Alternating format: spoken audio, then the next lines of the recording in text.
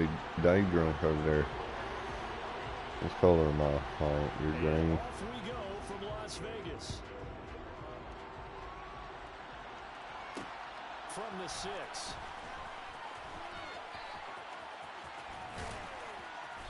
But I think another thing too, when we're tackling, we need to X tackle more. If we're hitting square, they're fucking just bouncing off the shit. But maybe that is X. I don't, but so maybe. So they'll come up 1st and 10 now from the 33. Maybe I need to start doing it now. They'll start with the option. Oh, motherfucker! Look at this nigga. And they've got it well across midfield down to the 30 before it's all said and done. A big-time gain there on the keeper, using his legs to hurt him. 1st down. And this, I mean, it's certainly something to watch out for. He is not afraid to call his own number on plays like that, and here he takes it for good yardage. And we know this defense all week for this, but sometimes when you see it in person, it's a whole different ball game. Yeah, no, I'm supposed to be going that one. And he's got close to the 20 before he's dropped.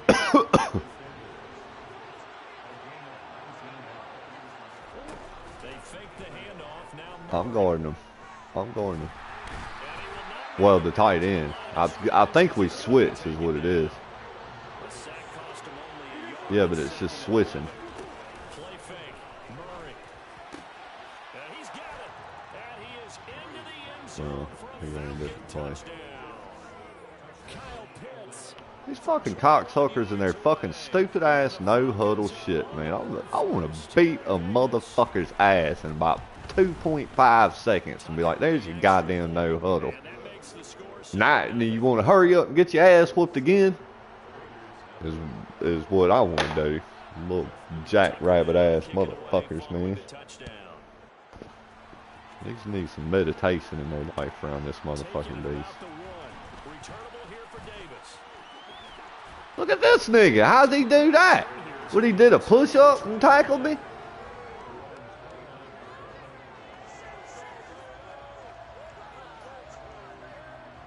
I'm seeing some tackles, man, that I'm not liking, dude.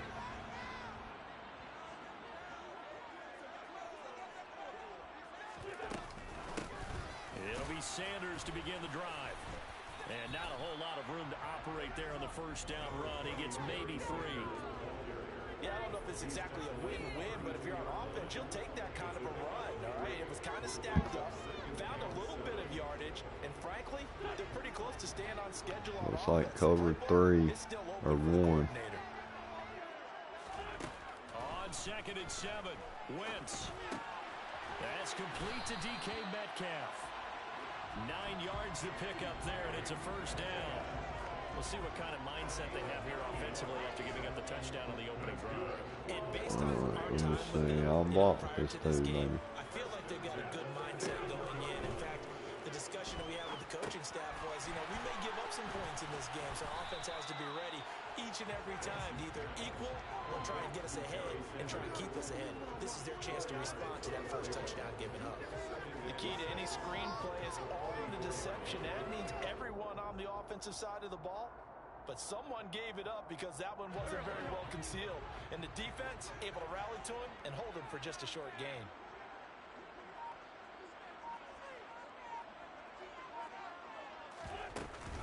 It's a 2nd down run with Sanders. Give them 12 yards that time, and a Las Vegas 1st. The running game fully in sync, 1-11 on that play. And sometimes it comes from the offensive coordinator, understanding what he thinks the defense is going to do and dialing up the perfect play. He caused you to trip, but yeah, he should have missed you. Change it to a run, and that gets it done in a big way as well. Like your foot got caught on his shoulder pad or something. At the 44-yard line. Shotgun now for Wentz. The improv on the scramble there gets him 6, and it'll be 2nd down. You know what I like about that play? He didn't try to do too much on Not really. He took with the defense I was going to turn around when you rolled left, but you was gone. I was going to turn around and head back left. But yeah, I really.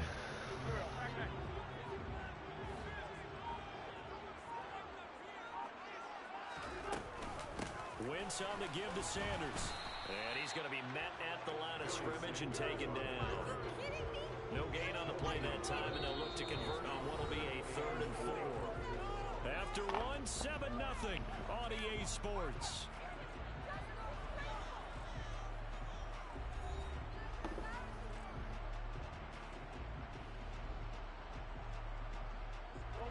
Here's the 7th play of this drive. This is 3rd and 4. Now Wentz.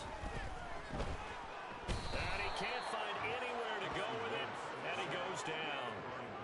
Matt Judon able to get him down for a loss of 11, and it brings up 4th down. Yeah, I think if you'd have just threw it, not rolled. Shut down by the defense, so he kept going backwards, hoping to find another avenue of escape.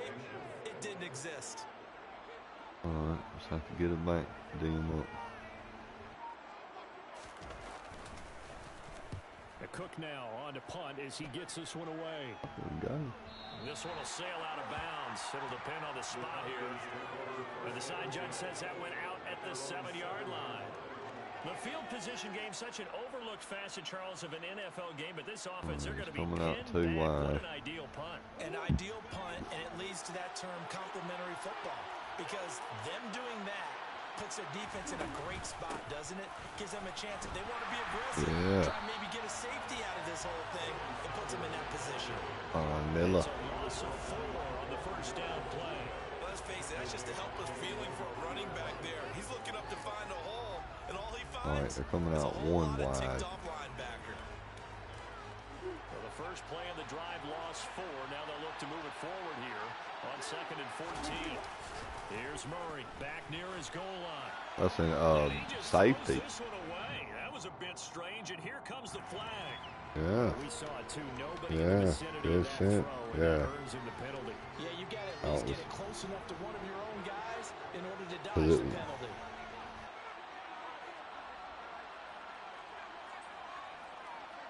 So after that safety, now a free kick situation forthcoming as they punt it away from the 20. Returnable here for Davis.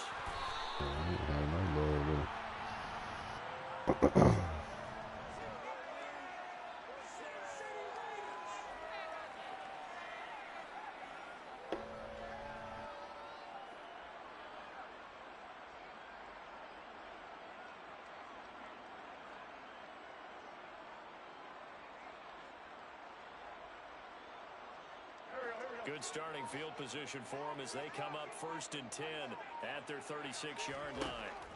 Wentz now to throw. Throw left side complete. That's Brown. He'll wind up getting just a yard, and that's going to bring up 2nd down. As a defense, you're more balanced when you're in zone coverage because you're able to keep your eyes on the quarterback and see the play develop in front of you. They're able to keep the quick pass in front of them and stop it right at the line of scrimmage.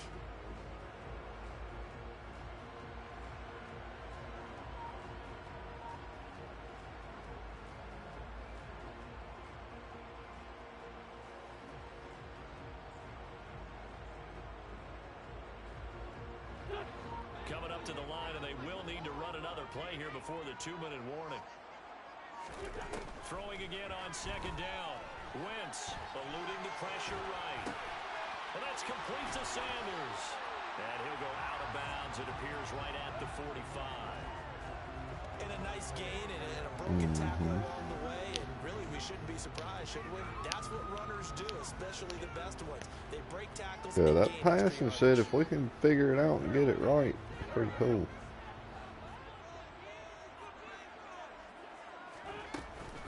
On 3rd down, they'll run it with Sanders. And I don't think he got there. I mean, he didn't. He just come through me, but I touched him, but he just went right off of it.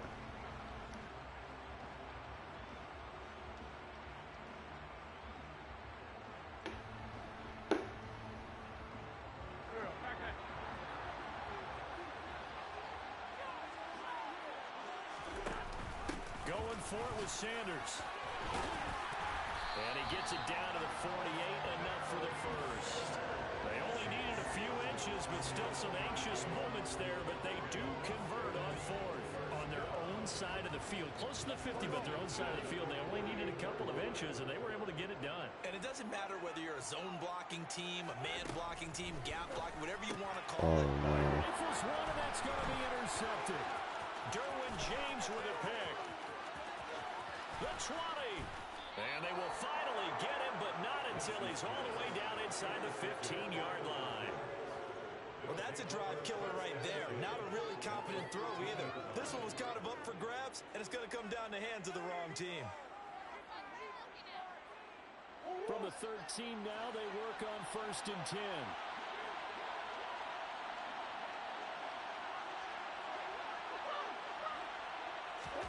After the turnover, here's Murray. Get that motherfucker. Fuck! He's caught. Touchdown, Falcons. Jamar Chase from 13 yards out. And the Falcons are able to strike quickly to add on to their lead. Tucker able to connect on the extra point. And it gives his guys a 12-point advantage. I don't see why I couldn't have intercepted that, but Tucker now to kick it away following the touchdown. yeah. And that'll be a little too hot to handle as it will skip through the end zone. I mean, did you throw it hard or did you lob it?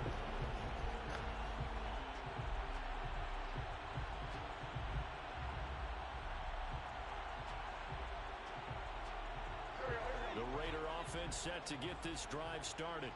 And Charles, we'll see what they can do here. Not a ton of time left, but enough certainly to get points out of this drive, and they need them right now because they're trailing.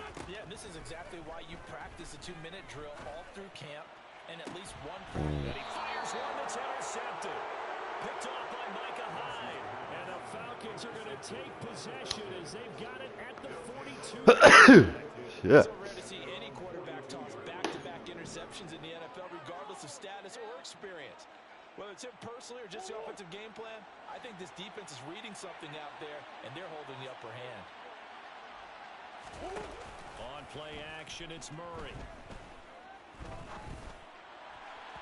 And his throw's going to be incomplete. Kyle Pitts, the intended receiver, and that'll bring up 2nd down. Got to get a turnover. Down on every available receiver. Just got to give the win to the defense on that snap.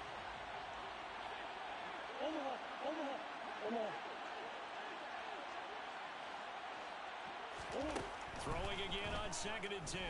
Murray trying for Brown, and it's intercepted. Come on, Beast. Where you at?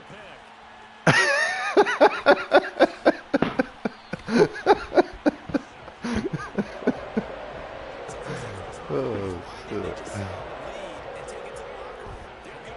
Absolutely, and from this spot on the field, now you've given the other side a chance for points here going into intermission. Yeah, you changed the momentum of the game, and it's something you did not need to do. On 1st and 10, it's Sanders. And he'll get down to about the 26-yard line. The Raiders going to use one of their timeouts as the clock shows 50 seconds to play here in half number 1. I'd say it's pretty good strategy. If you throw interceptions on back-to-back drives, let's see if the running backs can handle the ball a little bit, get things going. And also, you motivate your offensive line. I think they're in a mood to fire out and hit someone. I thought the defense, though, might be a little more prepared for that run. Pretty good gain on the ground.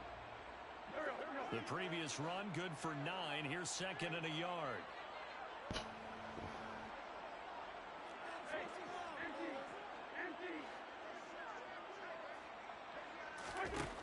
Throwing now is Wentz. Damn. The 3rd time here in this half, it's intercepted. Derwin James with a pick. Okay. And he takes this one back into the end zone, and the Falcon defense has a touchdown. Tucker now to add the point after. Yeah, I think it was late, but yeah, he was open.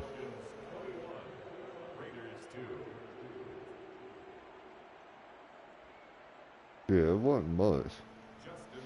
I was, you know, when you threw it, I seen, as soon as you was releasing it, I seen that guy, and I tried to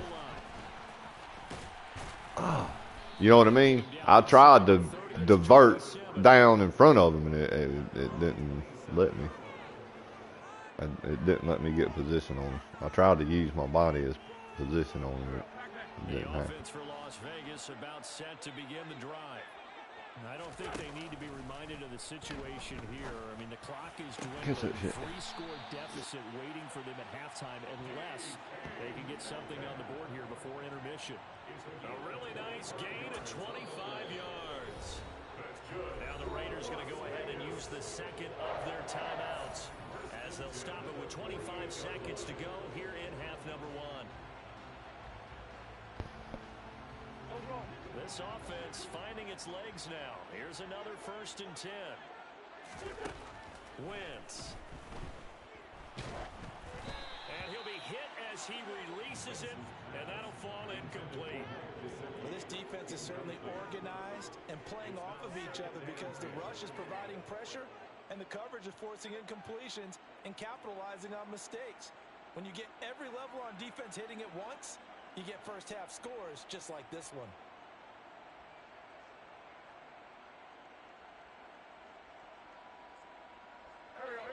So after the incompletion on first, now 2nd and 10. Throwing is Wentz. That's swung out wide to Sanders. And he's out of bounds as he gets this down to the 45. He'll get only 3 there, so it leaves him with a 3rd and 7 ahead. That might feel like a little bit of a lost opportunity there for the offense because the defense put pressure that time. And sometimes against that, you can get out to your running back, and it can turn into a big gain downfield. What a nice job they did getting to him quickly and holding him to a short gain.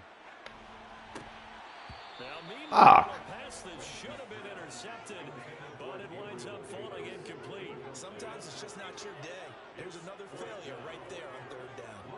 On 4th down on is Logan Cook to punt. I tried to jump up there and catch that motherfucker, but I didn't.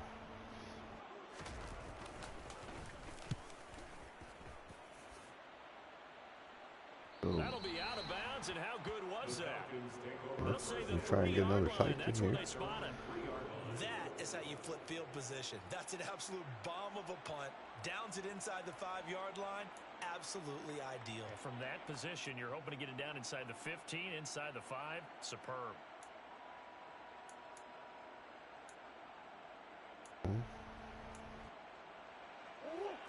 About set to begin their next drive. The Falcons offense at the line. And only 6 seconds on the clock, so time likely for just one play. A final shot before half for Murray. He did it again. And he'll take this across the 25 before going out of bounds. Time for a break. We've hit halftime. 2 quarters down. 2 still remain. We step aside. This is the NFL on EA Sports.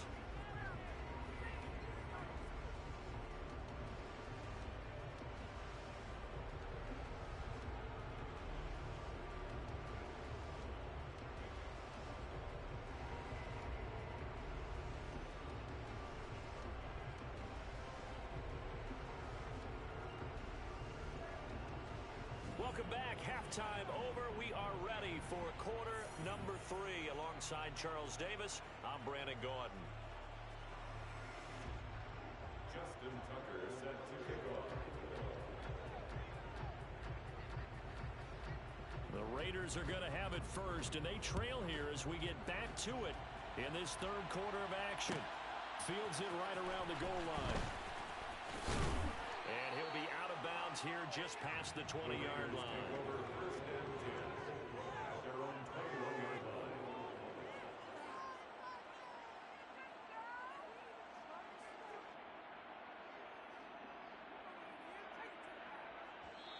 And now a timeout defensively by the Falcons. It's just their first, so 2 remaining as they burn one here in this 3rd quarter.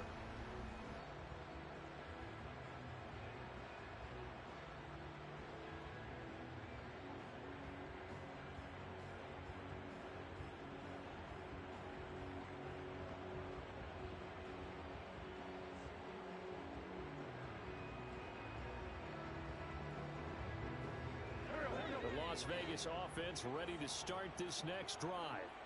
They look up at the scoreboard, facing that deficit. A 3-score game, Charles, but look, there's plenty of time to go here.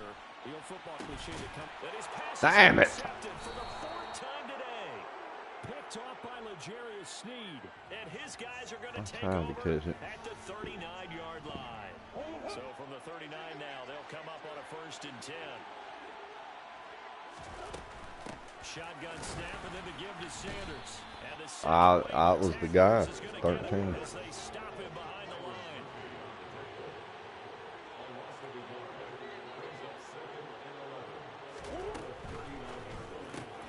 He'll get this one complete. Damn, man. Why can't I hit these motherfuckers, man? Inside the 30. 12 yards is the pickup. Good for a 1st down for the Falcons. And while we may be looking at the scoreboard, this offense certainly is not, because they're showing no signs of backing down, even with a 3-score lead here in the 3rd quarter. I think they keep taking their shots. They've seen blown leads happen throughout this league. They don't want to fall victim to it themselves. Working his way in there that time, Melvin Ingram to make the stop. So their task a little bit more difficult now. 2nd and 13 that they're walking up on. And he'll be taken down just shy of the red zone at the 21. A nice job there as he rumbles for 9. And it'll be back to a 3rd and 3. Well, you certainly have to give a little credit here, because they're playing this game now at their pace. This is ball control football, sustained runs, taking their time, and making it work. Coming up here looking for 3 yards to pick up the 1st.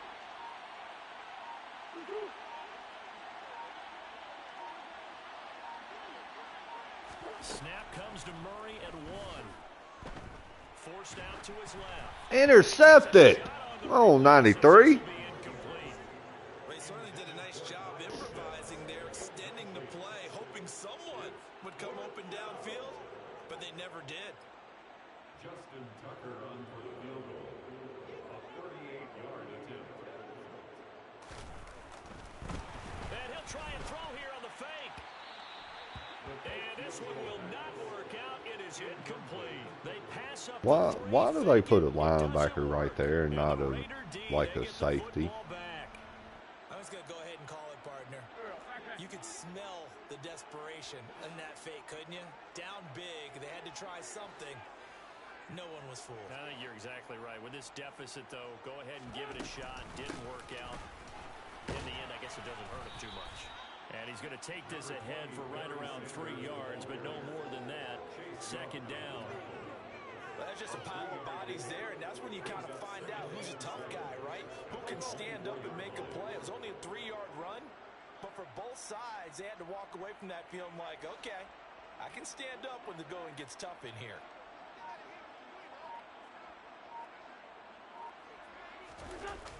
Dude, fucking stay still. They go to Sanders. And he's able to get out to the 32, brought down there. 42 yards rushing now on 8 carries for him so far. And that's a nice pickup of a 1st down on that 2nd down run. And at that yardage gained, they can run that plan any down.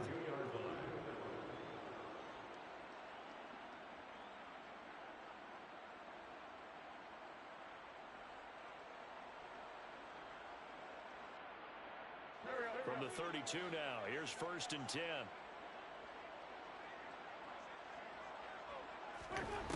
From the gun, it's Wentz. It's caught by Sanders. And he's corralled at the 40, but not before picking up 8.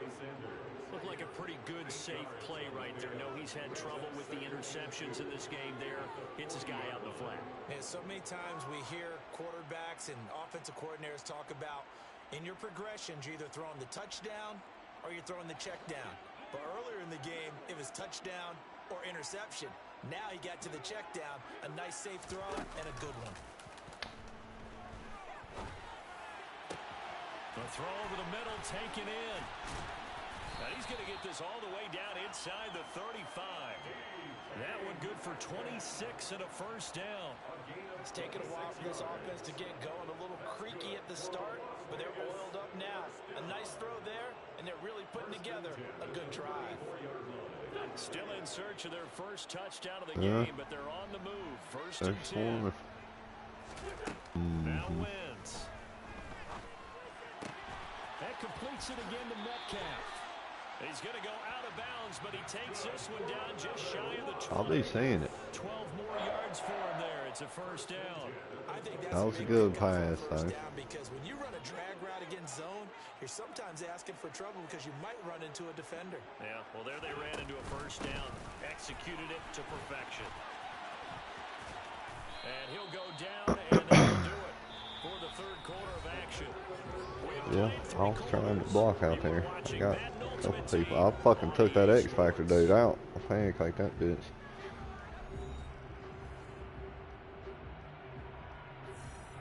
Yeah, dude, you gotta stay in your position, Beast. Do not deviate. You know, I'm over here like, is this nigga ever played for real? He's just lying to us. Nigga, I'm going to where I scored.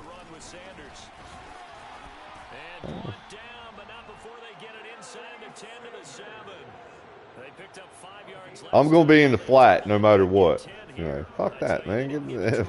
They're covering that every time. Run out of there.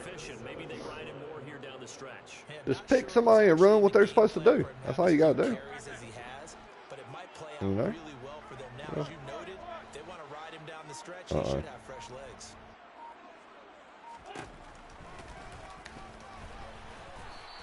Our nigga still come over there and tackle me. Defensive line. He'll get back only to the line of scrimmage. No gain there as he kept it himself at second down. Defense simply not fooled by the draw there. Well, they were thinking run to begin with. I wasn't ready. I'd have blocked him, but play the run on your way to the quarterback. If someone shows, go get him, and that's exactly what they did. Second down and goal. Wentz. And oh, it'll be intercepted. Picked off by Marlon Humphrey. I was expecting it sooner. I stopped. Yeah, I was expecting it sooner, and I didn't want to run where that dude was, so I stopped. But I stopped as he was throwing it, apparently. Second interception. I mean, who would have thought a quarterback of his caliber picked now 5 times? And it still went where I should have went. It might could have worked if I'd have kept going, but I didn't. But a quarterback of his caliber, I can't believe what we've just seen. Absolutely. If you would have told me this coming into the ball game, I would have said never, not in a million years. But here we go. First game, man. One play has him up past the 40 already, and another 1st and 10. Down Murray. And he's going to lose a yard or two. Taken down behind the line. After the sack, here's 2nd and 11. Murray going to throw. Got this complete to the tight end Pitts. God damn, man. Take it down, but not before he gets into enemy territory.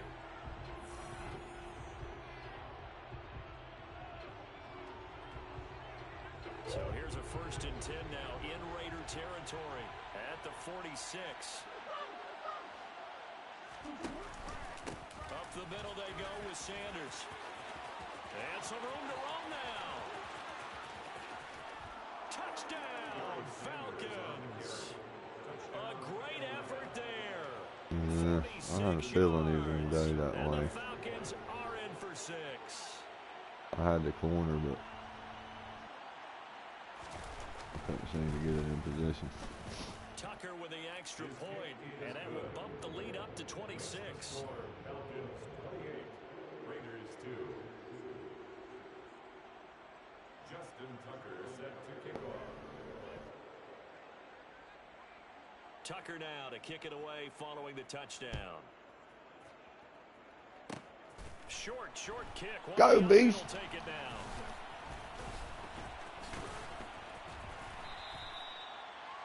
The Raiders take over 1st and 10 at their own 24-yard line. We're playing this extreme X Factor speed football. Where we stand right now in the 4th quarter, this one pretty much out of reach. And Charles, I know they're going to be disappointed about several things with this ball game, but the self-inflicted wounds, they've had several turnovers. You would have to think that's going to be something they're going to discuss heavily in the film session in the coming days. You're absolutely right about that, partner, because They're going to have to sit in that film room and watch every error that they made and figure out how to not do it in the future. And mentally, I think a lot of the guys are already starting to think about, okay, how do we put this behind us and get better for the next time out? This, they'll use as motivation for the rest of the time that they play to hopefully never be in this type of situation again. Another throw on second down, and this one incomplete as well. And that's Do you ever max protect? this game overall. It's been a blowout. It's been continually fueled by big turnovers and stops for one side and an inability to advance the ball from the other. They fake the give. Now Wentz. And my goodness, another interception. Picked off by Micah Hyde. And he will return this one to the 30-yard line. So many times we end a game, and as we're recapping it, we're talking about what offenses did and how they won the game. Let's flip this one over. The defense, they frustrated the offense the entire ball game. That's why they're walking out of here with a victory. And they're going to love to walk out of here with that as their final act, that interception. Good way for them to end it.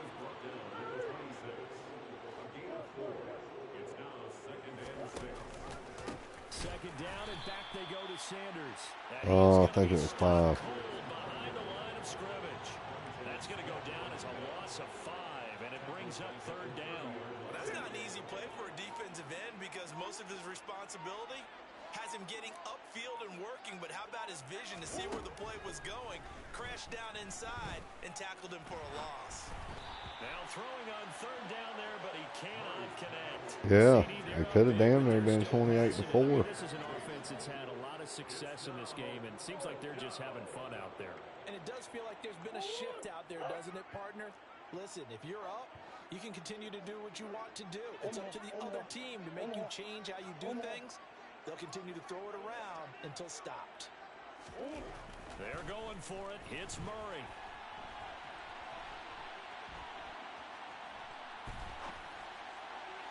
Incomplete. They cannot convert, and they turn it over. The Falcons go for it, but it doesn't work out. And the Raider D, they get the football back. So they were really I guess we get better field position than not taking it. this lead here in the fourth, but they didn't Damn, Guaranteed, I better get to it's that. not going to be a fun handshake in the postgame, right? You just know that there's going to be some bad blood there. And I know if we go to the postgame press conferences, Yeah, he's just coming off the end over there untouched. we need the points, okay? Because you never know at the end of the year if points are going to come into the tiebreaker if we're trying to get into the playoffs. That's always the standard justification.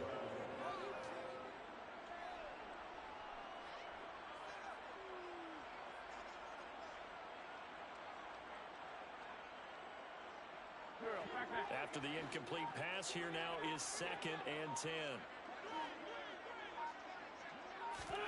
On play action, Wentz. Pass is caught. It's Metcalf going across the field here. And he'll go out near midfield at the 49. 19 yards to pick up there. Move the chains.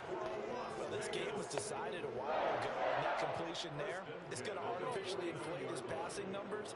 So right now, the only one really applauding probably his agent as he thinks about angling for a new contract. Wentz now on first down. And now here is another Yeah, interception. see, I think, but it was a bullet pass. I think maybe if you lobbed it and pressed up on the left stick, it might have been good. It's a theory and process, but And didn't you feel that they weren't just going into total prevent there? You know, they had the lead, and sometimes I mean that's where not in this case. I think that's where the ball needed to go.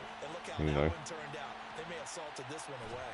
And eventually taken down here. Great coverage downfield.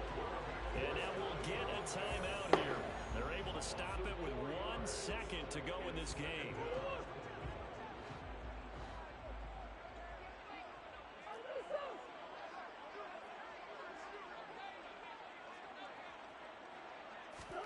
Back to throw it. Murray. Under pressure, and they got to him again.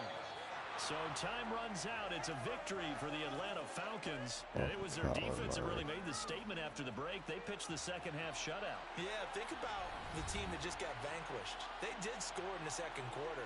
Do you think they thought at all that would be their last points of the game. No, but what a second half. The adjustment, whatever they did in the locker room, it certainly worked. It certainly did, and you're exactly right. Whether it was an adjustment, whether it was just more focus on what they planned to do going in, whether they just played better, whatever it was, it all came together in the second half, and no points were allowed. That's a great way to close it out. He didn't do much better than you beast. They just had a couple touchdowns.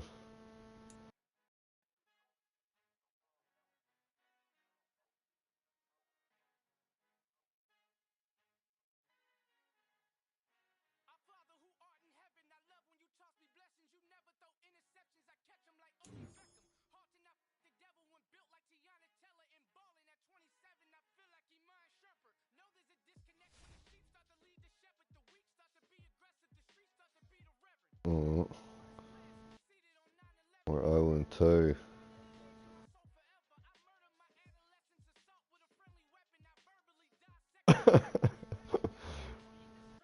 I mean, I just think your offense is better than mine. And, I mean, am I going to do that much light years ahead of you offensively with shittier players? I don't think that, be.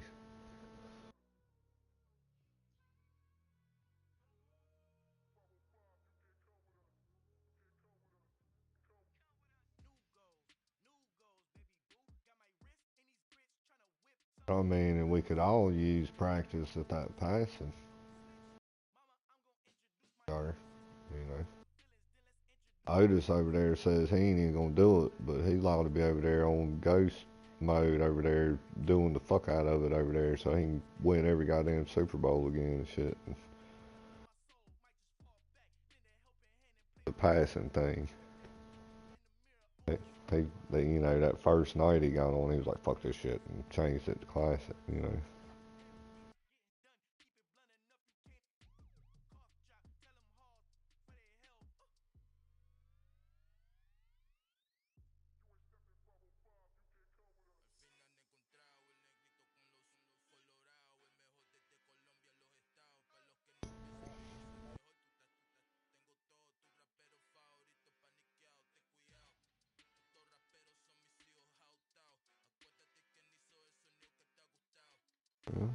Whatever. Is the duos a different record than the if it's three of us?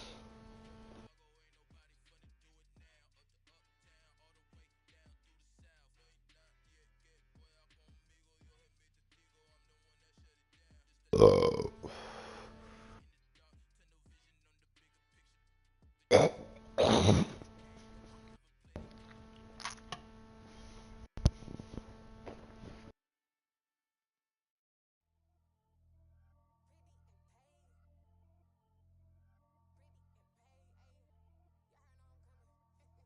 Huh. I mean, yeah, can't just make a few mistakes and then give up. It's gonna happen. They're gonna pick us off. They're gonna, you know, we're gonna get scored on.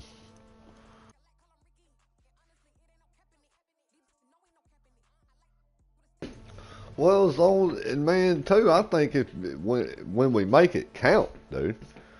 If we get out there and run and we get 5 yards or something, they're gonna have to watch out for that, which should free up the pass a little bit. And if they're over there all over our passes, we ought to be able to fucking get little 3 and 4 yard fucking stabs on them, you know.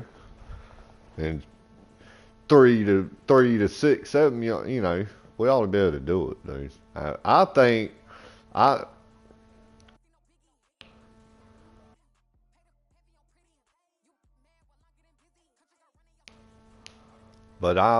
think the quarterback should be the halfback, is what I think.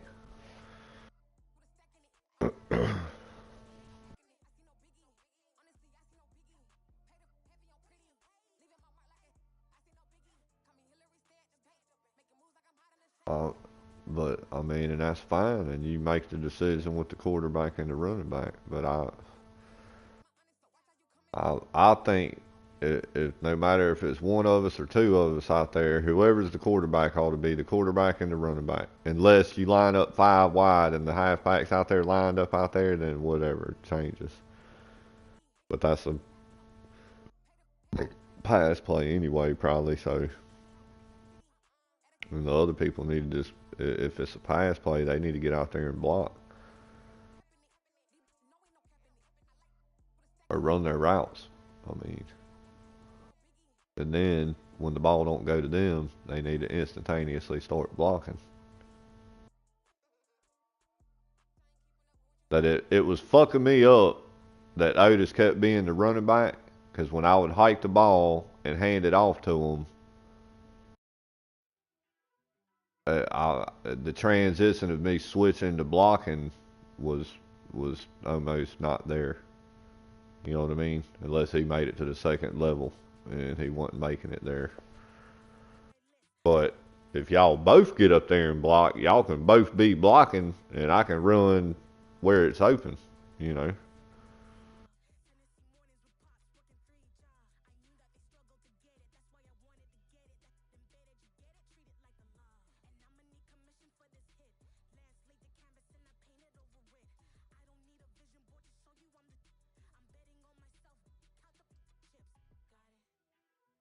Wonder where Lloyd's at. Did Lloyd play with us? Seems like he did and we got beat. Unless that was soccer.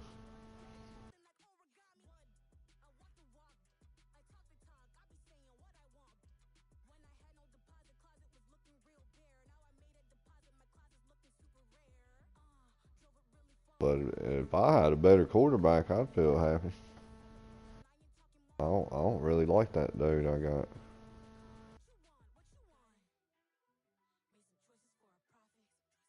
I can't believe that dude picked 6 2 fucking screen passes on me, dude, last night, dude. That was flipping ridiculous.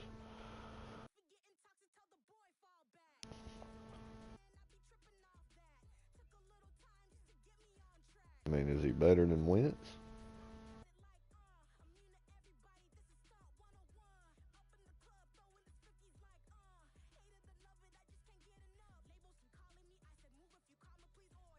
Yeah, I believe Wentz is. He's one of the better ones out there right now.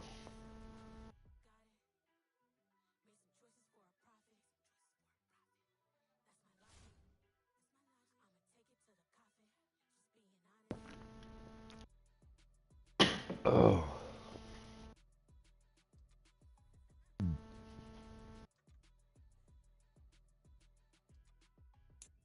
Charles and I settled here in the booth. This should be a fun one. Madden Ultimate Team matchup as you get a look at some of the stars here of today's game. Let's get right to it. Bye.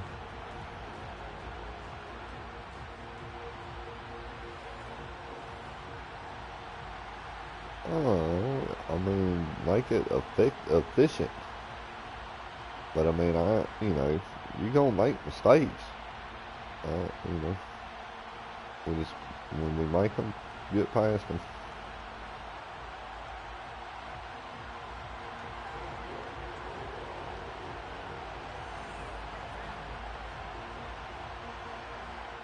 And we are underway here in Las Vegas.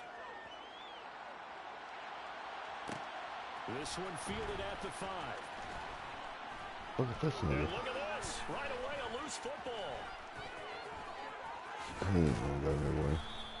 So a teammate Man, this was covered that, so And the way that you coach these things, you want to make sure you have eyes towards the return guy. All right, come on, because you want to make defense. sure that the catch is secured. A lot of teams do that. They have at least one guy. Okay, you're Coming out responsible for too making sure he wide. secures the catch. He's not always the one that makes the recovery, but he can always sound out the alarm. Hey, ball's on the ground. We've got to get it back. They start on the ground here at Sanders.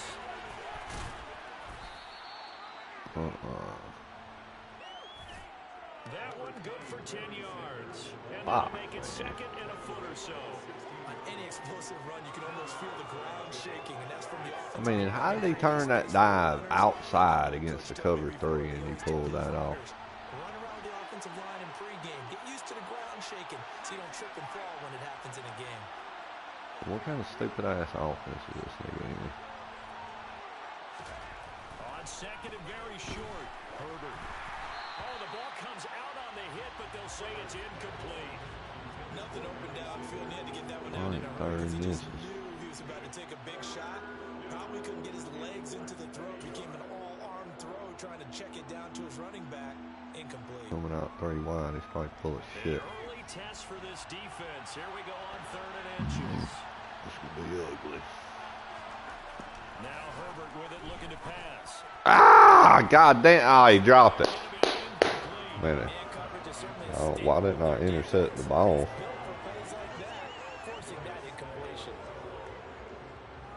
I should have fucking intercepted it. He's going for it.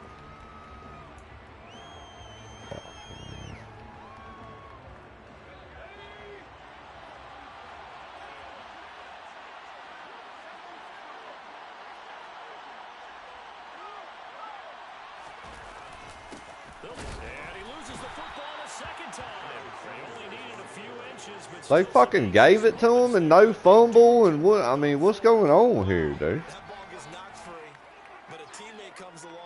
He look at him. He didn't ever have it. Damn, man. And avoids the turnover. Herbert on 1st down now. Motherfucker. Open man is Kyle Pitts, his tight end. And they work this well upfield across the 45. God damn, man. That should have been a turnover, man. Impressive 31-yard gain. Should have intercepted it and should have stopped him, and he fucking fumbles it forward. And that ain't right, man. The big play has him all the way out. That's not the correct play. 1st and 10. They'll run with Sanders up the middle. And he's got some space here. And he'll go down, but not before getting his He just stopped. 25 yards to pick up there, and also a 1st down. You were telling me this yesterday. That's exactly what they want to do on the opening drive, establish the ground game.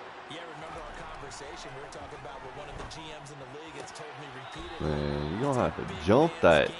Darius. He's talking about playing some big boy football. Line up, get leverage, knock people back, and establish the run early. Let's make this one simple. What a catch, especially the finishing part of getting his feet in bounds, toe tapping, and of course, foot dragging. What is going on? Ooh, I like it. And he's going to be close to a That 1st down lineman as just he gets jumped this up to in the the air Raiders' over there or 18-yard something. line. It's some It's a silly shit. 5-yard gain, but they'll still be a yard short here with 3rd down now looming. A quick burst there, and he nicely bit off. I mean, I was just trying to get past him, but he did some weird shit that made it impossible. They'll try and run for it with Sanders. And he's going to have a 1st down here as he gets this one to the 17-yard line. So from the 17 now, here's a 1st and 10. Here's Herbert. Yeah, that was my fault. Touchdown, Philadelphia. Well, it was. That was just a good offensive line right there. Fucked us. Nobody got through and put any pressure on them. And they end up in the end zone. And I love your last Motherfucker's point. going for Ended 2. up in the end zone. Because a lot of teams like those long drives, especially to keep their offense off the field, right? Keep the ball away from them. But they finished it with a touchdown. That's the exclamation point. Now flip it over defensively. They've got to slow that down somehow, right? Maybe they need to be a little more aggressive. Maybe a few more pressures towards the quarterback. Look at 54. 54 did absolutely nothing from the snap right there. He just stood there. That shit's fucking bogus is what it was. It should have been a fucking turnover. If anything, he fumbled it forward. That shouldn't give them the 1st down. You know what I mean? It should have put the ball back to where he fumbled it, which was 4th down and 1, and he didn't get it. EA needs to get their fucking measurements right. But that just cost us 8 points. Here's 1st and 10.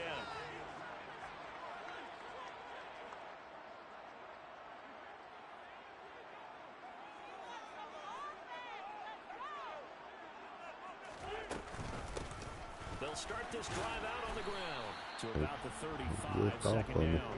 I mean, it's probably the most common run out of that formation, if you think about it. The main goal, get a couple of 1st downs, run some plays, run some clock, allow their defense to get a chance to catch their breath, settle down, and relax a little bit after they just gave up a score.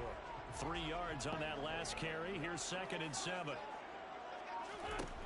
Wentz now to throw. Fucking block. Neither one of them So motherfuckers. back-to-back plays, each get How do they get away from me like that? If you're a wide receiver and they call a screen pass, you're counting on some people being out in front of you blocking. The play was well diagnosed by the guys on the defensive side of the ball, and they got there and swarmed and finished off the play.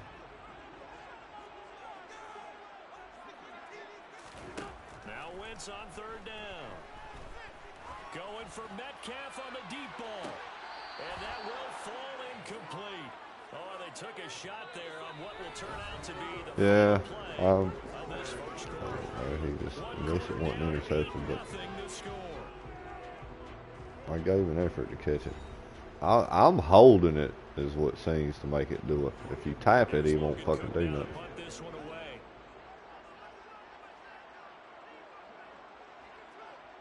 Got to kind of time it just right, you know what I mean? And press triangle right when you think it's about to get there or something. And he'll get credit for putting him inside the 20 as the fair All right. catch is made right at Big about the fucking 19-yard turnover, man. line. Fuck, man. 41-yard punt there with no return. And the Eagles will have Safety it taking blitz. over 1st and 10. The Eagles offense set to begin their next drive. And they'll be looking to make this a 2-score advantage. Had the touchdown on their first drive, Charles. Hey, they can get up 2 scores here on the road. That's a heck of a start. And not only have they thought about it, I wonder if they visualized it. I remember playing and they used to turn the lights out in our meeting room and run through a situation like this and say, just think about what it would be like to be up on the road and take the crowd out of it. Maybe they did some of that. So the big play gets him across midfield now for 1st and 10. Back to throw here, Herbert. Oh, hit as he throws there, incomplete. Certainly appeared to take away his first read, and by the time he tried to look elsewhere and find an open target, the coverage was too good. That one falls incomplete. Nickel blitz. So 2nd down, still 10 yards to go. Ball I thought it was. I'm calling it off like a play or something.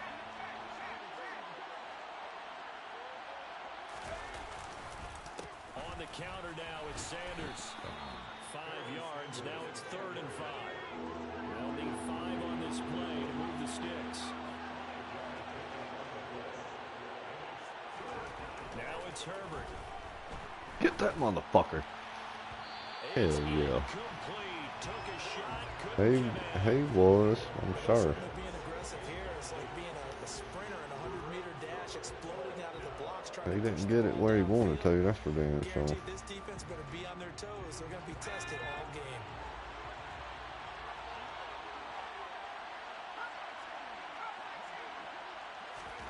On 4th down, Herbert dancing to his left.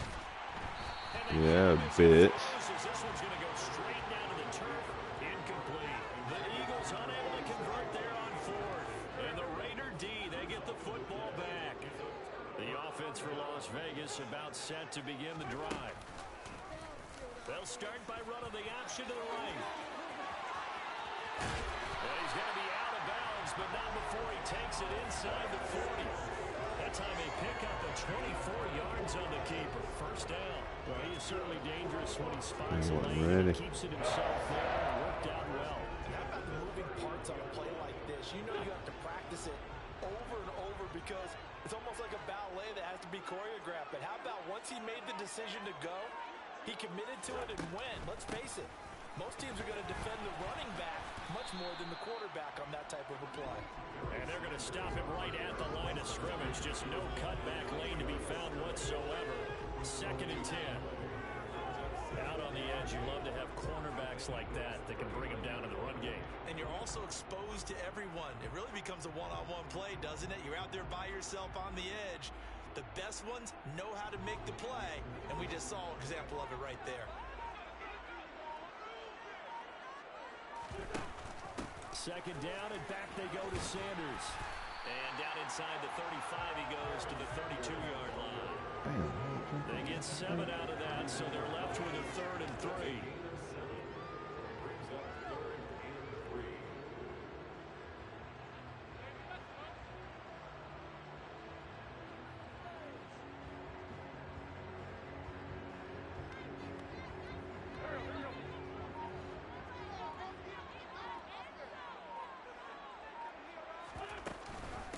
Another run here with Sanders. And he's going to get the first down as they bring him down at the 23. That one goes for 8 yards. I think they like this drive a little bit better there, partner. The game helping out, picking up some of the slack. Because remember the last drive, they went 3 and out.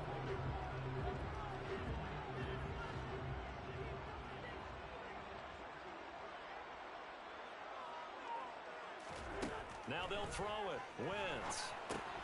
Left side Damn. Sanders. And he is going to lose yardage here. He was unable to shake free there, and they'll cover him for a loss of a yard. You know the key to a good screen I've seen some of that. I ain't like. Good blocking? Well, good blocking eventually. But first is good acting. You want to let the defenders go past you, leak out to whichever side or even in the middle where you want to set up the screen, and then you do your blocking. Damn. How about the read, though, by the defensive guys? They weren't fooled at all and actually ran with the lineman to where the play was and smothered it for a loss of yardage. This defense not going to make it easy for you. They're a physical group, and we just saw it there on that play. It came in, made the contact, just as he's trying to haul it in. 7th play of this drive coming up, but a long way to go on 3rd down.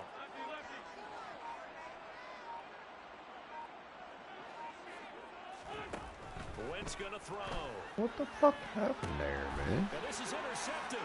He was trying to get it to Davis. Picked up by the 6-time Pro Bowler Eric Allen. And the Eagles are going to take over once again. Yeah, I don't, and I didn't realize he's audible that. And I'm not going to tell what you called him old in our pregame meeting, but this guy has been around a long time. If there's a trick in the book, he knows it. He probably even wrote a few chapters. And this is what he's always had. And that's a nose for the football. He's able to come away here with the interception. The Eagles offense set to begin their next drive. Just inside of a minute left, Charles. They got a pretty long field ahead of them. I'm curious to see how they play this, but you would think definitely enough time to at least try to get 3 out of this. Yeah, you want to move with a nice sense of pace. You want to up the tempo a little bit, but you have to do it with some poise as well. You don't want to go so fast that you hurry yourself into mistakes. There's enough time to put points on the board if they do it right. And even though they have the lead, you know that they would love to extend this lead before heading to the locker room. They'll keep it on the ground again here. And he'll push forward here for a good little run as the clock continues to run. The Eagles going to take the first of their timeouts. I don't even know where I was at on that play. 7 seconds remaining here in the second. I thought I was a lineman, and then you was looking at the play art, and I don't know why I wasn't realizing I'm not a fucking blocker no more, but I was zoning down over there. And the Raiders call on a nickel set for 3rd down. I mean, you showed it to me, but I swear I totally zoned out on that one. And then I'm like, what the fuck is going on? Another timeout called for by the offense. So that means they're down to 1 remaining here as we head toward halftime. They call another timeout? How can they do that?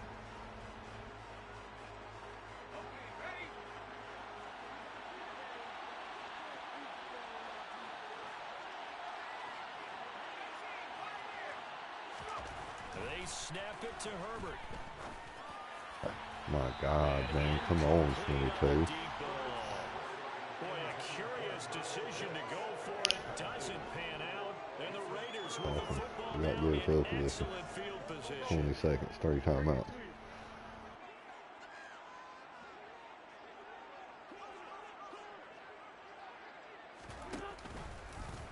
The drive will start with an option going left. Go. He'll pick up 7 there on the first down keeper. The Raiders going to use one of their timeouts, as it'll come with 15 seconds to play in the first half.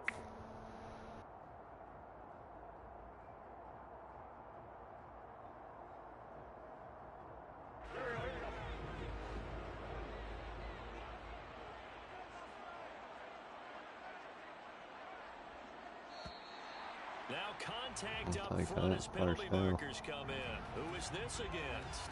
A bit of a jump there, CD. He breaks the line, and that'll be 5 yards. And you've got to stay more disciplined than that, Brandon. That's just a free gift to the offense. Sanders here as they run out of the gun. He will push his way down to about the 14.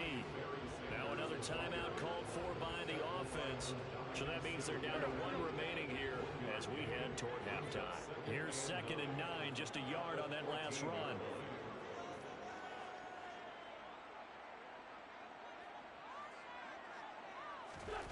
Throwing his Wentz. Oh, no. He rifles one that's intercepted. Darius Slay with a pick. And he's free going down the left side. It's a foot race. And he takes this one back into the end zone. And the Eagles defense gets a pick-6 TD. Yeah, he bullet past it. That's what you get, apparently, when you try to take on a Pro Bowl cornerback. I mean, what a play there to make the interception and also bring it back for 6. And he is so good that we've seen teams absolutely stay away from throwing the ball at him. Here, he's just reading the quarterback's eyes the entire way. Makes a great play on the football. And turns Come on, dude. Fuck. Not sure why they went for 2, but they do get it. So we've hit intermission. It's halftime. This is the NFL, and it's a presentation of EA Sports. I mean, I'm down, whatever, man. I don't know that I'll do much better.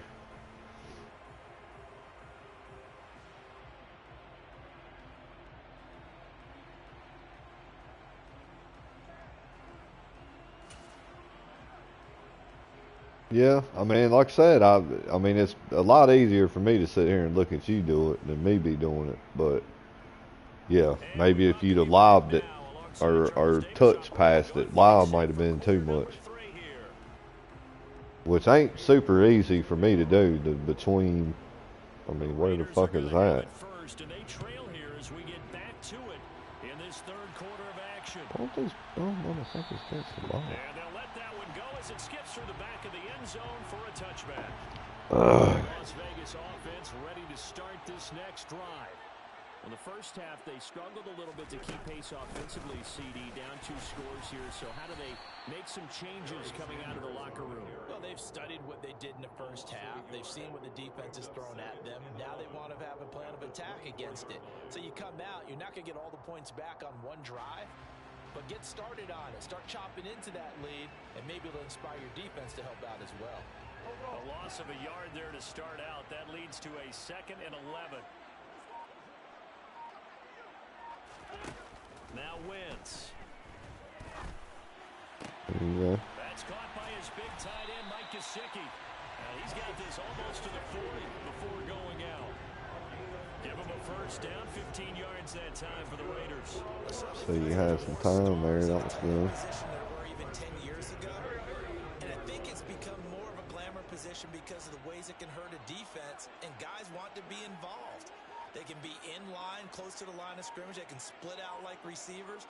But hands, route running, speed, and some toughness to go across the middle, you put it all together, you got a heck of a tight end candidate. They're taking that in and pulling them outside, and then they're getting right there. But I've been taking the left tackle and blocking the end, and fuck that. I need to take the inside dude and block that guy, and then you just come up inside right there. That you know what I mean? I blocked him pretty good, but you went outside, and that dude was shading him outside.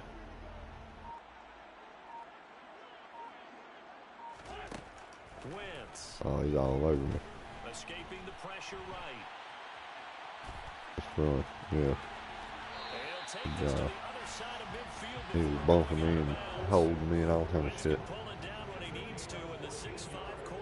picks up the That's first all right. down. That's what you do when they do that. Take off running that goddamn quarterback. All he's concerned about is analyzing the field and making most of the time left in this game. Deficit's still there, but he's starting to hit them with some big plays. They'll run. It's Sanders. And he is going to lose yardage here.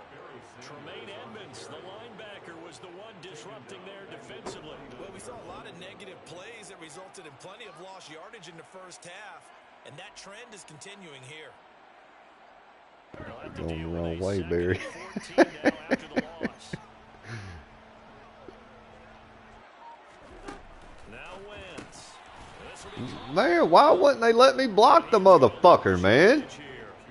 Third and 15 coming up after that loss of 2. It looked like the defense, they were ready for that one. Really But I'm saying, dude, I guess I had my back to him.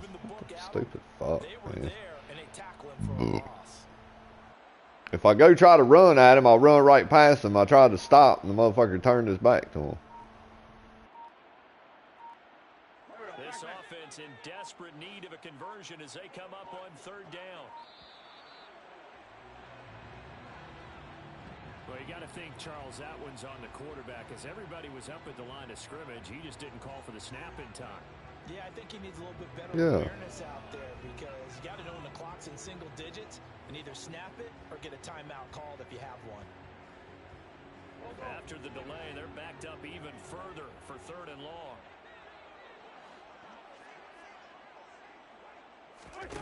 Now a play fake. Wentz. And he's going to be intercepted a third time. Picked off by L'Jarius Sneed. Yeah. And the Eagles are going to take Oh, that possession as that they got just it went at the wrong spot. 42-yard The line. right spot. That has to be a little bit discouraging because after all their halftime But I don't know what the other options look like. It looked like there was two people there. There was one guy on me, but I was fairly covered. because you spent all that time, gone through every situation possible, and it still ends in a turnover. This motherfucker is blocked both of us. He's got Hey, that's how you love that bitch. touchdown, Philadelphia. Jamar Chase, 58 Fuck. yards. And the Eagles are able to strike quickly to add on to their lead. Come for a fucking field goal, you fucking fags, man. God damn, dude. A toss running left. Sanders.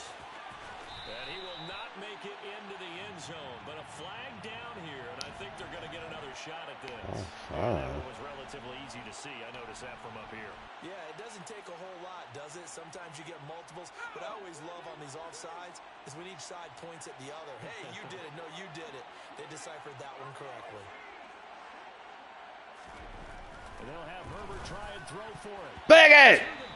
God damn, y'all be running that motherfucker back, man. It wasn't a charm. They got the first two-point tries. Still have the lead, but couldn't get the third. Okay, so they didn't get this one. But I have to ask you, what matchup are they seeing that they feel that confident to go for two so often? Yeah, and we talk about this a lot, but it has to be something, you're right, that they saw all week, correct? Definitely game plan for. Felt good about being aggressive and going for it. And right up until that one, they had gotten 2 for 2.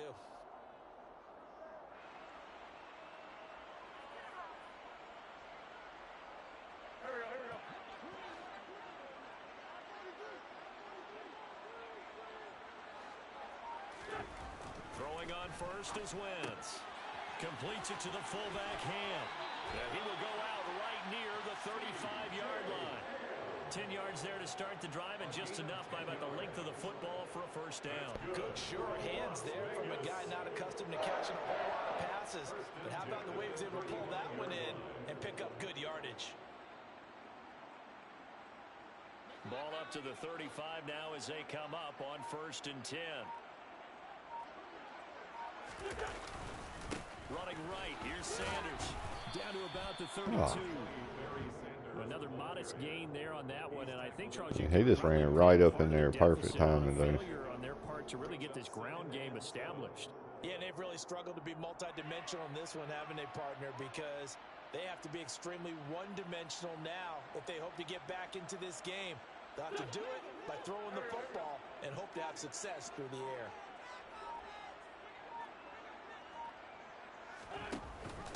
second down, and back they go to Sanders. And he will cross the 30 down to the 29-yard line. That ground game contained again there, Charles, and that's really a big reason that they're trailing right now. And give a lot of credit to that defensive front. That's exactly what they worked for all week, to try and take away the run game, make them one-dimensional. In the battle of game plans, theirs has been superior.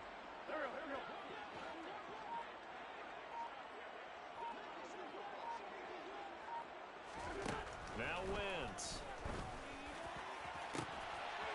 And his pass is intercepted for the Give the fourth touch time pass. today. Picked off by the former first-rounder Jimmy Ward. It was So it'll good be a pass, change of touch pass. possession Just on the nobody had turnover control when of we that get guy. back. You are watching Madden Ultimate Team on EA Sports. And they took control of the DB and picked it.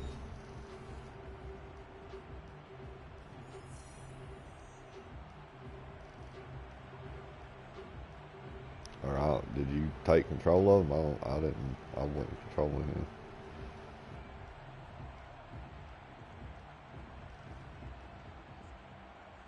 It didn't lob, but it touched past him though. And after the interception, they are sitting in an even better spot with the ball. Man, see, these motherfuckers in that goddamn shit, man.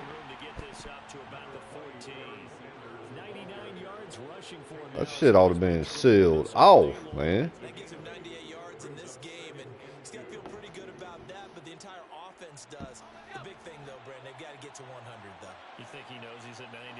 I think someone has told him by now, and here's the thing. Getting to 100 or more is tangible evidence that you've had a nice day running the football, and that's what his offensive line wants for him and for themselves. Nope.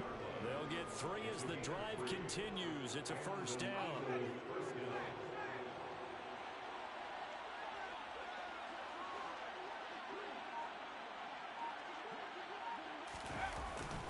They'll go again with Sanders.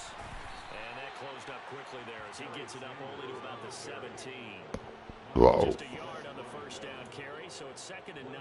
Brandon, I've got to think this offensive line has got some smiles on its faces, and I know it sounds crazy, but they practiced for this back in training camp. They knew they'd be in situations where there'd be extra defenders in the box coming after them, trying to keep them from locking down a game. Right now, they want to show the world they're up to the challenge. A 2nd down pass play there, but it's incomplete. A fourth quarter with a 3-score lead here, Charles, but they're still going back to the air and looking for more points. Trying to yank you a little bit. It's an opportunity for the guys to come off the bench and get a chance to play. And a lot of coaches, they want to run their full playbook no matter who's on the field.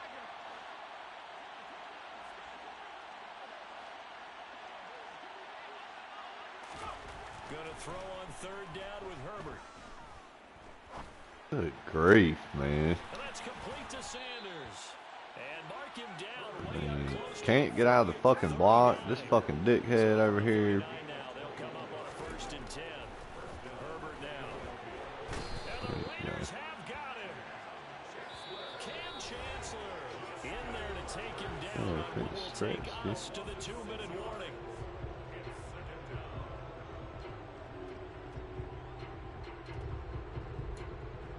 I've been wanting to kick that little kid's fucking ass. Work to be done here on 2nd and 16 after the sack. Yeah, put the fear of death in that motherfucker where next time he does something, he makes sure he looks around and sees what's going on around him. And some room to work. Don't look like nobody's gonna fucking tackle him. Touchdown, Philadelphia. A big play there. Fuck. With his 2nd touchdown of the afternoon. And the Eagles up the lead to 4 scores now here in this 4th quarter. I know I should keep the focus and the spotlight on the hero that just scored, but tackling's been an issue for this defense all game long. I can't set that aside. We just saw it again here. Missed tackles leads to his long touchdown run. They'll look to throw. And that is That's that the motherfucker. judge right there to say incomplete.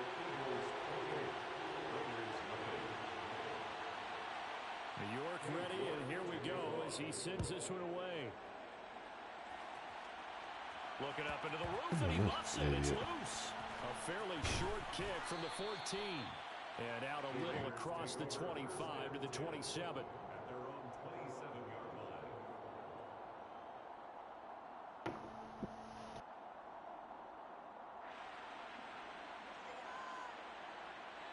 The Raider offense set to get this drive started. Well, it's been a struggle so far for this offense, Charles. It's not only that they haven't been able to put the points up, but really stringing yards together has been a real issue for them in this one.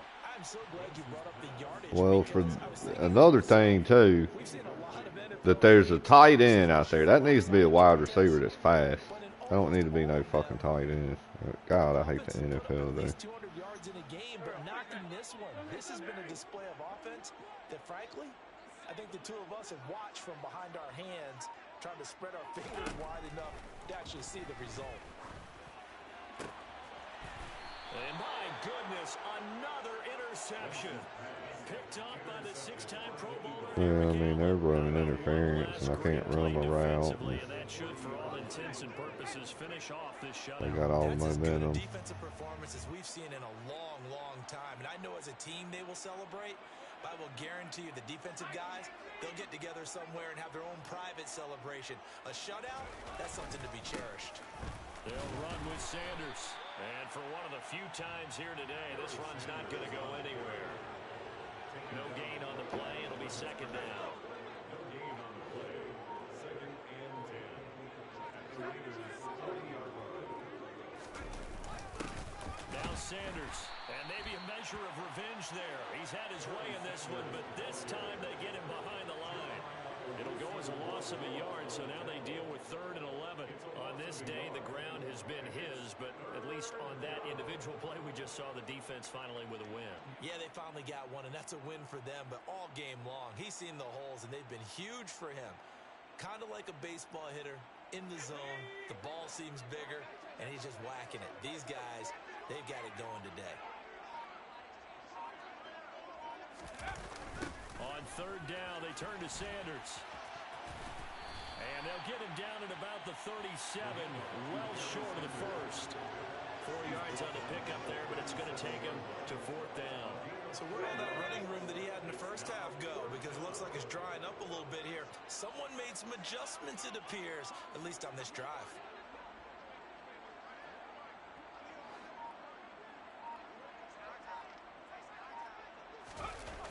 Here we go on 4th down. Man, that is bullshit that that fucking wide receiver blocks me like that. He's going to go out of bounds, but he takes this one down just shy of the 20. At carries like that, that's how they're going to continue to salt this thing away here, Charles, in the 4th quarter. Yeah, how about that? A new set of downs. Clock continues to move. No better way to close out a game than to tap those mastodons you have up front and say, guys, keep pounding them. Let's keep the ball, keep their offense on the sidelines, and let's close this one out. They're going to pass here with Herbert. And this will be caught. Well, forget taking the knee. Some late gamesmanship here as they throw for a late touchdown. For the winning team here, Charles, that's about as big and clean of a win as you could hope for in the National Football League. No turnovers.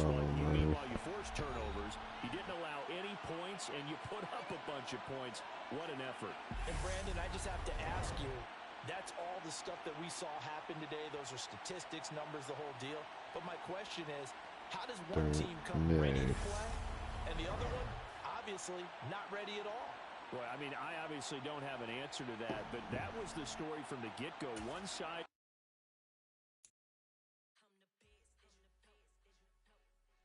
It ain't easy.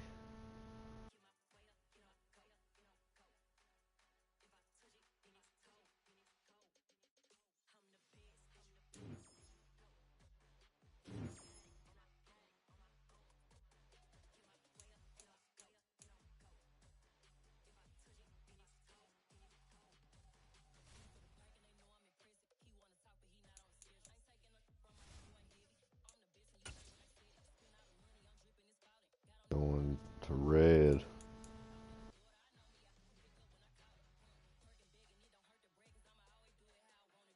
Our cords was all black before, now they're all red.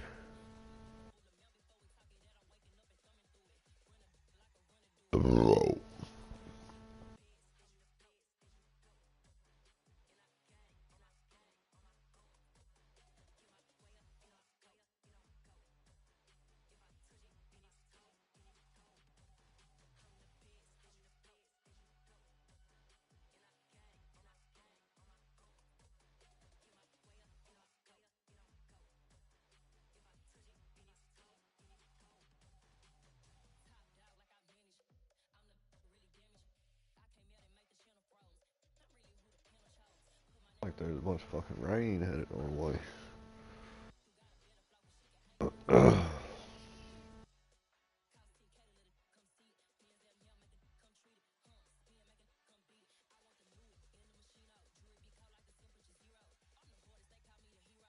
Shut up, dog. What the hell you doing to that dog over there?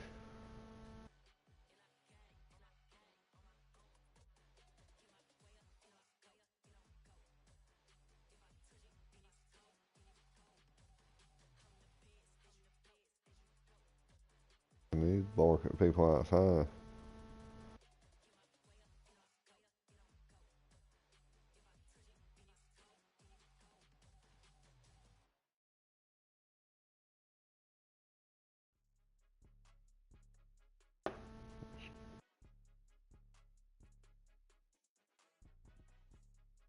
Why don't you hurry up? I'm talking about I'll be making the face. That dog was over there. But I mean, what the fuck are you doing? You over there making a motherfucker a gourmet meal or something?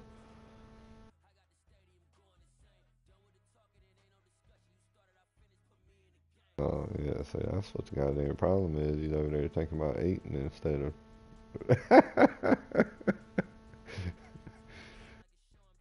Oh, over there eating snacks and shit while you.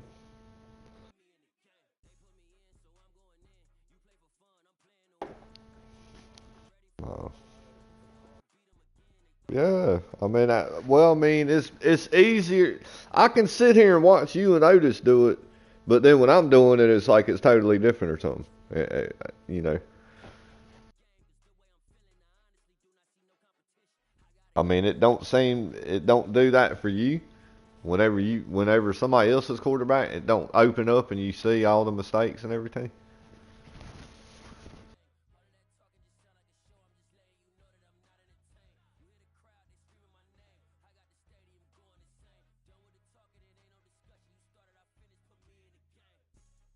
I mean, there's always got to be somebody open for a second or something.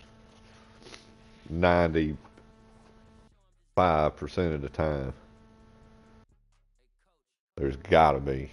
Whether we see it and make the right read is one thing, but it's, you know what I mean? I mean, if they get that momentum up, you done threw 2 picks and all that shit, yeah, but other than that, there's somebody to go to. It's got to be.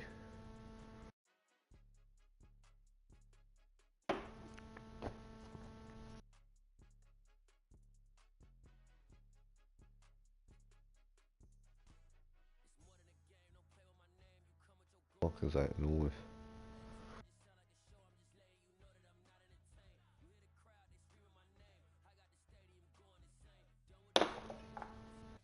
Are you Are you still making the dog gourmet dog food?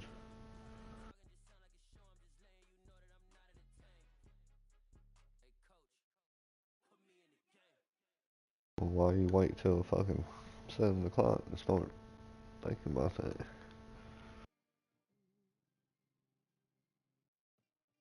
Bad calculations, Albie.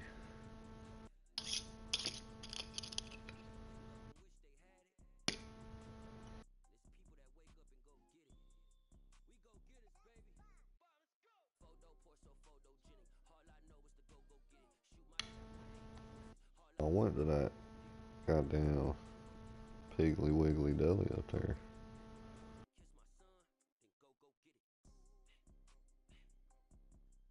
It's alright.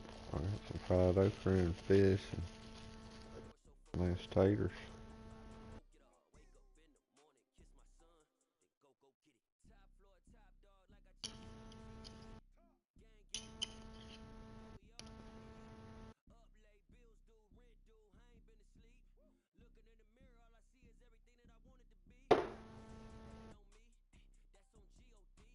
I mean, what was wrong with it?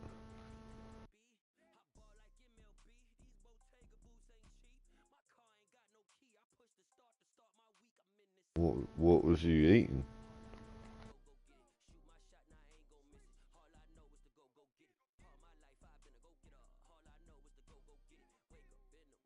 Well, Oh, so they fucked up a boiled shrimp.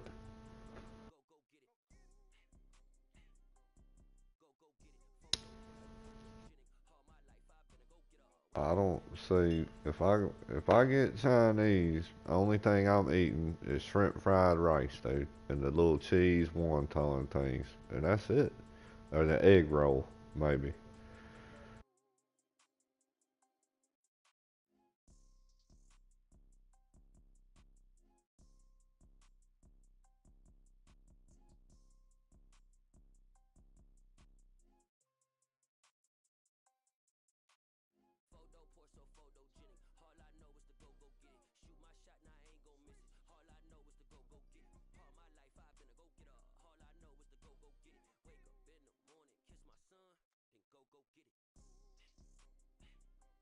I done ate there like a dozen times. I never got sick. But I ain't eat the burgers 'cause I don't like Sonic's burgers. They're too salty or something. There's something about them I don't like.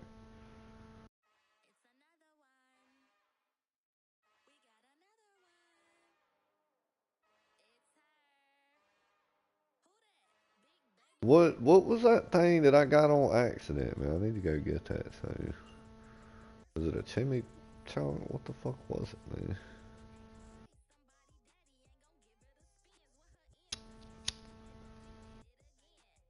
I ordered it one time thinking it was.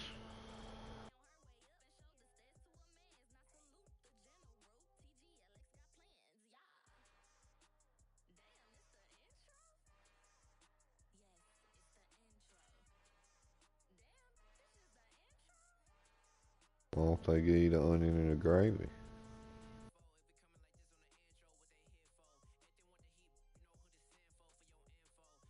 What do you do? Just put some ketchup or something? They might have just.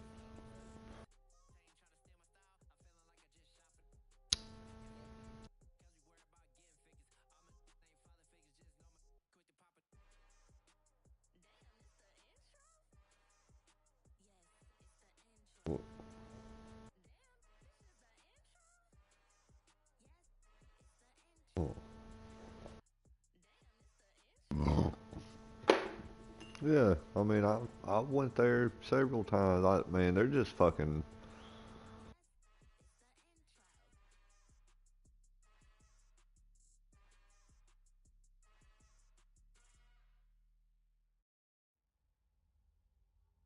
Yeah, I mean, it could have been. And fish is something that can sit funny with you. Period. To me, I like fish. Man, I think that's fried catfish at that place, man. At that Piggly Wiggly. You catch it fresh off the grill, it's decent, man.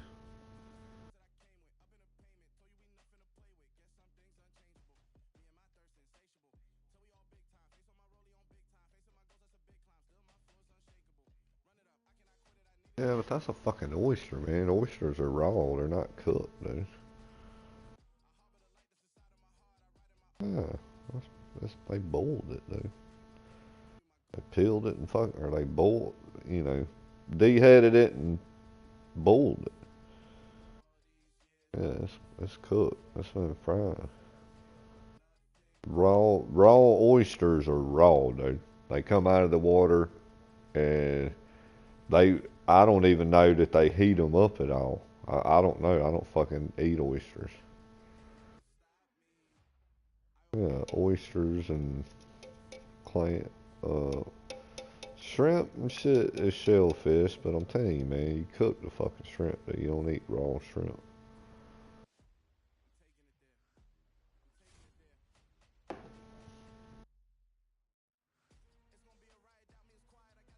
I don't think people usually get sick from eating shrimp. It's usually Hello, oysters everyone. Welcome to the and postseason on EA Sports mollusks alongside or Charles Davis. whatever.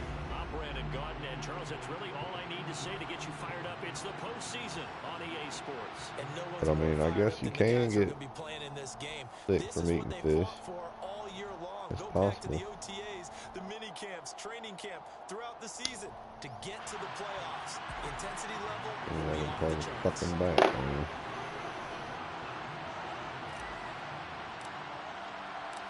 And we are underway from SoFi Stadium.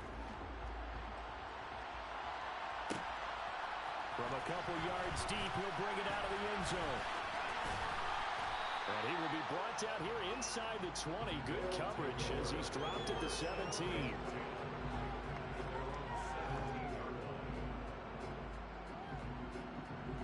Man, what kind of fucking name is that? X_L. And I know that ain't his full name, but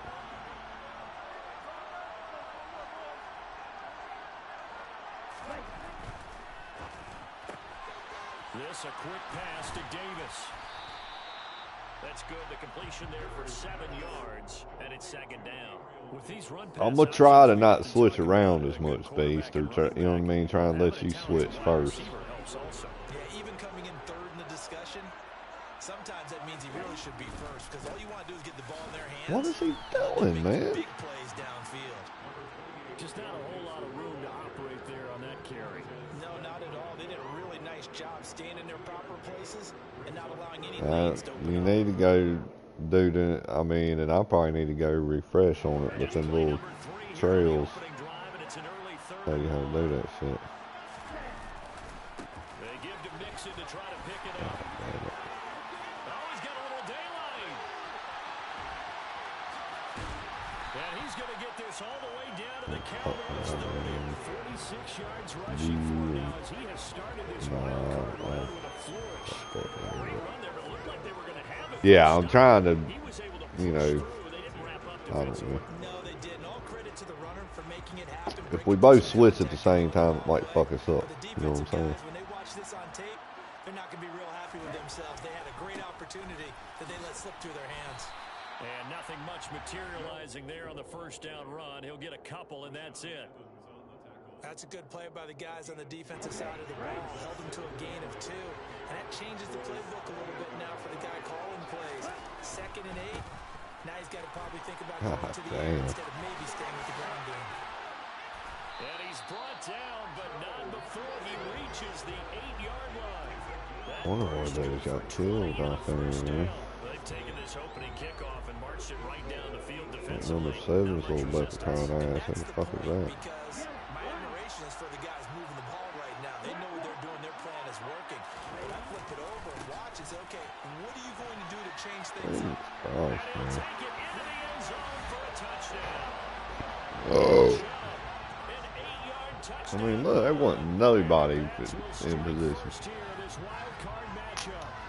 They just And they do blocked it exactly what they masterfully wanted to. over there. Opening drive, they get into the end zone. They do it on the ground. And not only is the person lugging the ball happy, of course, because he got it into the end zone. How about the offensive linemen and receivers who are blocking for him? They have to feel great about themselves, sticking it in the end zone on a running play. Now Bullock will send this one away after the touchdown. And a short kick taken at about the 16. And he'll get to the 30-yard line before going out of bounds. We're going to do stretch alert bubble.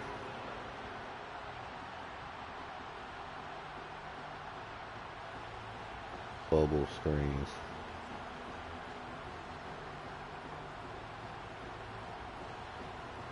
So 1st and 10 now from the 30.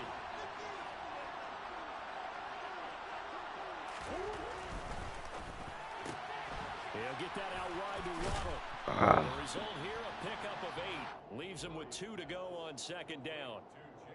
All right, Defense gives up a inside touchdown zone. opening drive. Offense, you got to want to get out there I and get those formation. points back right now. And that's a sharp throw there to get this drive off to a good start.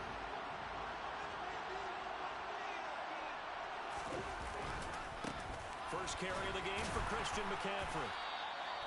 A gain of 5, good enough for the first down. All right, gun cross. Prime time for a little bit of a gamble, isn't it? Open up the playbook, go play action, toss that bad boy deep.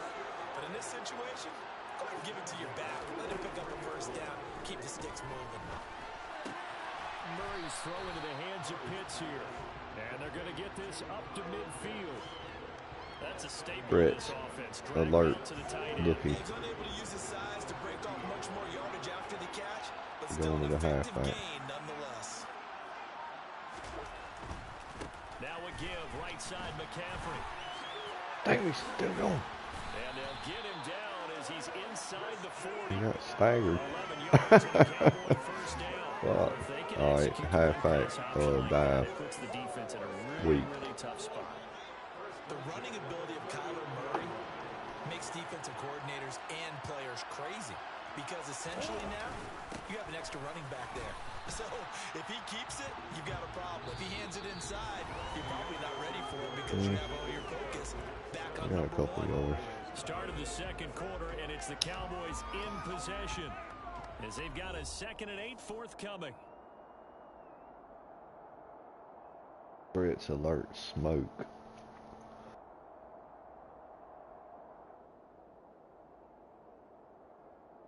That's a good look right there.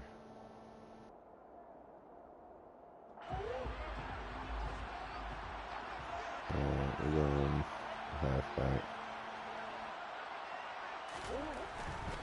Again, they run again. It's McCaffrey. What the fuck, man? Come on, dude. Maybe a couple. Down inside the 35 to the 34. Well, I mean, my dude, you see him tripping over there and shit, he should have just leaped over that dude. The dude dove in front of him. Because you can't move up to the next level if you don't take care of him first. Play number 7 now coming up on the drive. 3rd and 5. Now Murray. Fuck, man. That's hard to throw it over and go. And he'll be stopped shy of the 15. Was he open? 14-yard line on the return. But when I looked down, he was kind of shaking his head right after he threw that pass. What did you see? I mean, I ain't shaking my head. It was one-on-one coverage, man. The receiver needs to go up and get it, man. Make a play on the ball, whether it's a big-time play by you or an overthrow by the quarterback. You have a much better opportunity. The offense back out there at the line, ready for their next drive. What's killing me is that that we're not tackling him, dude. When we hit him. But I mean, look, man, I came up with the dude fucking all day. I was all over it, and he just tugged on his back and let him go. You know, what the fuck kind of shit is that? Back to Mixon on first down. And he'll get this one way up just shy of the 45. I mean, why is it like we're fucking trying to tackle fucking Derrick Henry or somebody out here, man?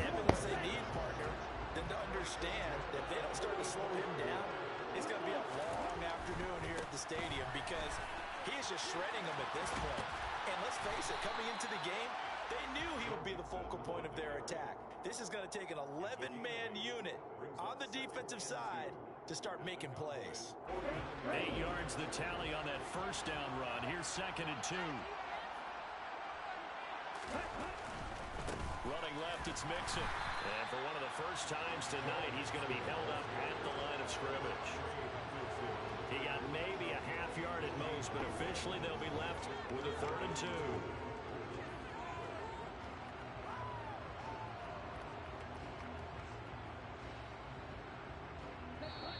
2 minutes to play here in this first half of the NFL playoffs. We remind you that coming up in 2 minutes' time, we'll hand you off to Orlando, where Jonathan Coachman will have highlights and analysis of this first half of action. On 3rd down, Mixon. And he has the first down yardage before they bring him down right at the 45. A gain of 4 that time as the drive continues. All runs on this drive so far. It's 1st and 10. They'll go left side on the ground with Chubb. Man, Jesus fucking Christ, man. And he gets this inside the 35-yard line. Call that a gain of 11. I mean, my dude just wouldn't grab a hold of him, man. I was trying. So that run could go right off of his backside and deep into the second. Yeah. I mean, I was there, dude. From the 34 now, here's Oh. 1st and 10. I was there, dude. A handoff running left, Mixon. Stops short of the the 25, but that second effort got him a couple I've extra. seen it. It's a 6-yard gain on the ground, and that'll make it 2nd and 4. And when you get good yardage like that on first down, it really does a whole lot of good for your entire offense. But I love the way he's finishing those runs. At the end of things, he's making sure he gets just a little bit extra. And that's out quickly to Chase. And he'll be out of bounds as he gets this down about the 21 or 22. He's got his first catch here before halftime, and it goes for a first down. So great throw right there, and what a regular season this rookie had, piloting this offense, guiding them to a division title, and they get the home date here in round 1 of the playoffs. But Charles, how do you think they'll play it here? Will they run the same kind of wide-open offense they've run all season, or do you think that they'll try and take some pressure off of the young fella? Oh, I think they're going high, wide, and handsome in this one. I think it's all out, just as they've been doing all year long, because I think if you try and pull it back now a little bit, you're telling that young man you don't have quite as much confidence in him as you've professed. So go ahead and continue to run your offense. Do the things that got you here. As so many defensive coaches have told you and me, all gas, no brakes. Let it rip. And prior to this 3rd and 2 play, we're going to get a timeout call as they stop it here with just under 40 ticks to go in this first half. They'll come to the line, needing only 2 yards to gain the first here. Ritter here on 3rd and 2. Got him there. It's Chase. He completes it. Touchdown! Jamal Chase From 13 yards out. and the Bats will extend their lead in the final minute of the half. Oh, that's my dude. Never. Extra point up and good by Bullock. And it's now 14-0.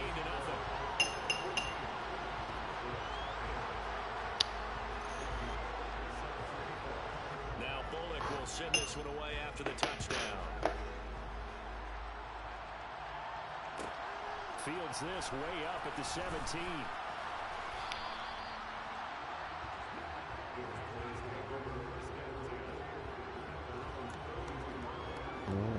Tight end shake. Just got to go 5 wide on. About set for this next drive by the Cowboys offense.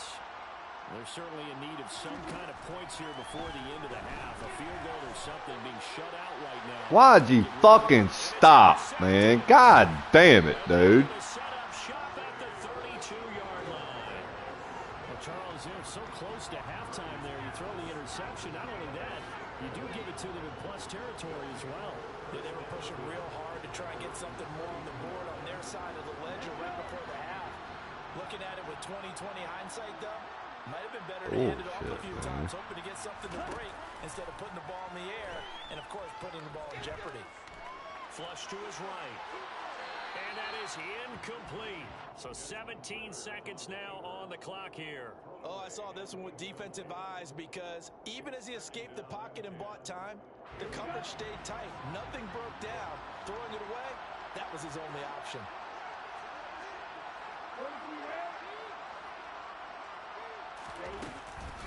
Not wanting to take a chance this time. They'll keep it on the ground. 5 yards. Now it's 3rd and 5. Now a timeout called for by the offense as they'll stop the clock with 12 seconds to go in this first half.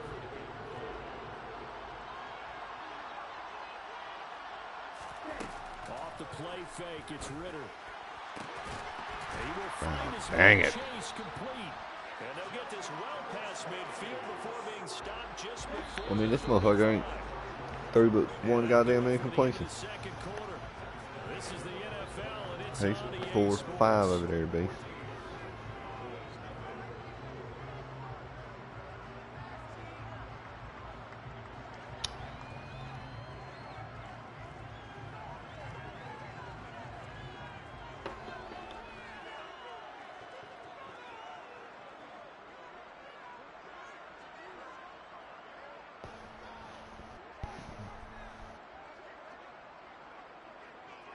And we welcome you back live now inside the booth alongside Charles Davis. I'm Brandon Gaudin, set and ready to rock for the third quarter.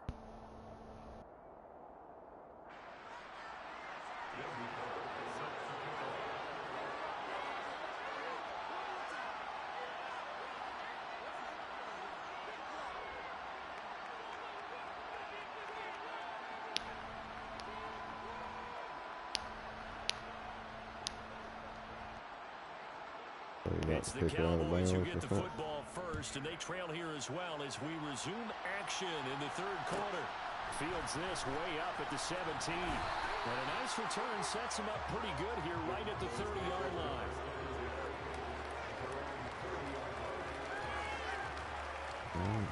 Stretch alert.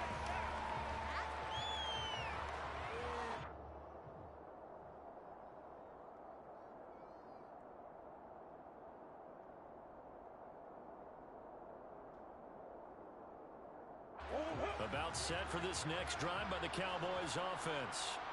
And Charles, that had to be an interesting locker room at halftime. This is a team that's had so much success this year. Haven't really had to deal with a lot of adversity. Come on, dude. Fuck, man.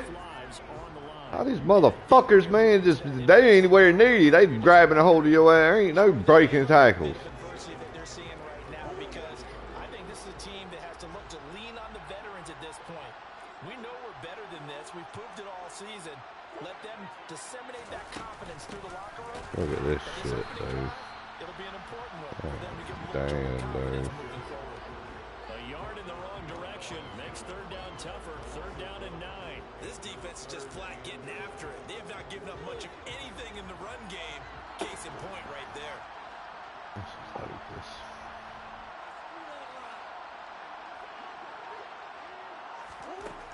Out of the gun, here's Murray. That's into the hands of Pitts, the tight end. So he'll be stopped here for no gain. And that's going to make it fourth down. Excuse my snarkiness here, but isn't the idea of completing a pass supposed to mean you get downfield and gain yards? Especially on third down. Yeah, that one. How about the defense? Figured that one out in a big way. Yeah, they completed it all right and lost yardage. And this will be down just inside the 30-yard line. Shitty fucking penalty. The offense now at the line, ready for their next drive.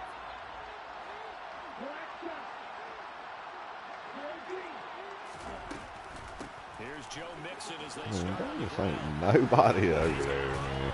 And they work this well upfield across the 45. 149 yards rushing for him now, as he has been a central figure in trying to get his guys to the second round. Outside handoff to the right side. If you're a running back, you love getting the ball early so you have vision to see what's happening in front of you. Right tackle likes that call. Big play for him, but don't forget about the guys you always tell me on the backside sealing off. That'll take away his power, hopefully. Making sure no one can leak from the backside that can run a play down. Nobody leaked. Big play. I like the strategy. Extra tight ends, extra beef. They want to run the football, but that means they probably want to run it inside. If you get strung out on the perimeter, you're gone. Yeah, we saw the result. Negative yardage. And he takes this up right near the 45-yard line. They get 6 yards back on the run, but still have a third and long situation forthcoming. Backed up here. Tough spot, needing 11 yards to pick up the first. Ritter throwing on third down. Good God, dude. Inside the 25.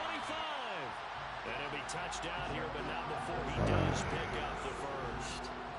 It's a big play there on third down. 43 yards. I wasn't him, but the free safety should have had that. And really, it's not just the arm strength there, but the placement as well. To me, that was an excellent combination of arm talent and accuracy. And maybe a measure of revenge there. He's had his way in this one, but this time they get him behind the line. Well, that was one of the few times they've been able to contain him thus far. He's over 100 yards for the game, but he lost a bit off his total on that carry. Back to Mixon on second Fucking down. putting the rain over here where I was. It's always got to be wherever the fuck I ain't is the side they go to. Like they know where I'm at. 15-yard touchdown run. And the backs continue to show why it pays to play at home in the postseason as they add on to their lead. Partner, they had a good lead as they went in at the half, and they came Yeah, out I here in mean, the second half. but I was the corner, but I was on the total, As soon as he hiked it and took off that way, there wasn't no way I was going to be able to do anything. It was over for me. I should have just sat down over there. Bullock good on the extra point, and it's now 21-0.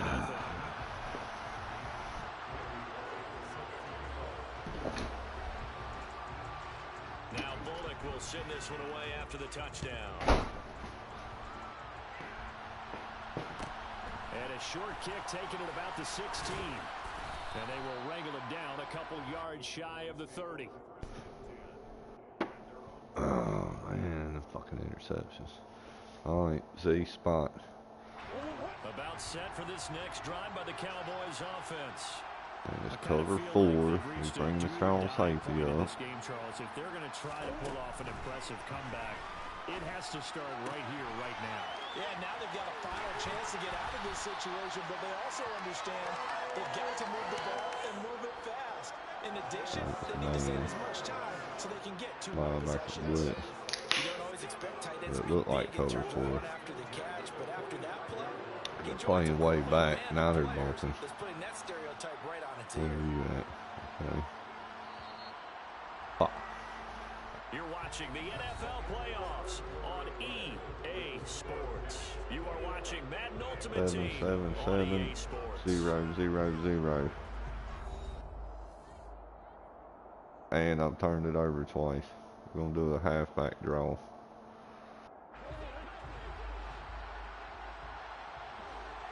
Nah, we're going to change out of that. We're going to run a stick. Murray now on first down. Got a man right side, it's McCaffrey. And he gets us to the other side of midfield across the 45 before going out. Alright, we're going It's a to run gain of 12, and the Cowboys pick up the a first. mesh. Clock management definitely critical here if they want to get back in this game. We got that one funky dude doing the wheel out there, number 8. Down a couple of scores, want to make sure they have a chance to win this ball game.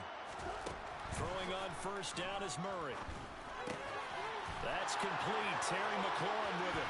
He'll get it inside the 20 and all the way inside the 15 before they draw. Alright, we're going to do a halfback dive. After the catch, is that play good for 30 and a first?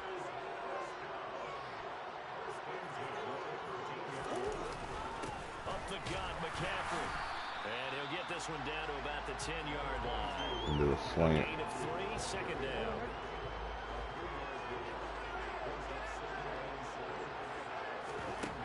Throwing now is Murray. He'll connect on the out route with Ingram. There's that running right for me.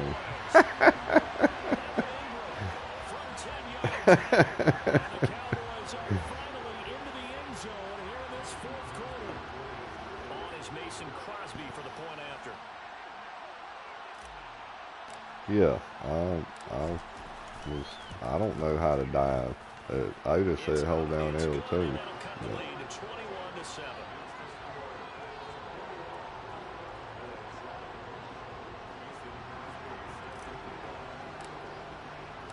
Now after the touchdown, here's Crosby to kick it away. And here comes a return from just beyond the goal line. And his guys will get the football right at the 20-yard line. Quick turnover for points.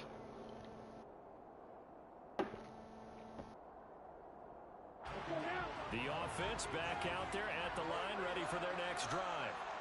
And they are looking good. A 2-score lead here in this fourth quarter as they hope to capture a spot in the divisional round next weekend. And he is brought down at the 22 after a gain of 2, and it brings up second down.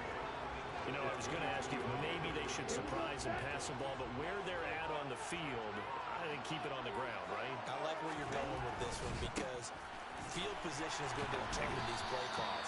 And backed up where they are, I don't even think about putting the ball in the air. I tell my running backs, grasp the football. And I tell my offensive line, don't allow any leaks so they get hit immediately when we hand it off. And this is an absolutely big third down that's been set up here, partner, and there's no other way to put it. The defense has to get a stop here if they have any hopes of winning this game. Pastor, you said big third down. I'd put the word big in capital letters here. Once again, they run with Mixon. And they will stop him short. See the fumble They back. get him to the ground at the 27. No first down. He gets a good chunk of yards there, 8 all told. But they're still looking at a fourth down. That was a good run, probably right on the edge of breaking. I mean, look at the way that fucking wide receiver is blocking Von Miller out there, man. That's crazy, dude. What can we do to slow him down before he truly gets started? 2 minutes left to play in this football game here on EA Sports. The offense back out on the field here following the 2-minute warning. They've got a 4th down here in a game that looks to have been decided already.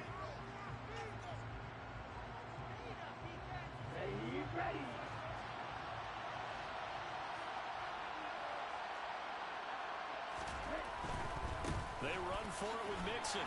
And he's going to get to the 31 and for the first down. I hit him immediately. Got to use her truck on me. There on 4th. 4th and 2 in the NFL, not ordinarily a running down anymore. Usually that ball's moved through the air. They went ahead and gave it to the back, and he ends up picking up the first down. I'm not sure if they fooled him as much as they just did a nice job executing. Needed 2, and they got 3. And he gets this up across the 35 before he's out of bounds. Boy, 179 yards on the ground for him now as he's gotten better, really, as the night's gone on. Starting to become a tough spot for this defense. You're down 4th quarter, looking a little fatigued. Yeah, we haven't contained them outside We've very seen well. this before, haven't we? Because every coach we've ever talked to says body language is important. And now you're seeing guys with their hands on their hips, they're bent over, hands on their knees. And the offensive guys are just saying, let's just keep running it at them. We've got them now. Now with the play clock about to expire, we get a whistle and a timeout as they'll talk things over prior to this upcoming 2nd down play. I mean, I still think it's pretty gay that them 2 deep passes out there. It was the single covers. They should have worked.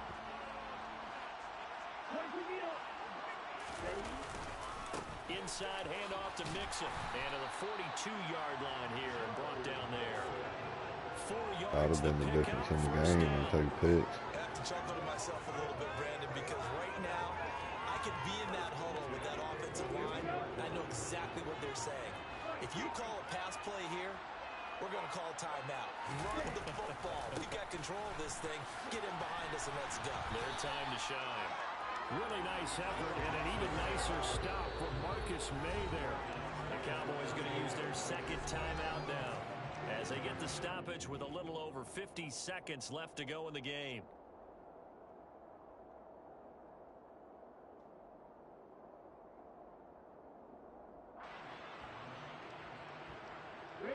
Second and long, but you got to figure this almost certainly another run.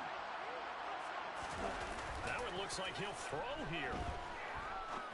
Man, God damn, dude. Kyle Pitts is tight end. Look at this shit. Past the 40, past the 20. Touchdown.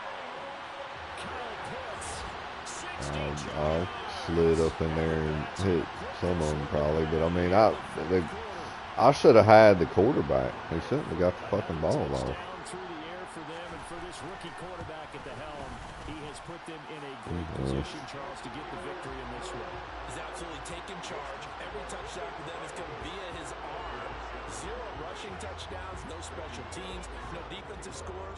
All him throwing the football. He's in cruise control right now, and so is his team. Fields this way up at the 17.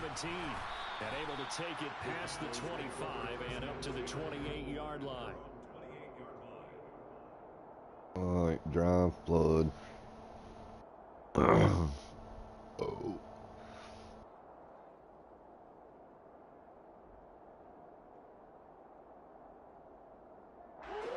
About set for this next drive by the Cowboys offense. They're down big here late. I don't know. You just one last drive here for pride. Some people like to do that. I remember playing for a guy once we were down huge, and someone said, "Coach, what do you want to call?" He just waved a hand like, "Who cares? Let's get out of here and we'll do something some other time." But some teams like to do something at the end to feel a little bit better. You fucking bum. For the 3rd time. Picked up by Denzel Ward. And they will take over at the 26-yard line. Oh,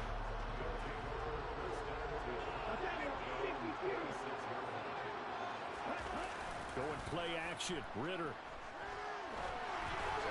if I could have had my deep ball, man, we'd have won 28-7 or 14 or something. Man. He avoided his first sack of the game, and he did have a chance of connecting for yardage. Every deep pass I threw, they picked it. Once again, they'll come up on the 26-yard line, 2nd and 10. One-on-one coverage, every one of them. Ritter with it after the play fake. Look at this shit. Caught by Pitts. And he'll be taken down here just shy of the 30.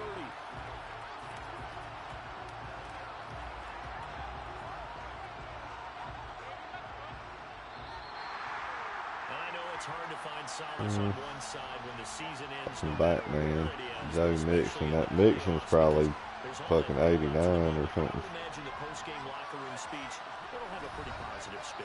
It should. They've made a heck of a run to get But to yeah, the he was playoffs able to and just a chance to advance, even though right or left, and it was like pulling teeth to contain.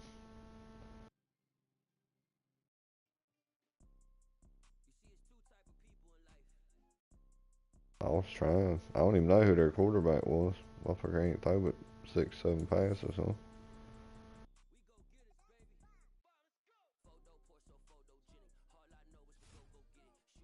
Cocksuckers, man. Oh, my quarterback's fucking bums.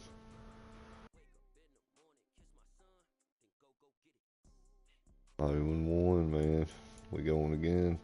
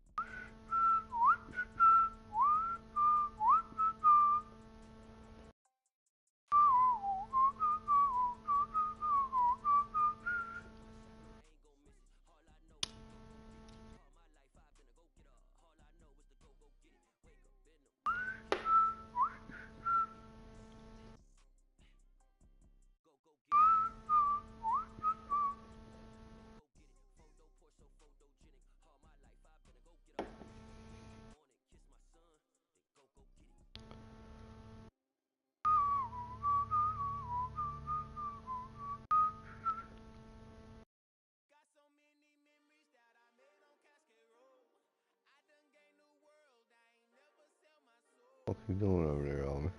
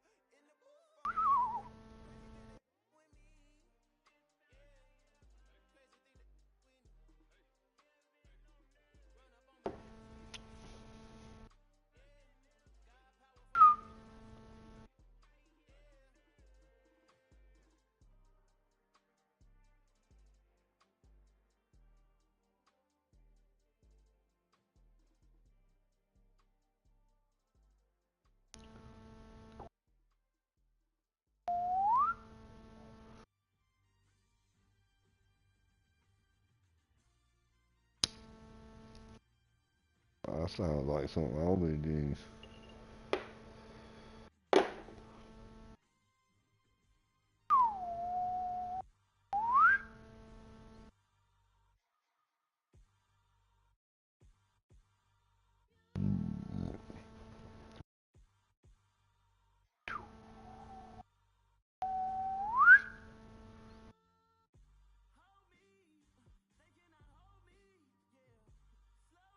On the microphone? I mean on the remote control? I don't know if I can complete them deep passes and not throw them to the other team. I think we would have won, Beast.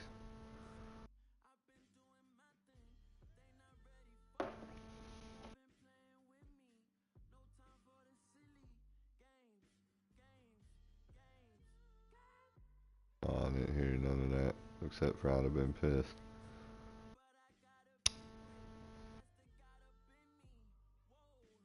That mic sucks.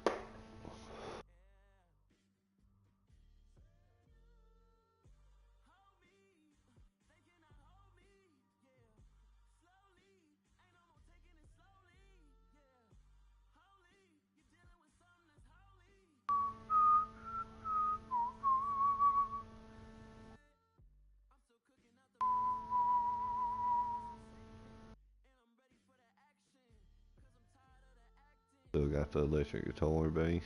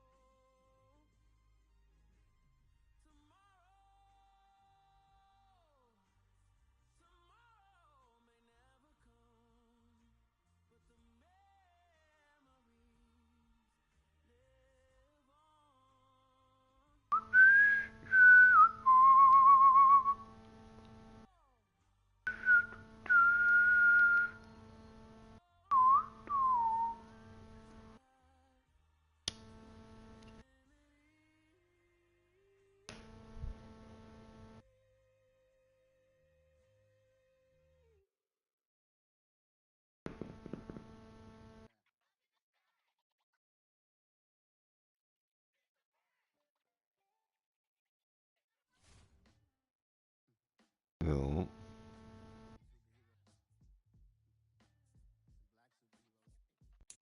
Brandon Gaudin, Charles Davis ready for this Madden Ultimate Team matchup as you get a peek at some of the big players in today's game. And you're a big player in today's game as well. Let's get the party started.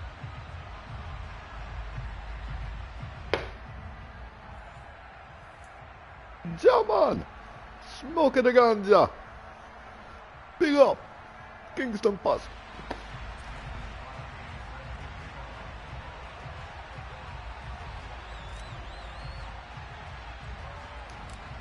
The veteran kicker Mason Crosby set to do the honors here. And we are underway from AT&T Stadium. This will be fielded inside the 5. Oh, getting blocked out here. Or that's you. Fuck. No wonder. I ain't the right guy.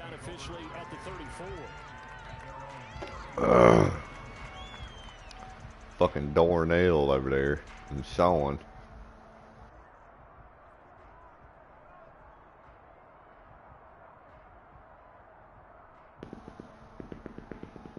What we got, Beast? What's going on over here? Now, here's 1st and 10.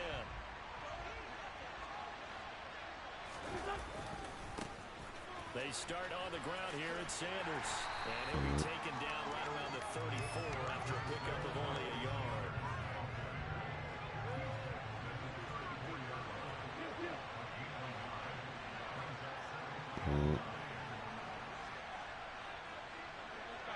I'm just gonna try and cover this side over here.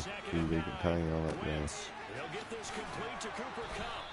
And he goes out of bounds just shy of the 45. 10 yards there and an Eagle first down.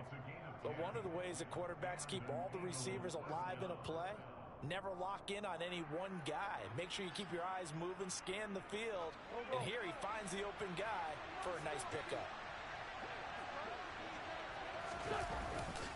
On 1st and 10, it's Sanders. No, and he is I going like to it. lose yardage here.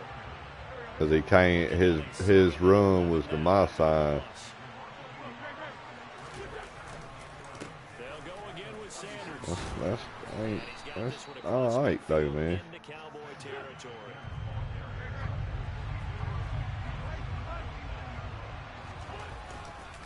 They'll try and run for it with Sanders. Well, this is going to depend on the spot, but it's not a very generous one. He looks to be about a yard or so short.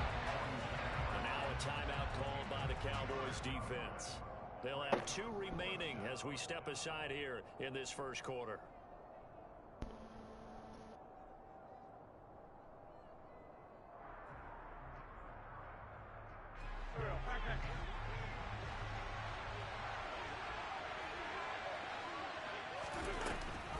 They'll try it now with Fuck!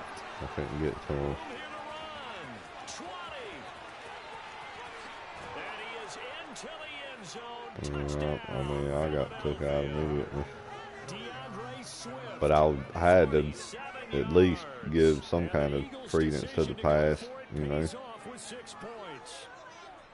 Earlier in the week when they had their scouting report meeting, this was the explosiveness that they talked about trying to contain. They were concerned about it all week, yet he still did it. Swift is Fumbled it. Run it, look. Oh, we fell on the ground. Come on. He should have tossed that to 7. People can't see this, but you got a ball in your hands now, and you got He could have got 2. pretty well. You got it covered up. I love having a football in the booth. I always hang on to it. Makes me feel like I actually played back in my day. Well, you probably could have. If you had run that play, you would not have fumbled. I can tell you that. Maybe. Fielded just outside the goal line. Go, Oh, nigga. turn up past the 30. He's a bring it back. Turn here, so get this up to the 29. All right, man, I'm thinking play. Well, no, let's see what this halfback Liam looks like. Motion dude on the inside over here. Let's see what they throw at us. So they're 3-4. Looks like they're cover 2. We're gonna run it.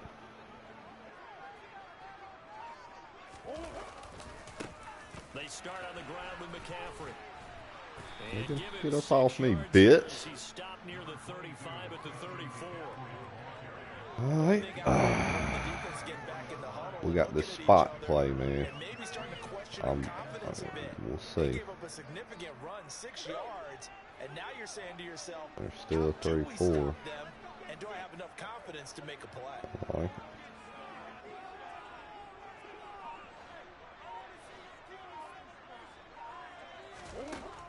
On 2nd down and 4. Murray flushed out right. I'm running. Fuck it. I'm sorry. It's just I a was gain of a scared. couple It there was on the too- they was- scramble, and now it's 3rd down. I was already running, but if I could have been stopped when you said it, I was scared to throw it on the run. Couldn't believe he had a shot to light him up. So when you take off and run, you have to make sure you can slide, get out of bounds, anything. All right, we're Just don't leave gonna yourself try an open to hits inside like zone, man. We made Omaha. I'm going with it. They'll try and Damn, find he McCaffrey. just fucking came right through, Going man. into the backfield, he will not Fuck. escape. And I that should is have not gonna got get out it of that. done. A loss of a yard, and it brings up 4th. Alright. So opening That's drive, not 3 close, straight though. runs, unable to pick up the first. I know the fans want to see first downs, but guess what? The coaches have reasons for what they're doing. Sometimes they've scripted it, and some of these runs, while they haven't been successful He now, yeah, he they may be clobbered that successful one. later That on. was bad. Wasn't nothing good about Coming out that. on the Good return, tackle. 33 yards is the distance on the punt there. I should And have, it like I will be said, I Eagles should have football left out of that. I 1st and thought we 10. had numbers, but yeah, he destroyed them.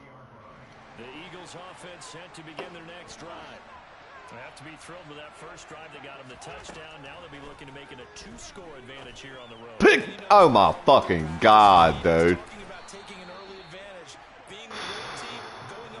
Man, that was perfect, dude. I bumped him, but that should have been picked. On 1st and 10, here's Wentz. My God! Intercepted, dude.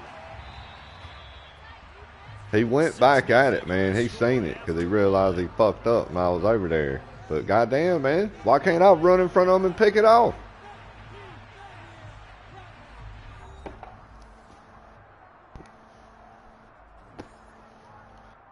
I ought to be going the other way, beast. Fucking ant dog out there at corner. Behind the chain, 2nd and 12.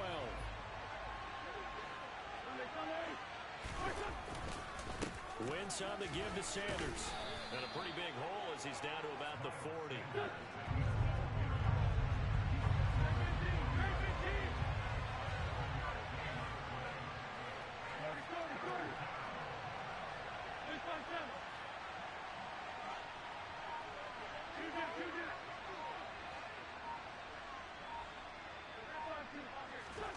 Now Wentz.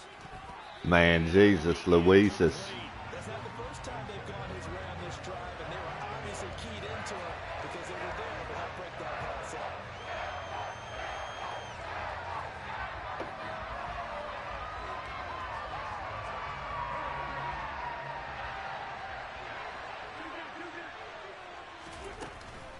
On 4th down, they'll try and run for it. They find some open field here. And they're able to get this one past the 30 to the 25-yard line. How about them biting off 15 yards there on the 4th down attempt and keeping the drive alive? I got to tell you, I'm shocked. When I realized they were running the football at 4th in that distance, I thought that was a surefire throw. And I can hear it in your voice because I'm the exact same way. No one runs the football in this situation, right? You've got to throw it to have a chance unless you're them. Talk about supreme confidence bordering on arrogance, and they got it done, keeping the ball on the ground to pick up the first down.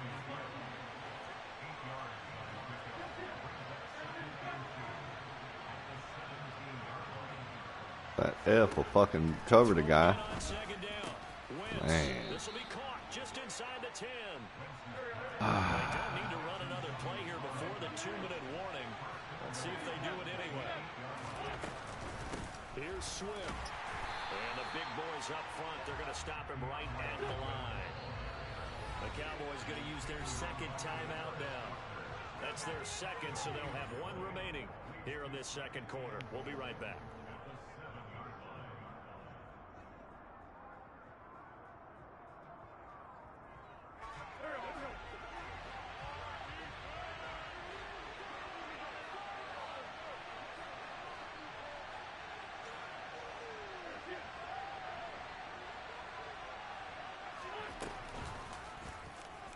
Wentz Wow. to keep it. And he'll take it into the end zone for an Eagles touchdown. Carson Wentz keeping it himself from 7 yards out. And the Eagles are able to cash it in for 6.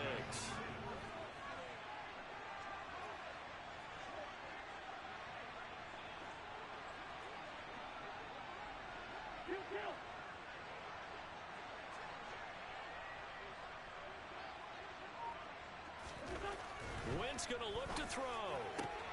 That is caught. He's got it. And the lead will move to 14-0. So their 2nd touchdown of this first half. They went for 2 after scoring. Wow. Get it, now they get the equalizer, so to speak. So to speak, and you can understand the thinking. Because they didn't get it after the first score, they wanted to get back to a normal points pattern, get up to 14. But just think, if they missed it here, they're only up 12-0. All right, 2-minute drill. Double sail.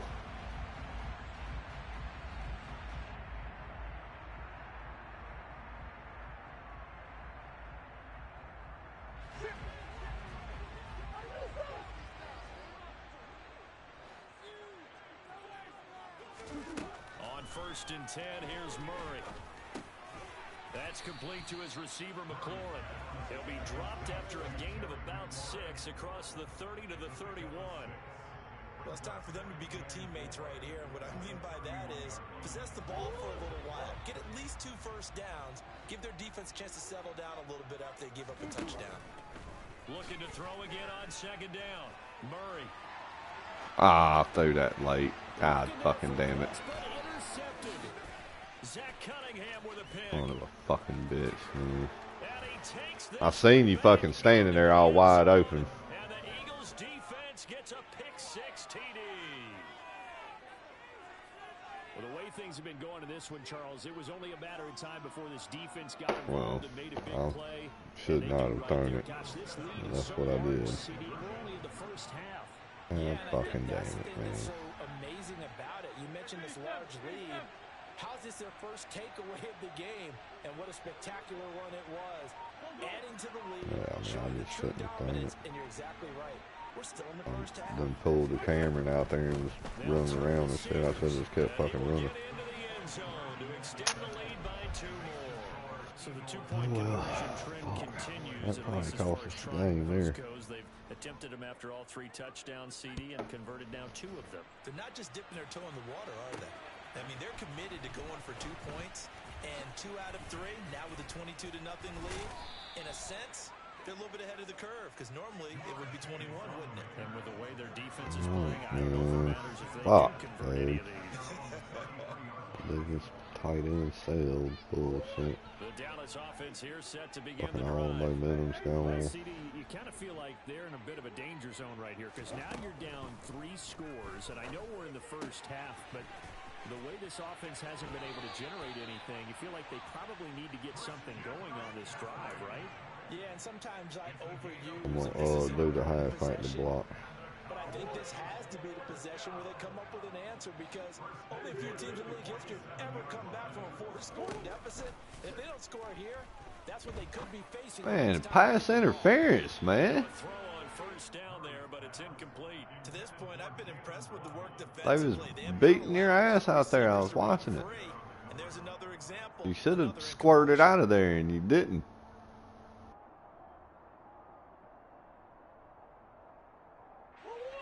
An incomplete pass on 1st down. That leads to a 2nd and 10. Here's Murray. And this one too low. I had single coverage on just about every person, but I didn't have time to throw it. With a big 3rd down coming up, he's hoping he's got a play dialed All right, up tight and can end's take blocking advantage too. of whatever There the defense is throws at max him. protect.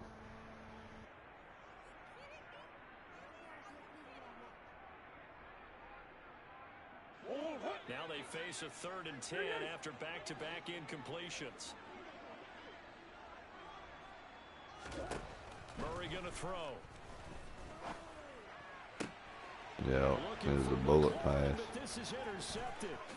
Picked up by the 6-time Pro Bowler Eric Allen. And they will be set up now as he brings this thing all the way back inside the 20. An unfortunate sequence there, trying to get points before intermission, but now the interception, and their opponents have a chance to possibly pad their lead. Yeah, they had an opportunity there, and they weren't able to capitalize on it, and that's something that could come back and help them later. They're begging their defense now to keep them from scoring before the half I mean, ends. this motherfucker's just that good, huh? 10 to the 9. It's also a gain of 9. Line of scrimmage, the 9. 2nd and about a yard.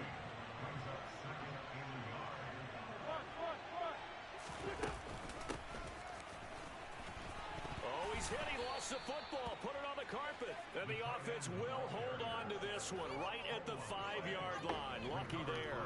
Could have been a costly I mistake. mean, I don't but see as how it that turns motherfucker's out they there keep dancing possession. around, You can't give away these not types of getting opportunities killed. in the red zone. And I'm sure that was flashing through his brain as the ball escaped his hands.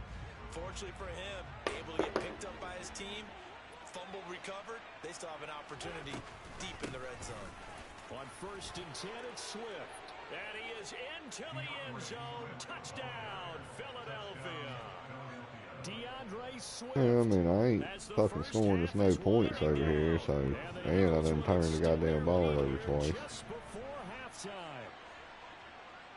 So that's, there you go.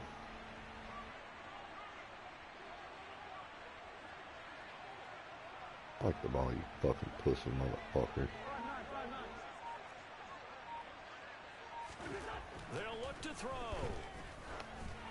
And he's got it. They add on more. A little salt in the wound. 2-point conversion makes this lead even bigger. I mean, and how does he...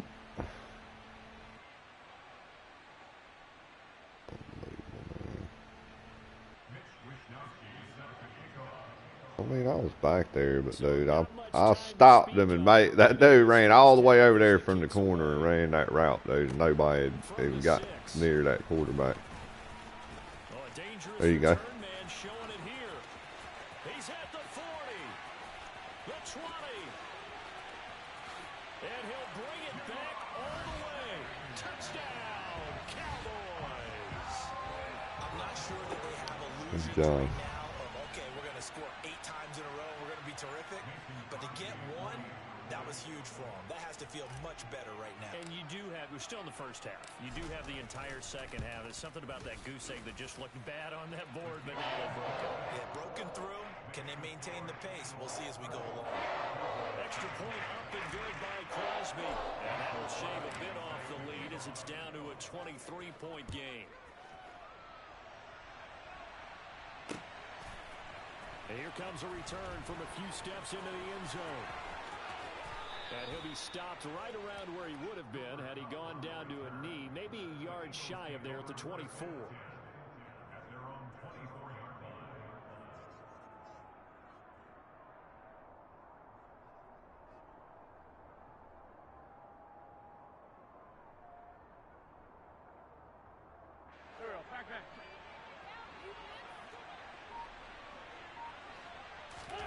A final shot before half for Wentz. And this will be incomplete. First half in the books. You're watching the NFL on EA Sports.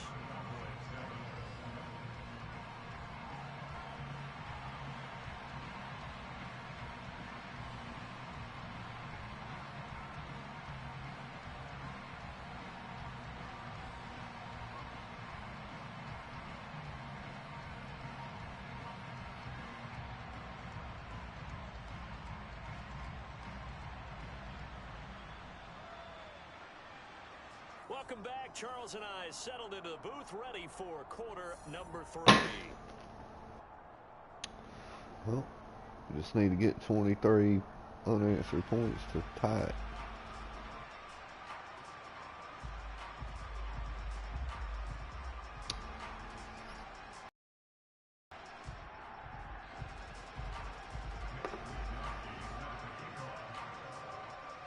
It's the Cowboys first, and they trail here as well as we resume third quarter, taking it about the 1. And Let's see, the new zone. Alright, zone fake jet.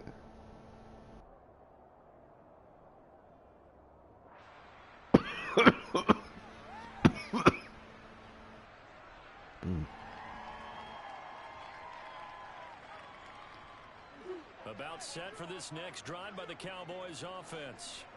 And you have to think, Charles, down 3 scores already. They need to play an almost perfect second half to have a solid chance. And that absolutely starts with finding some way to put together a touchdown drive here. They need to be smart, fast, efficient, get the ball to the end zone, and do it again multiple times in order to have a chance to win this game. All right, man, let's try the half-back stretch, man. Fucking it works for them, huh? He's a big part of their offense. The last run got a couple. Here's 2nd and 8.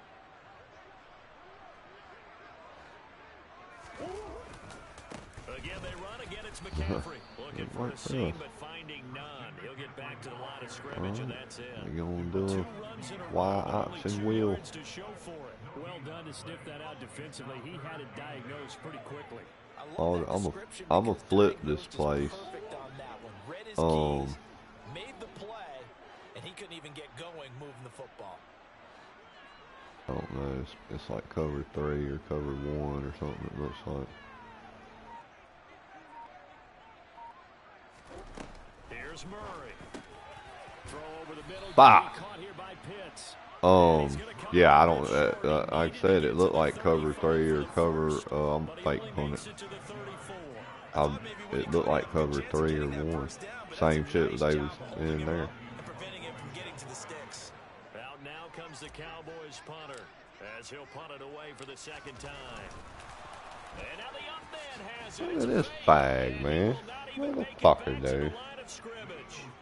There are times to run that fake, and there are times to not run it, and this, without question, would fall in the latter category. Well, I don't know about without question, partner. I think we should look at the analytics on this one because, oh, yeah, the analytics say, yeah, without question. You should have gone ahead and punted the football because now, not only did you not get it, and you really had no chance to, what a short field that you turned the ball over to the other offense. Hey, man, how in the fuck, dude, is every fucking time... God damn, dude. Look at this shit. That, man, I had a fucking quarterback coming up in there. Should have killed that quarterback, dude. But no. Some motherfucker with the goddamn Klingon fucking tractor beam over there. He fucking can't get around him, dude. Fucking bullshit.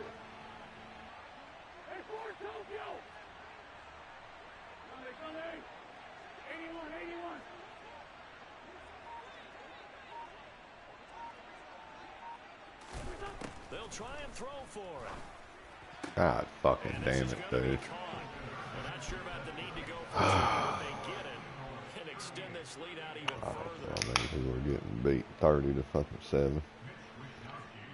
Here is Wisnowski to boot it away following the That's touchdown. probably the biggest reason. This one fielded at the 5.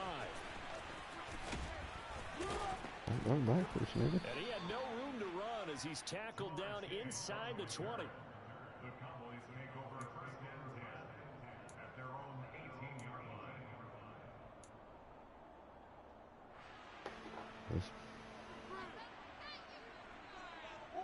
The Dallas offense here set to begin the drive. Well, we haven't exactly been treated to a nail-biter in this one, CD, and if they cannot score here, this one's pretty much all but over. Are you saying that you feel like people are starting to think about getting at it? He's got a There man you go. complete. And some space here. And out of bounds on the other side of midfield at the 45. A gain of 37. As we've seen over the years, offense coordinators will often ease their way into drives. Many of them don't want to risk a turnover, put their defense in a bad spot, but not in this case. Not at all. Forget about easing into it. They took a shot. It worked. Murray now on first down. Eluding the pressure right. He's going to go out of bounds, but he takes this one down just shy of the 20. Turns out to be a great idea to tuck that one. Good for 24 yards. I am willing to bet that he got a monster grin on his face. Yeah, on the movement there. Man covers are so committed to denying a big throw that it pulled attention away from him, and he had an easy lane to hit, and hit it he did. Fuck me, dude. Yeah. God damn, dude. I mean, I think that's just momentum, dude. That, you know what I mean? That he was smoked. That was, you know, and this motherfucker did that. I mean, see if they show a replay of that.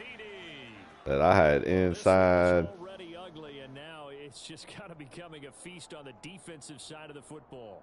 Yeah, partner, this is a unit that knows they've got this game in the bag with this huge lead, and it's going to drive their coaches crazy because they're telling them play it straight, do all the right things, but these guys are going to be freewheeling now. All of them are going to take chances, and that one pays off with an INT and a return for 6.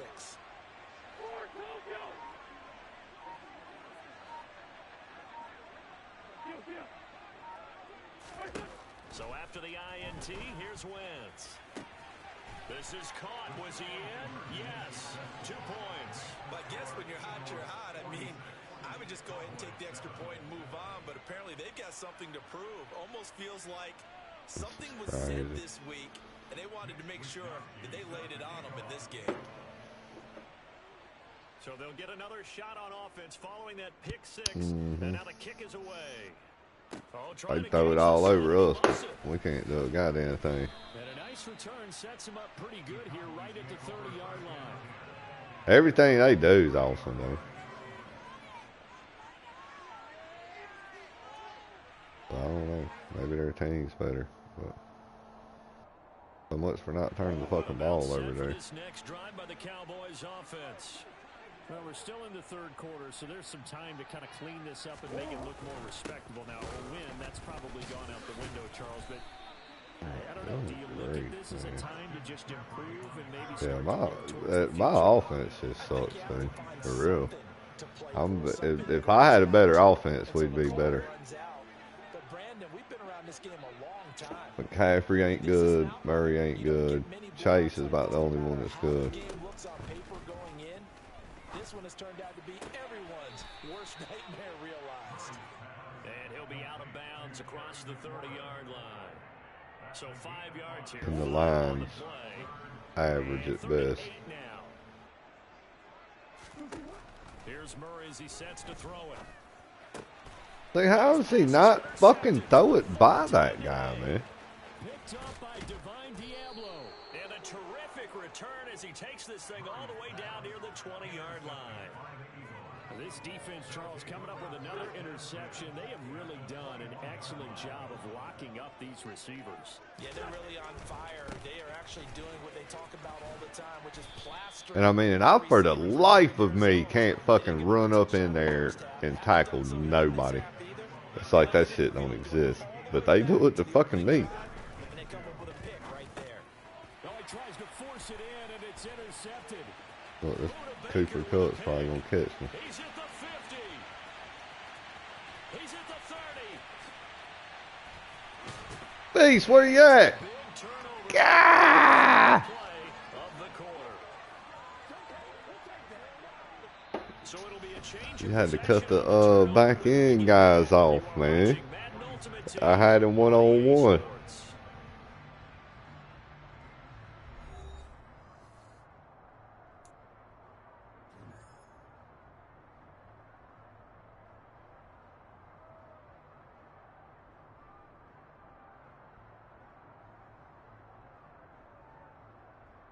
Well, at least I finally picked off one of their fucking passes like they do me. From the 13 now, they work on 1st and 10.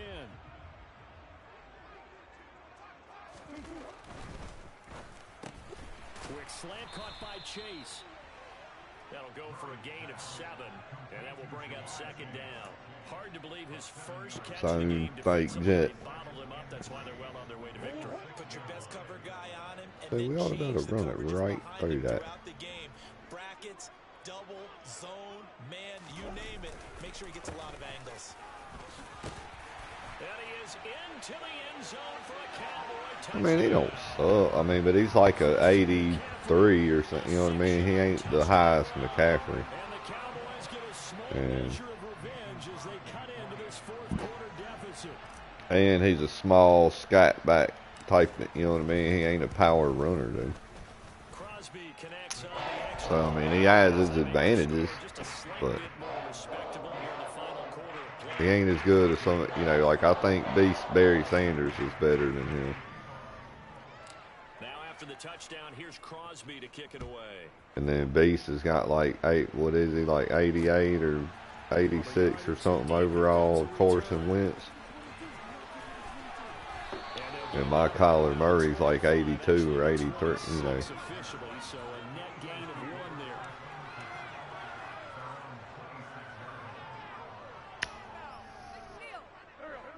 The Eagles I mean, I offense know. to begin their next drive. But Well, we've reached the stage where it's a mere formality at this point. They've got. Well, he's just a guy you want to get in open space I against guess the people. only question is, But- do they want to put more points on the board before the final gun? Well, I certainly hope not. And I'm being selfish here because you and I. See, I think that dude just took 3 big hits before he went down. Taking care of business. Let's close it out. And you and I, let's get to the airport. And our dudes don't do that. Down back to Sanders.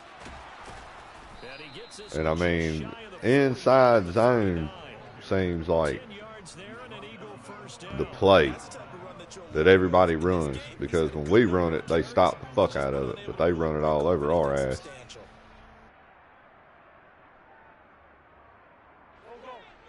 from the 39 now. They'll come up on a 1st and 10.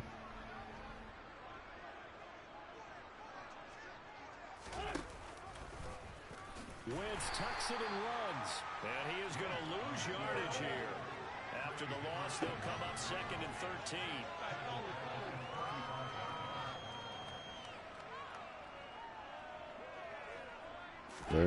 Now they'll throw it. Wentz. Motherfuck y'all, man. Y'all don't So the flag thrown for Nah, they're in a shotgun with 2 backs. And sometimes you just read a hitch route way too fast. You get there before On either side of the quarterback. And there's the penalty. Like a big shotgun set or something, if that makes any sense. So the yellow flag came out, and that leads to a new Got set 3 of downs wide. for this offense. 1st and 10. No tight end. That looks like some shit I want to be in over there. He is gonna lose yardage I don't see here. no tight end in there. So it's Eagle football here as we get you reset. I don't know. We've done a touchdown back on them and scored a touchdown on them. Honey beast. Fuck them. I'm crap suckers. See why this dude's manned up on the guy over there. It don't make no goddamn sense. And then this dude's still wide open. Complete downfield to Cup. And they're going to get this down to about the 17-yard line here. So the big play means just This like guy that, should they'll be run over for the there. red zone now on 1st down. And this will be caught. And the carnage continues. It's another Well, if the touchdown. dudes don't fucking line up where they're supposed to, man, that's fucking kind of stupid, man. Left in their post-game stories, Charles, they have been filed for some time because this game, boy, is it lopsided. Yeah, we can see our guy scoot. He's even got his fedora tipped over his face. I think he's taking a nap now. Nothing left to right for him, but how gratifying has it been for them? And whenever they got all their little motions and shit where they can fucking see what you're in, you know. This one taken just inside the 10. And he'll go down as this drive will start at the 25-yard line. I don't know what you do with it. Trying to do a wide curl. The Dallas offense here set to begin the drive. We said it at halftime that they would need a nearly perfect second half to erase that deficit that they were facing, CD. But unfortunately, the second half has pretty much been a carbon copy of the first. Yeah, that early lead was almost insurmountable the way their opponent was playing. And partner, I mean, that dude can just totally, you know, he stayed in the play and made the tackle as soon as I called it. But, man, that just don't look natural, dude. What is he doing that does that? That's to McCaffrey, complete. And he'll be taken down, but not before he works it past the 50. Give him 18 on that one, and it's a Dallas 1st down.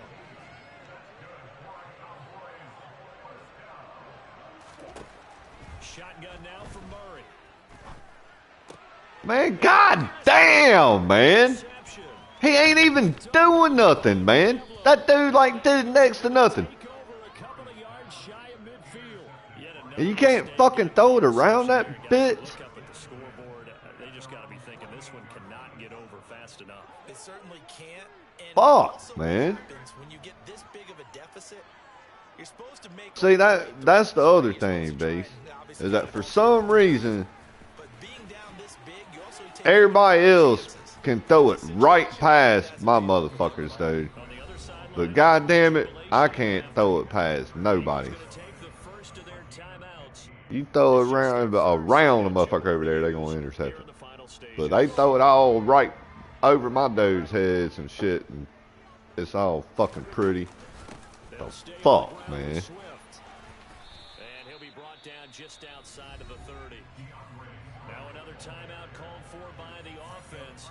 That'll leave him with just one remaining in this fourth quarter of play. Fucking bullshit, man. I mean, it's shit that ought to half of them ought to be goddamn touchdowns, dude, and they're fucking turnovers, man. 7-yard run is ahead of schedule. Fourth quarter with the lead, you love that, don't you? No doubt about it, because staying on schedule, trying to get 4 downs on first down, they did that +3. And whistles, and they take their final timeout with 7 seconds left. 4 All yards these to pick fucking up first cocksuckers, down. This is why in the fuck I don't like fucking playing people online, man. Is because these motherfuckers that come in here and want to call timeouts and do all that, you know what I mean? Because dude, I will, you know, I seriously will beat a motherfucker's ass, man. I ain't fucking playing, dude. I will fucking hit your ass with bricks and fucking water hoses and whatever the fuck I can find to fuck your ass up, dude. This is fucking bullshit, man.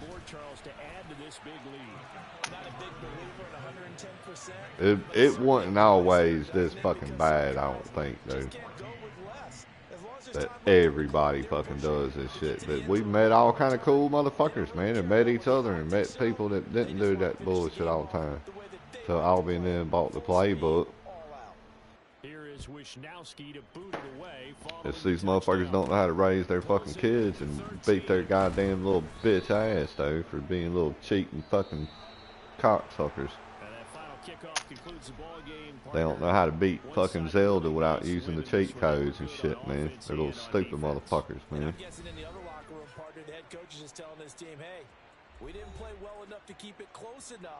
Nigga, I'll go buy it and bring it over here, and I'll have it beat in a week, and it'll be done. It'll probably come back to me, and it'll get done in like 2 days, and that's only like 6 hours or something. Yeah, I can do that too. You said you got that shit over there, huh? I'll come over there one day and show you how to do it. Fucking dominate that shit.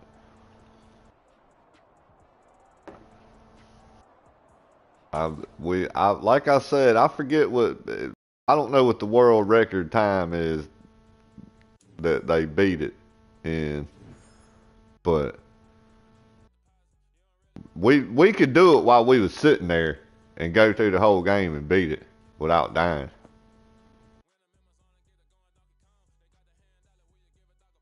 On Super Mario Brothers. Not Mario Brothers, not none of the other ones. Super Mario Brothers, regular Nintendo, the first one.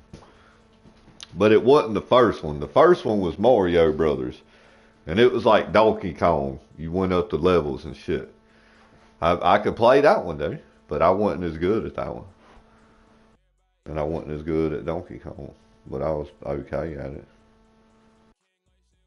I could play Kung Fu. It was a level game like that. I was better at Kung Fu. Contra was alright. We beat Contra though. Yeah. But that's what I'm saying. People would do Contra and they would do the cheat code where they could get the thing, dude. We run through that motherfucker and beat it without using the cheat code, dude.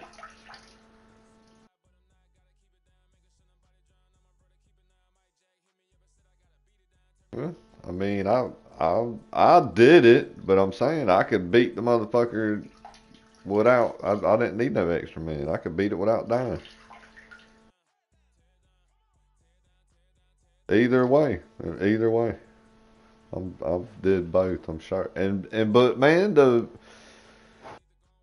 I don't, man. If I recall right, Super Mario Brothers, the first one, you didn't really have that. You didn't have the whippy whistle or whatever where you switch and skip shit. That came out in Super Mario Brothers 2. When you had the whistle and the map was a little bit different. It was a zoomed out map, but overhead map, kind of like Zelda and shit.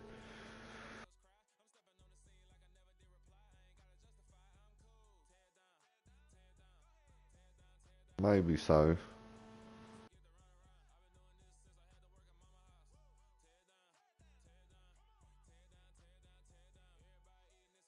Maybe so. Man, it's been, dude, I ain't played that since fucking 1989 or something. But we would dominate at it. Z Zelda and fucking Super Mario Brothers. Yeah, we was. Zelda was a bit more stretched out type of game.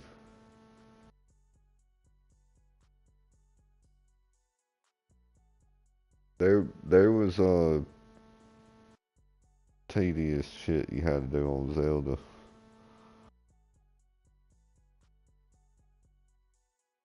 Metroid. Metroid was pretty tough.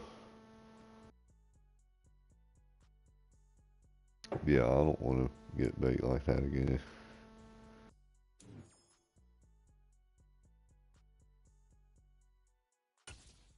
I got a strategy item.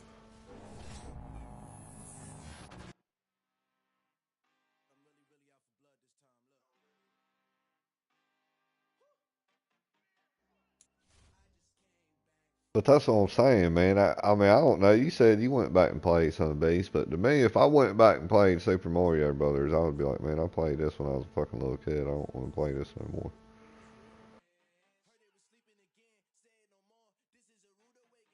Yeah, but that game didn't have to be pixelated because it wasn't much to it, you know.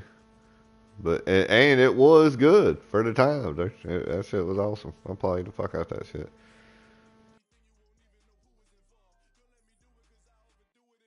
I would probably like to get Mike Tyson's Punch Out.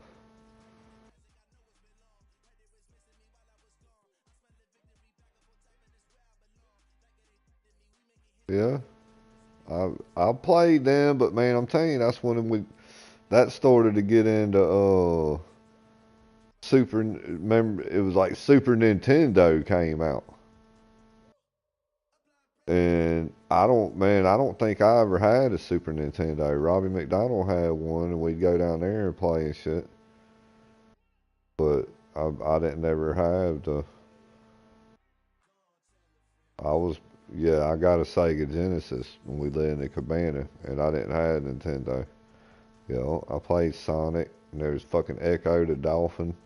And then they had the goddamn football games. They had Joe Montana's Sports Talk Football and Bill Walsh's College Football's National Championship. I played that motherfucker for like a son of a bitch.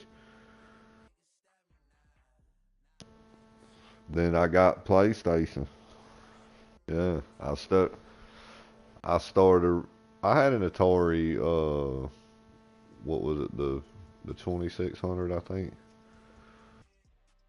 I had the Atari that had like Pitfall and fucking the tank game and asteroids and uh I had what was that other fucking game? Frogger was on it. Fucking yeah, Pac-Man and shit. Mrs. Pac-Man. I look, man, I swear, I'm thinking back that when we lived in California one time, that I had some little thing that was a Mrs. Pac-Man thing that you played it, but it wasn't even on the TV. I swear it seems like maybe I was at the arcade. I don't know. You talking about Galaga with the little rocket ship? Yeah, I played that. Asteroids, I think I played more than that one.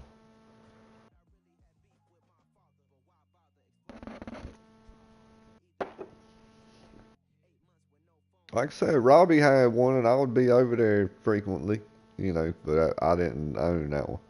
But yeah, we we beat it. They had Super Mario 2 was on there, or no, was Super Mario 2 on Super Nintendo? It might have been, or was it on the first Nintendo? It might have been 3 that come out on Super Nintendo.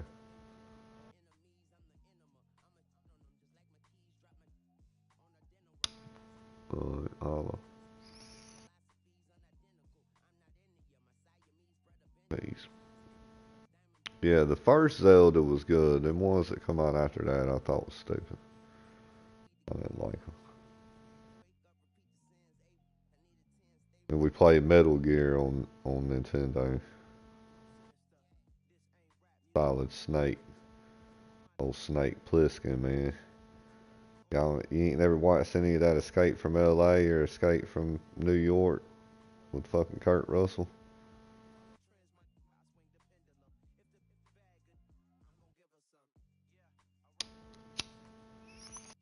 The Dreamcast too came out up in there.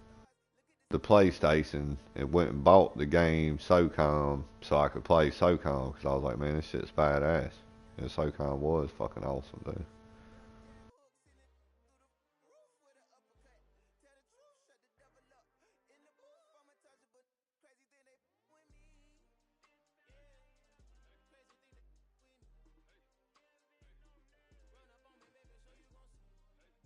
Yeah, yeah, that's what I'm saying. That was the game, and I'm telling you, I bought and played that and played the fuck out of it, and I didn't realize for a while that I could play. I'm telling you, I think I finally bought the PS2 and had my own and shit, and I already had the SOCOM headset and everything.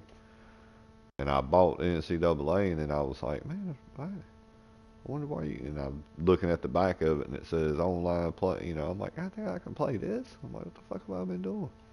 I need to go online and find it, you know. And yeah, bam, there it was.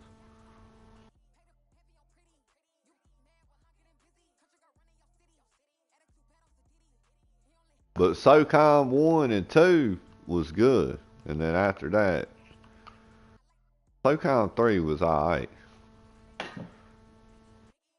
But they, you know, they had a bunch of people, man, and motherfuckers wanted close quarter combat and all that bullshit. Basically, man, that series to me let the users get too involved in the plans for the game, and that's what killed them, dude. And then Call of Duty came out.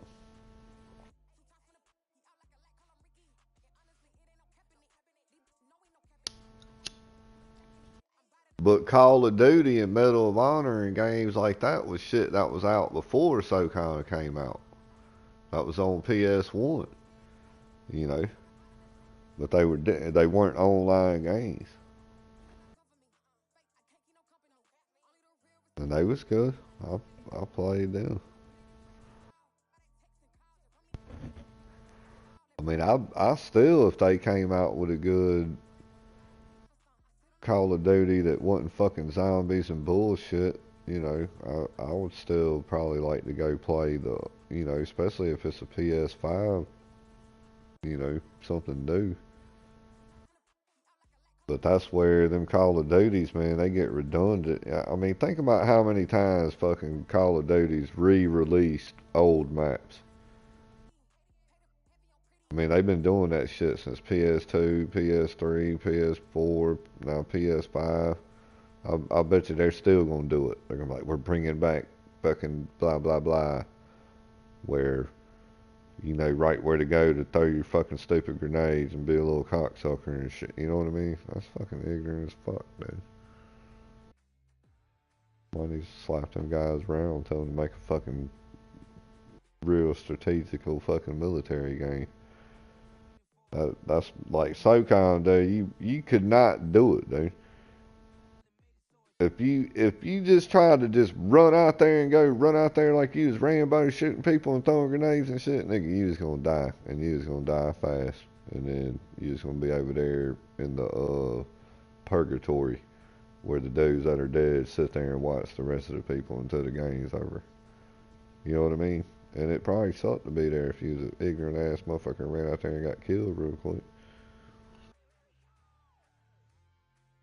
And you didn't have health and shit neither, Albie. You know what I mean? Like, if you got shot up, you was shot up. There wasn't no healing or finding a medic or nothing like that. You know, you was shot and you was hurt. You better limp over there and hide, shoot a nigga around the corner or something.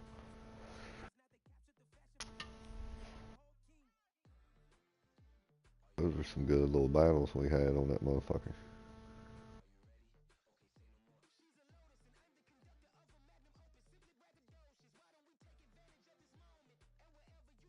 It was. I mean, I can say, man, I've probably sat out there countless times and been a sniper, or maybe me and another dude snipers, and way the fuck out there and motherfuckers could not even figure out where we was at, man.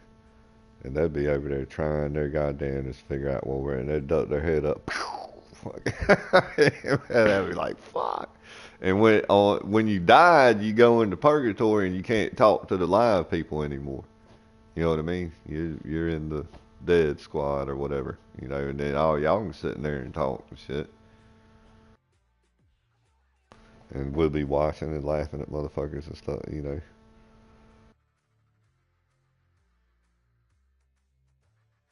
I was in the clan. I forget what that clan was. I was in there with some Marine Corps dudes.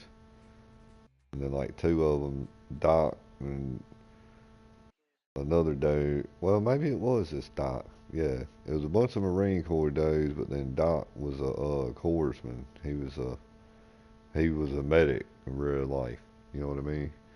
They lived down there somewhere, man, because they was sheriffs down there in one of them counties down there in Central Florida or South Florida or something. Old Doc UMSC.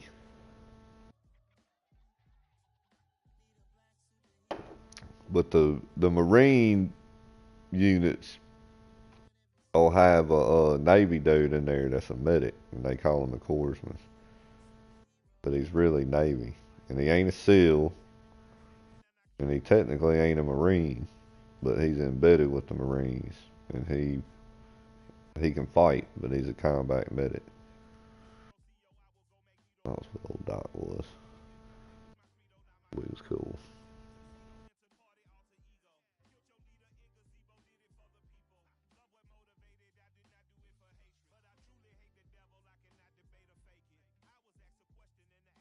Oh man, I think I could have did good in the military. But I might have got fucking blown up or something. I watched the special the other night on that the Jessica Lynch thing. That was on Netflix, I think. And that dude I went to high school with got killed in that ambush.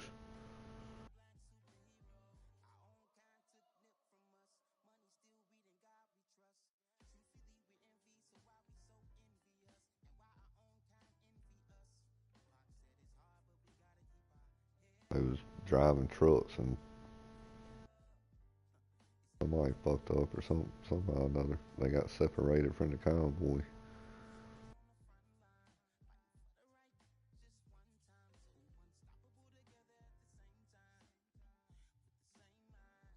That's when we was first over there in Iraq.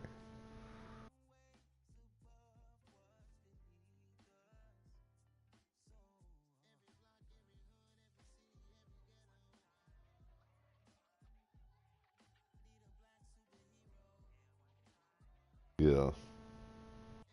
It would really suck to be somewhere where motherfuckers want to blow you up and shoot guns at you. For real, for real. Be pretty shitty.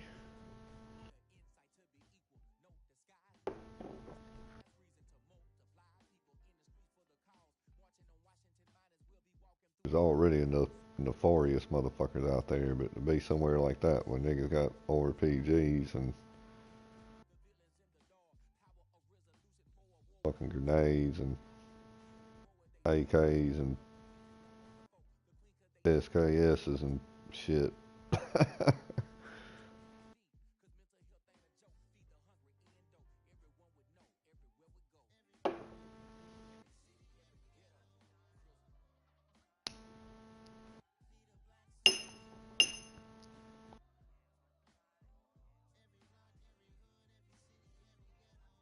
You ain't getting the Madden, huh?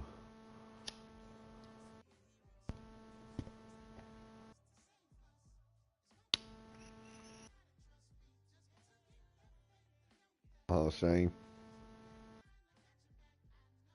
I said you ain't getting the Madden, huh?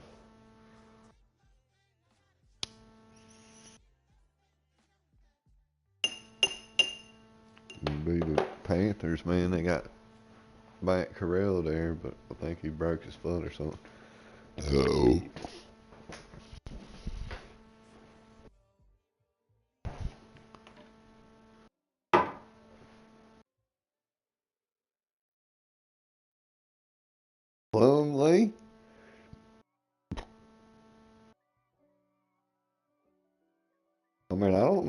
the best for the kid, man. You know, he had some exciting moments. Why? What did he do? Corral came from California and took his job.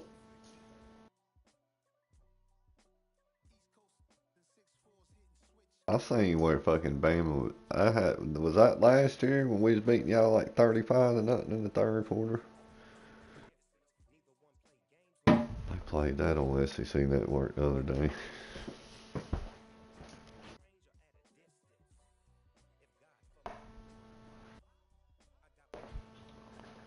Yeah, it was like 21-0 quick. I think it was 28-0 at the half.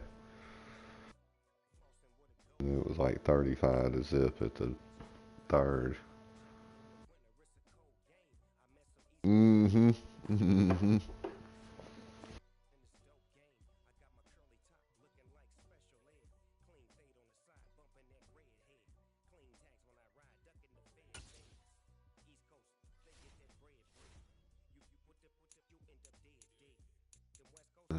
Let's see who's trying, I reckon. But I mean, I don't know. Central Florida, I mean, who they fucking play might go down there and do good. Gus Malzahn fucking ate paint chips when he was a kid, though. I don't give a fuck what nobody says.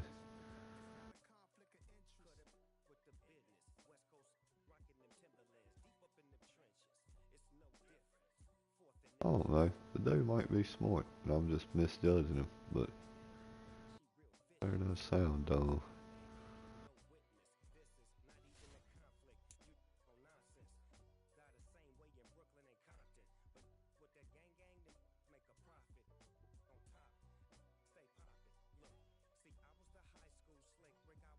Yeah, I mean, you know, as much as I don't like him, dude, Cam Newton was a fucking athletic specimen, dude.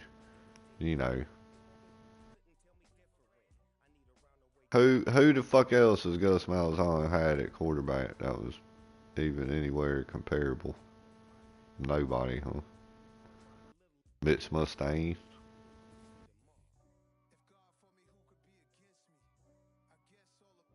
Yeah, but I'm saying his system ain't that good. His system is a high school system, dude. Cam Newton was just an exceptional athlete with fucking Cadillac Williams and Ronnie Brown at running back and the goddamn offensive line that probably every one of them fucking went to the league and played for 5 to 10 years. That's what happened there. It wasn't no Gus Malzahn. It wasn't whatever that fucking Chisnick. It wasn't none of that, dude. It was Tommy Tuberville and them, Alabama being on probation and fucking Auburn recruiting like a motherfucker and paying players, and they was loaded, dude. That's, you know what I mean? That's what happened there. It wasn't because Chisnick or Gus Malzahn or anybody's like some kind of offensive wizard or anything. It was bullshit. It's fucking smoke and mirrors, dude.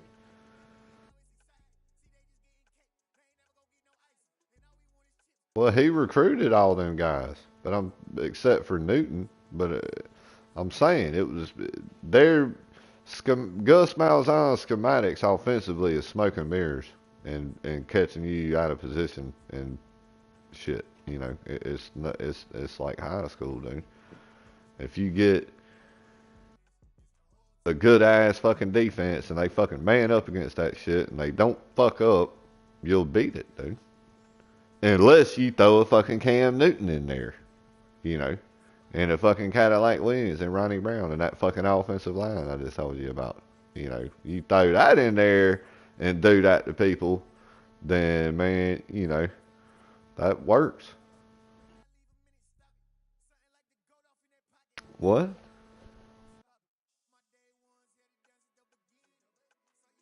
With Cam Newton?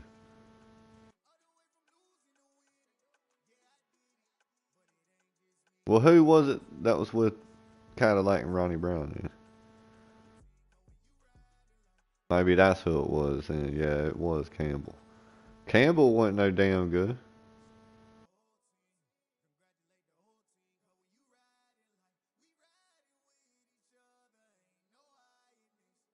He didn't play real a lot.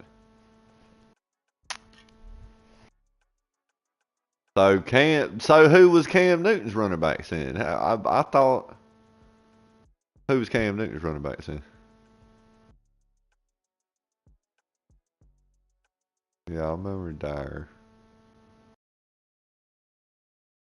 Yeah, well them niggas suck then. Fannin might have played in the league for a little bit, but that fucking offensive line played in the league for a lot of bit. And Cam Newton was fucking 6'6", fucking 240, and ran a 4.4. That's why that shit was good. They could have did that in high school too. They, you know,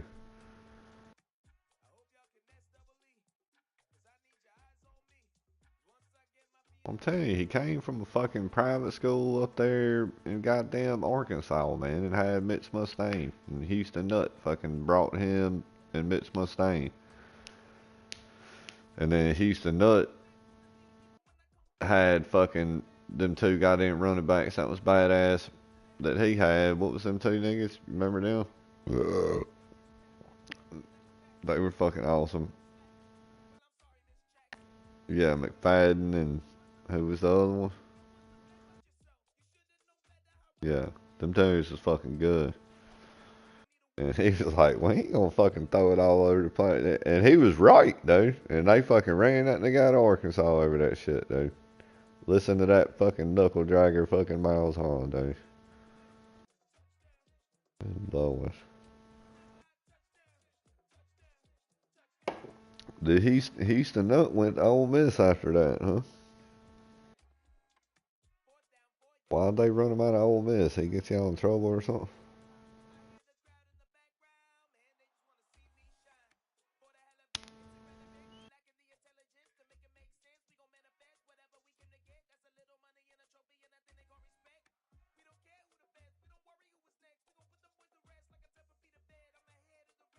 I'm thinking that Houston did leave because Ole Miss was in some NCAA trouble or something. But I mean, he wasn't real great neither. He didn't like win a whole bunch, but no, I like Houston Nutt. I think he was a good coach, man.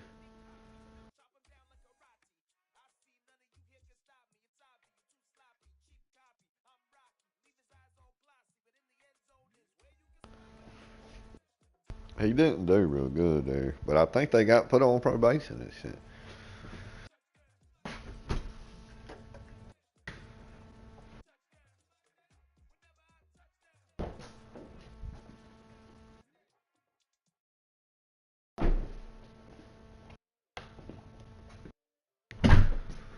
Man, I know I had some cigarettes in this motherfucker, man.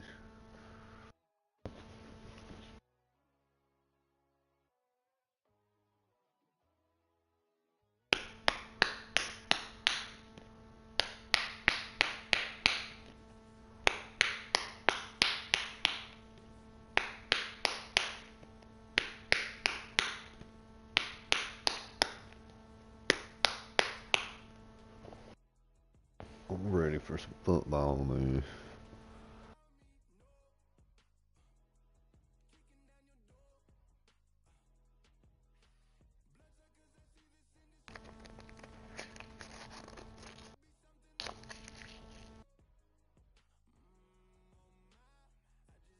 I wish we could play Ohio State's first game.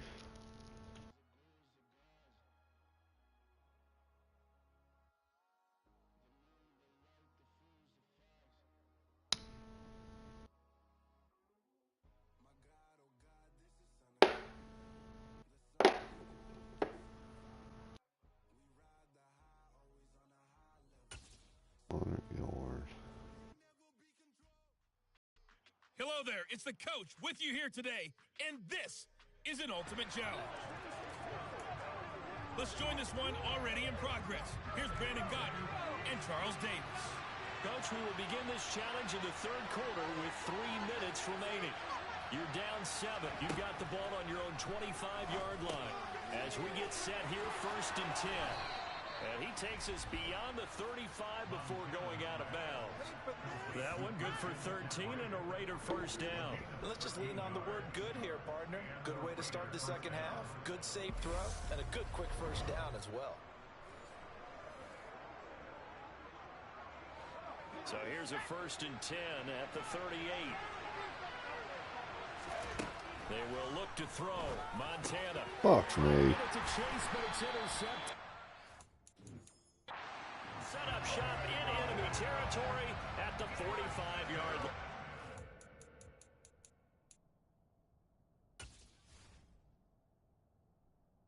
Yeah. Let's see, kayaking or paddleboarding? And the offense readies for a 1st down and 10. Maybe I bought an extra or something. McCaffrey running up the middle. George Karlaftis, the man to bring him down. Not a lot of running room there, not a place to make a cut and kind of exit out because they had everything bottled up. Looked to me like the linemen were taking on their blocks really well and giving up no creases. Yeah, I don't know. They say she was drinking and passing only. On 2nd and 7, Montana. Targeting Pitts on the out route, and he's got it complete. Oh, a solid stiff arm and some open field. And he's going to get this all the way down He inside. says she got mad at him because he told her not to jump off his thing or something. And as you saw right there, this is a guy with pretty good speed for a tight end. Nice job there, catching the short throw and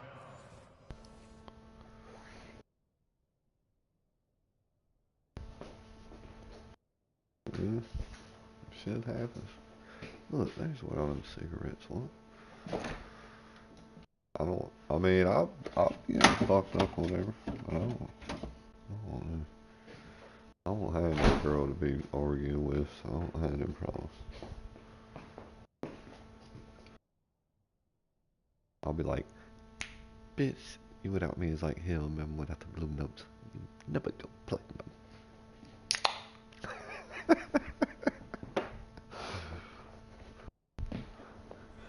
he can also be a weapon downfield as well. So the big play changes the complexion of things. Here's 1st and 10. Yeah, I mean, I want to go. I needed to go to Mobile, but I ended up getting drunk and I didn't go. And they'll get him down after a pickup of 8, 2nd and 2. And then I'm seriously thinking about calling them fucking dudes in Mobile and just canceling that other bitch and just getting up and going early to Mobile, and I can get Nick to come pick me up or something. And watch some football games or some bullshit and pick the car up. I just have to drive back and do like you said, stop, get out, smoke cigarettes. I mean, if I can save $200 fucking dollars, man, that's probably the thing I need to do.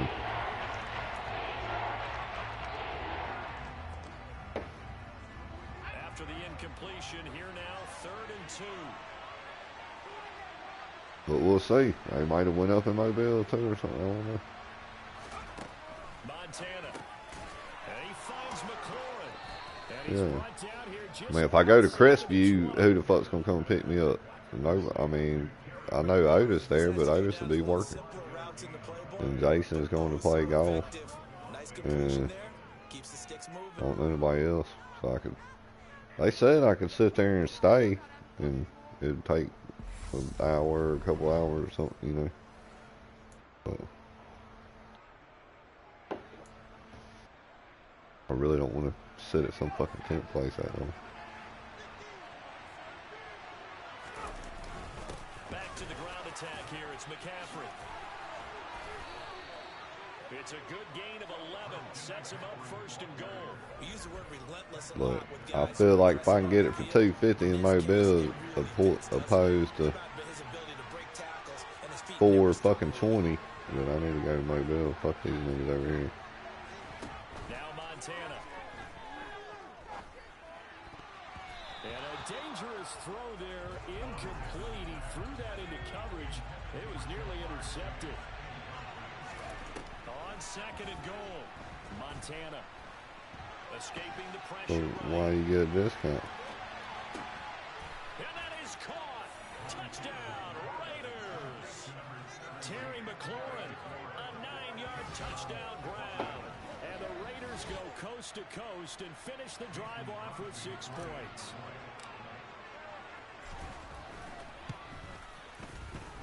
Alright, now I'm gonna get some tint somehow, because I need to put my lights and my camera back up. I ain't got my flashy lights for my dash cam and my rear view cam.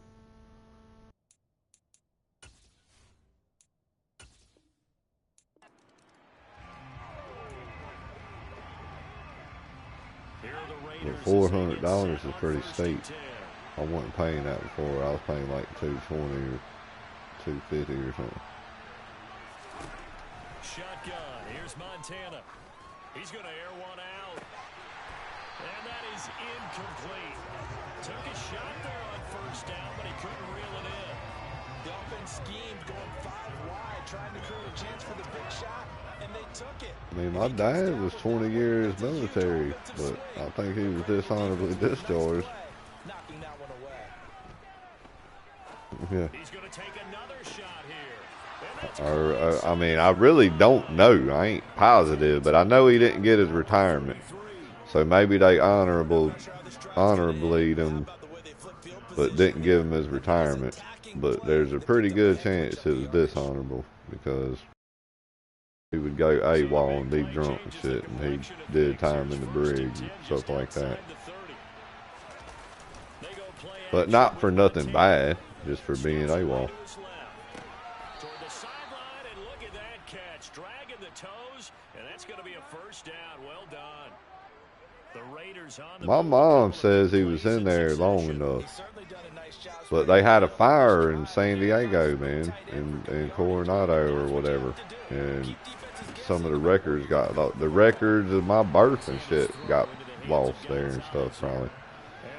I talked to another lady, my boy, Mike, what was their fucking name?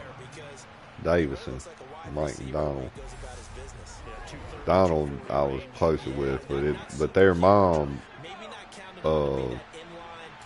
his dad was in the Navy too, and Mike was born around the same time I was, in the same hospital and shit. We sat there, that was fucked up. We was drunk one night, and she was like, "Where are you? You said your dad?" I was like, "Yeah." But she told me that. She was like, that hospital burned and all the records and shit burnt up, or something fucking caught fire and burnt over there. I don't know. I think it was a hospital, but they probably held records there. Something went down. But I remember when my dad was dying, my mom was telling him, "You was in there because we got married this year, and you enlisted right before we got married, and you had, you know, you got kicked out this year, and you had the years." So maybe he didn't get dishonorably discharged. He went to the VA and shit. So that one a pretty time-consuming 10-play But drive, and it's finished off by a receiving the Navy was saying that he didn't. The Navy was like, "You're a year short," and he was going to enlist. They was going to let him re-enlist, but he was sick with cancer and that. You know what I mean? If he could have got in like remission or whatever they called it, they was going to let him re-enlist and do some bullshit for a year and get it. Set ready to go. And they've got to be a little bit frustrated about that last drive. Yeah.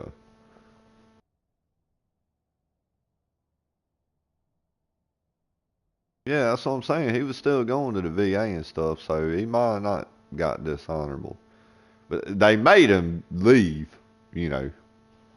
Like I said, I don't know the outcome. I mean, mom wasn't telling me that shit, and I guess I never asked. Nobody never told me, or I didn't ask. But if you're dishonorable, are they gonna let you get VA privileges? Yeah, so I think he wasn't. I think they just pretty much like, you know, you're done. Here you go leave and go get drunk and do whatever the fuck you want to do, you know. You ain't doing it around here no more. But he'd go, man. He'd go on the ship, and then when they'd let him off, the motherfucker, you might not find him. I don't know. Apparently, that's what the problem was. He wasn't, like I said, he wasn't like doing super nefarious shit or nothing. Motherfucker was just a drunk, was a goddamn old drunk sailor.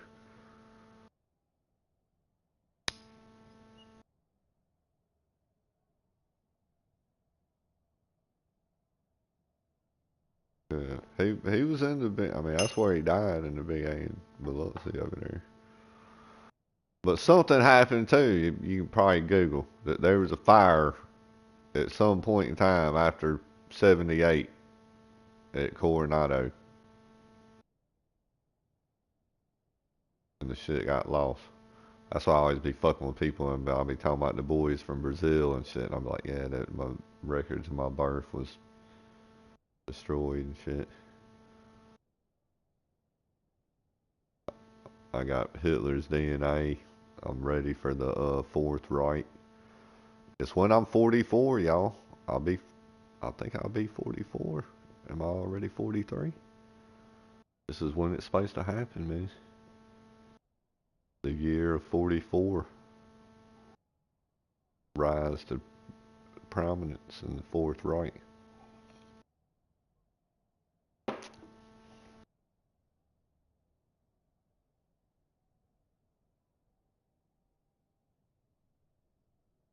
Seems like a good time to do it. That's for goddamn sure.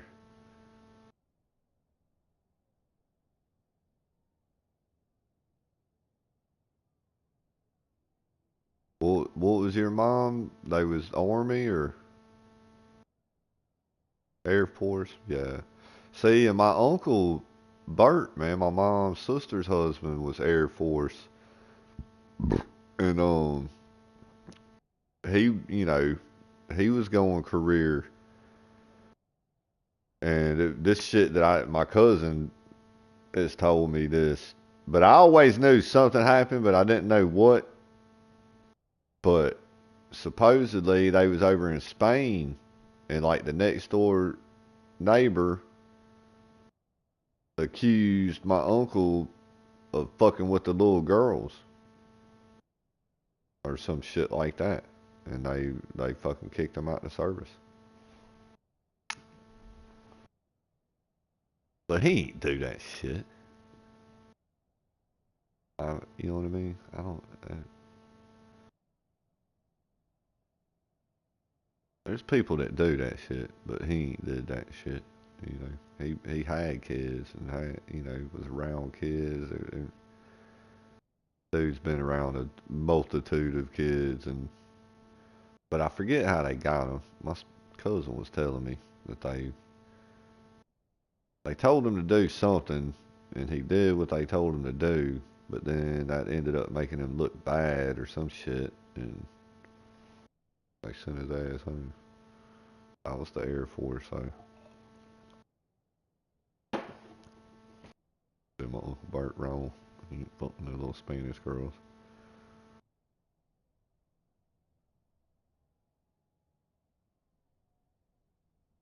Then my mom's older sister, Uncle Hugh, he was in the Coast Guard, but he didn't retire.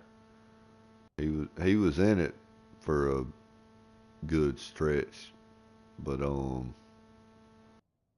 well, I say he didn't retire. Could be wrong. They was pretty old. Fuck, he might have retired Coast Guard and then went and I know he was an electrician and was in the unions and shit. He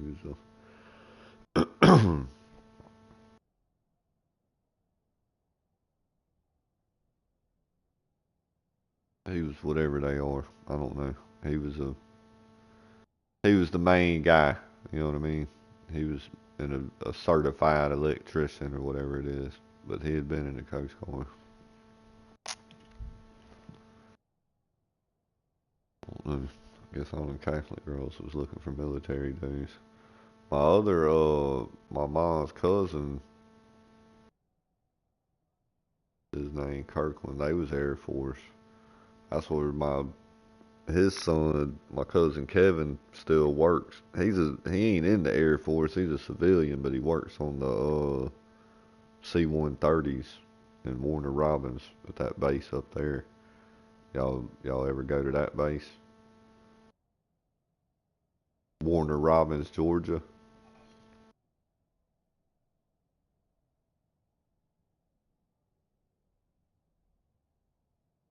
Yeah, that's where he stays up, you know. I went up there and stayed a summer one time when I was like 12 or something. I was getting in trouble and shit. But his dad was retired Air Force. He was career Air Force. Like I said, the military, and too, if they keep you that long, that you do get your 20 and retire, then you're fairly decent. Because if you ain't fairly decent, they'll get rid of your motherfucking ass. You know, especially nowadays. You know, they'll make you want to leave that motherfucker. That you'll leave voluntarily to not get it. You know what I mean? If they don't deem you an asset to them. I don't know. Like I said, I think I could have did good military, but man, I do not like waking up early. So that probably could have been a fucking problem.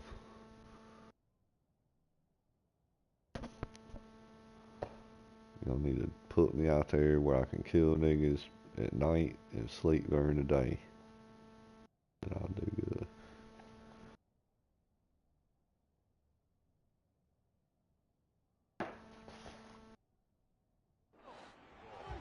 Always hurts a team because, you've put something out there, you've given yourself a chance, you're in range, and the ball doesn't go through So the there ain't post. no alligators where y'all went. Panic about, I don't believe. Just keep playing and keep going. Now here's a pass on first down. It's knocked away and incomplete. Following the incomplete pass, here they go again. 2nd and 10 from the 25. B said the water was pretty chill. They'll find Juju Smith-Schuster. And they'll get it all the way up about 5 yards shy of midfield. First connection there of the afternoon for those. Do that again? What? Say that again? I ain't no diver, man. But I don't care about. I'll swim. I know how to swim. I'm not a retard or nothing. But yeah, diving. Like they was talking about, I'll be jumped out that tree and shit. No, nigga, I ain't jumping out that tree. I ain't no.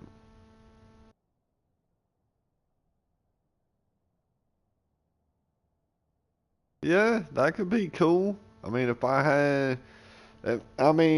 And look, I fucking smoked the shit out of cigarettes and weed, and you know, I don't know how long I could hold my breath underwater. It's different when you get in water. Yeah, I'm saying I might get under there and be like, God damn, I can't hold my breath for 30 seconds on this motherfucker or something. I don't know.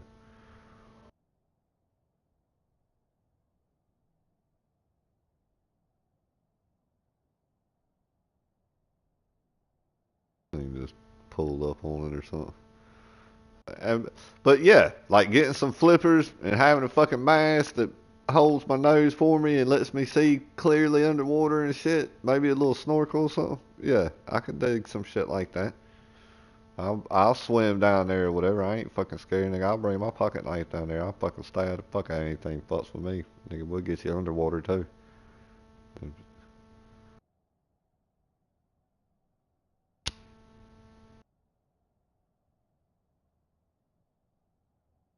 I've never got to go to one of them things like that. I've seen the beach. I've seen the river. I've seen all, and it ain't like I don't never want to do that kind of stuff again, but I'd rather go to something like that than something I ain't never seen before. If that might, the curiosity in me draws me towards that more than the stuff I've ever seen.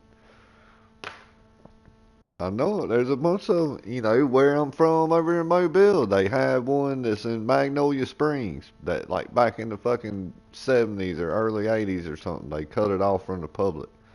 And it's a crystal clear fucking badass spring. It's the only one around. And it's in South Baldwin, you know.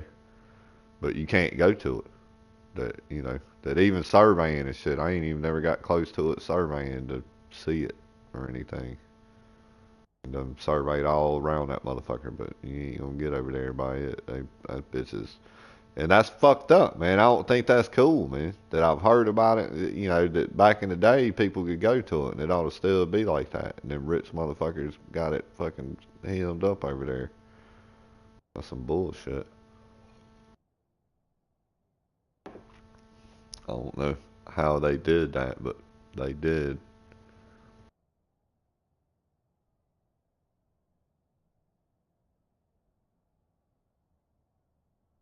Who? What? Magnolia Springs?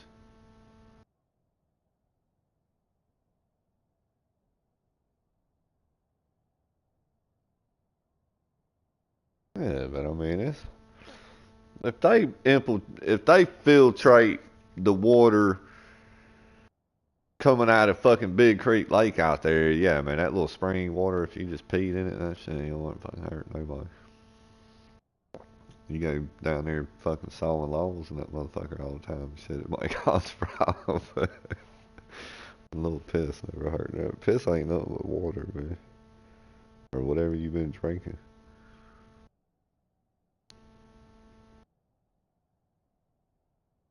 I mean, I don't want you to pee on me or nothing. I'm just saying that pee it ain't the worst fucking thing that could get on you.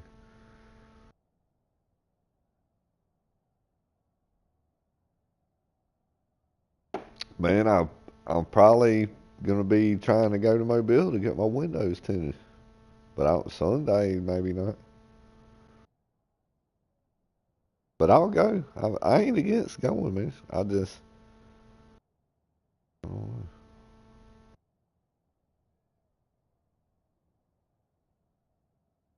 Like I said, I'll go fucking buy flippers and shit and go down there and goddamn James Bond find the fucking gold down there or something.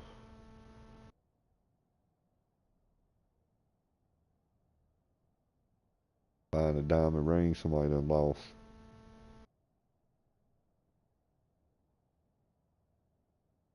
But I'm curious of that too. That how, depending on how deep it is and shit, how deep can I go before I get down there and I'm like, fuck, I can't breathe.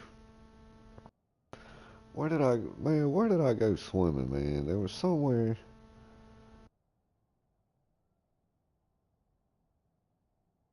There was somewhere, and we was in a pool or something. And it's been years ago, but I remember getting down there in the pool, and I don't know, we could have been drinking too. But I remember thinking like, man, I don't never remember holding my breath being difficult like this. It seems like it ain't, but I thought maybe because I'm drinking or I smoke too much and shit. I don't know. I can't remember what the fuck I was doing.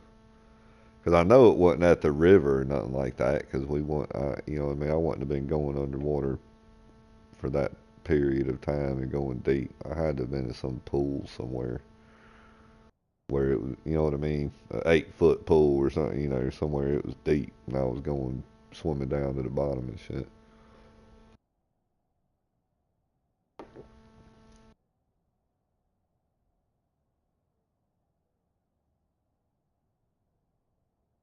I mean, like I said, I can swim. That I bet you I know what I won't do is go out there and drown, you know, because motherfucker, I know how to swim, and I know I ain't got no gills and shit, so I ain't gonna be putting myself into drowning situations.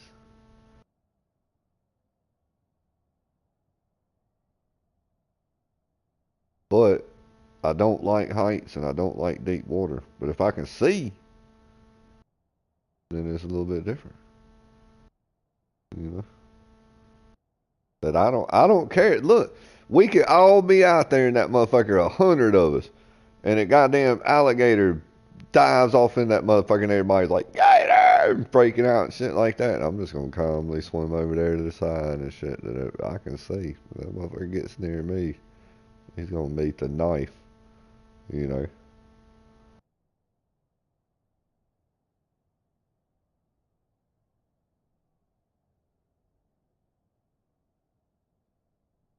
I'm just telling you, I'll try to kill that motherfucker, but if you're in the water with a gator, you're at a huge disadvantage. And it don't take them many years to get longer than me. You know, probably about what? How long do you think it takes a gator to get 6 feet? About 2 years? No, that motherfucker ain't gonna kill me, nigga, 'cause it's gonna be on. 'Cause I'm telling you, I'm gonna have a knife and it's gonna regret ever fucking with me. But I don't want to be scored and bit all up and shit, nigga.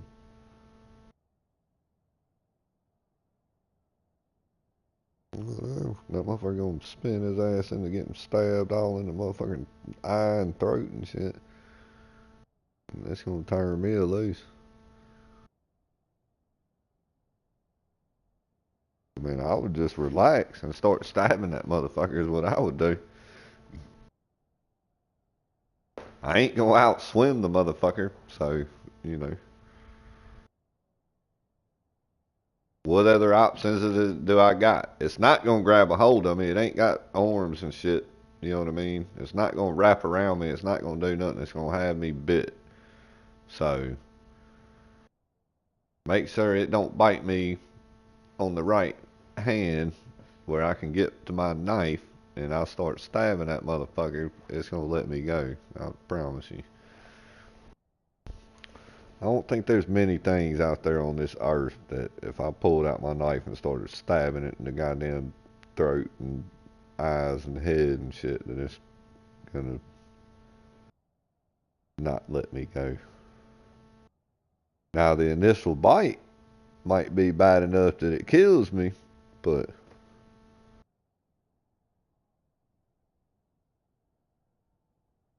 if I could just make it where it didn't eat me, where it went off and died too, then that would be a little moral victory.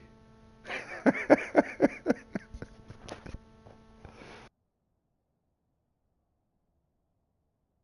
least I would die knowing I killed that motherfucker too.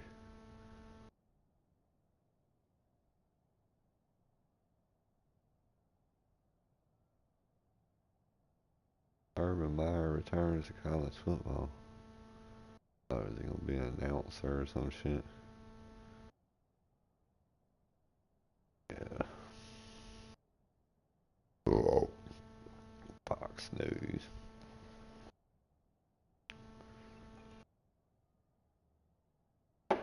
I think the same thing about Urban Meyer now, Albie. The Urban Meyer and Nick, what's his name? Dan Mullen. Yeah, them niggas ain't shit.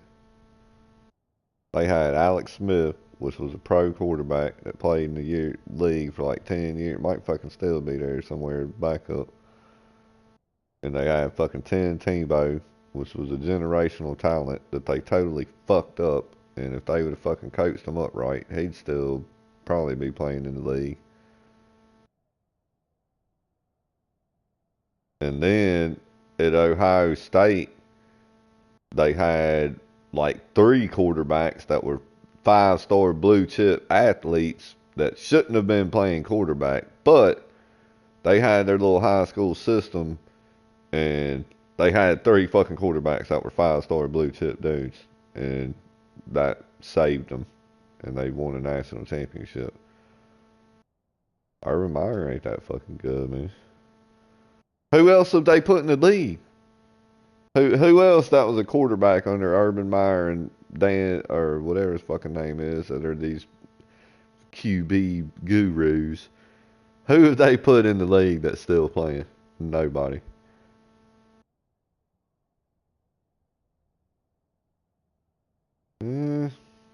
I I say that falls into the luck category for Mullins, dude.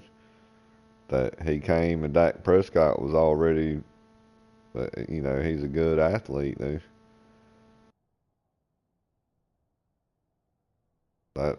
That team was poised to be good when he came there.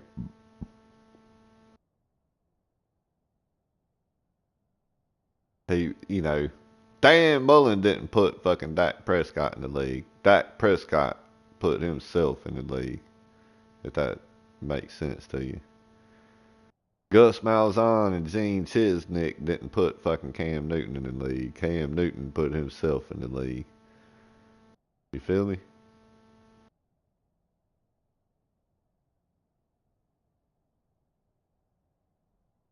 That, you know, David Cutcliffe tremendously helped the Mannings get into the league. But the Mannings have been playing football their whole life, and they just knew who to go have good tutelage under. You know, Peyton went to Tennessee and coached with him, and then when he was at Ole Miss, it was a given that, you know, Eli was going to go there and go play for Cutcliffe too. But David Cutcliffe is an offensive genius, you know, not fucking or is a QB wizard, not them other motherfuckers, you know. And then so who is Cutcliffe put in the league? How many has he got?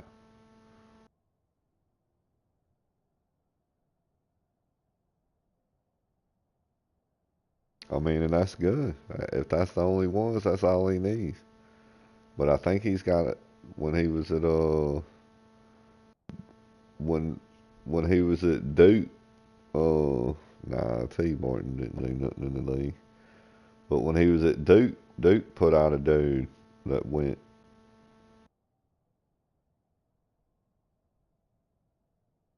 It was like Kyle fucking or some bullshit like that. But I think there was another dude that come out of Duke that was.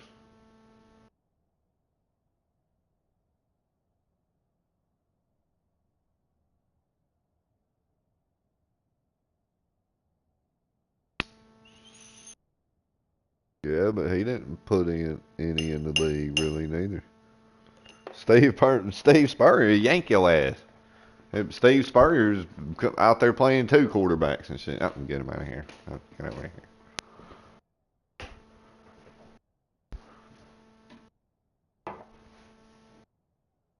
But Spurrier had good offense, yeah. You know, Spurrier wasn't a quarterback guru. Spurrier was a good offensive guru. You know, he could game plan good and adjust on the fly and shit.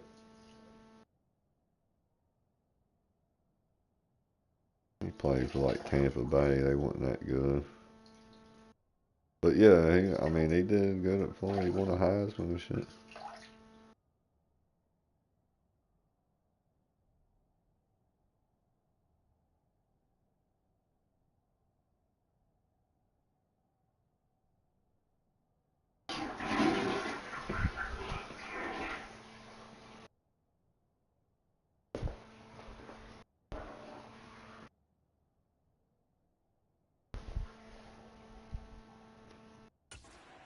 First down.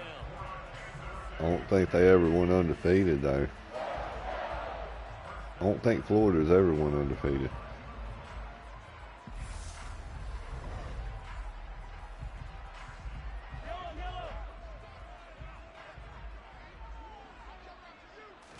They hadn't, dude, I'm telling you. They lost to Ole Miss when Tebow and them won it, and then they was undefeated, and we was undefeated. John Parker Wilson beat them.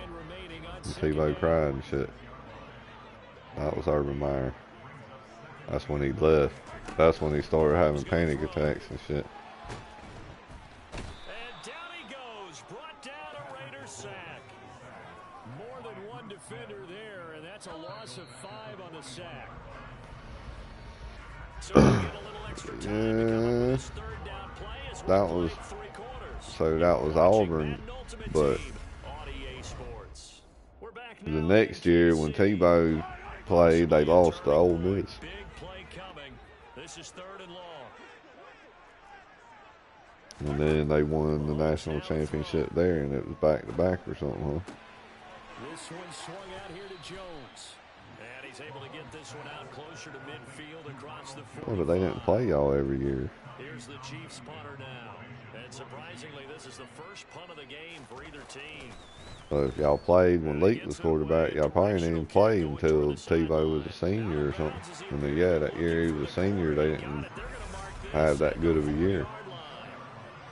But he was a sophomore, and they lost to Ole Miss, and they beat us in the SEC championship and won it. And then when he was a junior, they went undefeated, and we played in the SEC championship. We beat them, and they didn't win it. And then in his senior year, I don't remember what happened.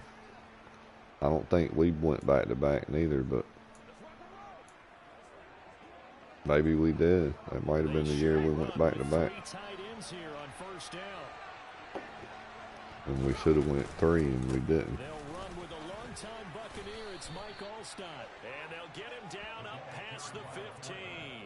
Trying to find some space to operate, and now they'll have it. A gain of 12. You know, every time they're paying motherfuckers at 40.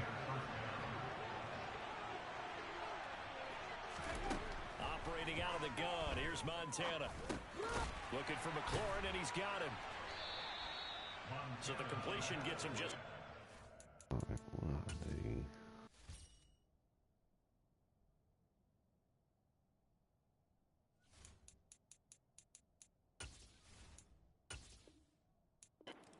But Tebow was good, dude. Tebow, he was, man.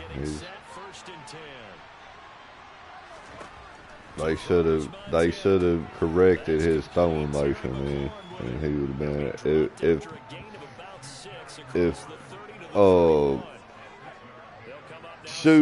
Mike Shula would have got a hold of Tebow would be like just now retiring, if not still playing in the league. I guarantee it.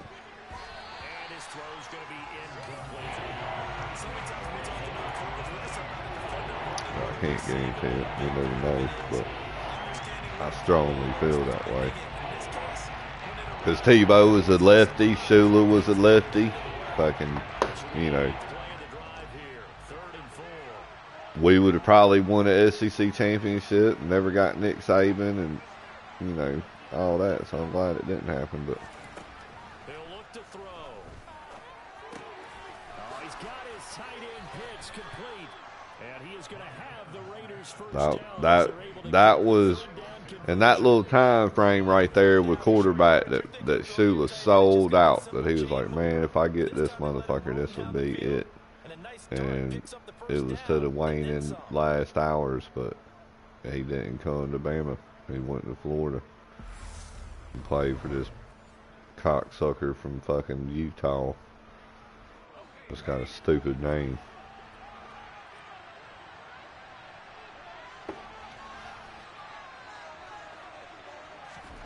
On first down, Montana. He will find his man Chase complete. And he's got to be out of bounds, but not before he takes it inside the 40. A good gain again. That's now 31 yards combined on those last 2 plays. Had a panic attack when he had the best team he'd ever seen in his life, and Alabama fucking beat him in the SEC title game. But we should have won that first game, dude. But Tim Tebow fucking played phenomenally, dude, and went out there and you know, that was, you know, that motherfuckers say, oh man, Tebow wasn't a good quarterback and he wasn't accurate and all that. Man, go watch that fucking SEC title game and watch where he was putting them balls. But he was fucking on point, dude. They're wanting it. You couldn't stop it, dude. Our dudes was, we had, man, probably Javier Arenas and shit back then, you know what I mean? We had dudes that went to the league and played corner, man, and we could not fucking stop them, dude. Them dudes was covering them dudes like white on rice. And Tebow was just putting the ball where it needed to be. And these something up downfield in a later sequence, right? A lot of the time, it starts to draw the defense closer to the line of scrimmage. So to your point, show this swing pass, show this check down. Maybe later on to heave one deep when you catch him close to the spot. Play fake. Now here's Montana. And that is caught. Touchdown, Raiders. But his throwing motion sucks, man. An 18-yard touchdown grab. He didn't have a quick release, man, and they didn't do it. You go look it up, and they're all over ESPN talking about it and shit, and talking about we didn't fuck because we didn't want to mess with him, or no, y'all should have did that. That was the thing when he came there and he was a freshman and Leak was the fucking starting quarterback. Yeah, they let him go out there and run around and shit, but they should have fucking been honing on his fucking, passing skills. And, man, it would have benefited him greatly, dude, because he was a smart guy and he was athletic as fuck. And, man, yeah, he didn't have the strongest arm in the world, but it wasn't fucking weak, He ain't got the wits of fucking McElroy or nothing, but the dude had way more athleticism. You fix that throwing motion, dude, he's going to be a fucking Peyton Manning out there, dude, that can run.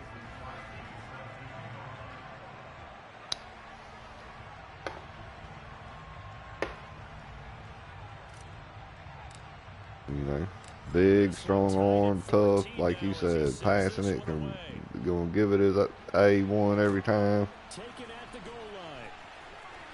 He didn't, like I said, I've seen him be accurate. It was just, man, in the NFL, your release being that slow, dude, it's not gonna fucking cut it, dude.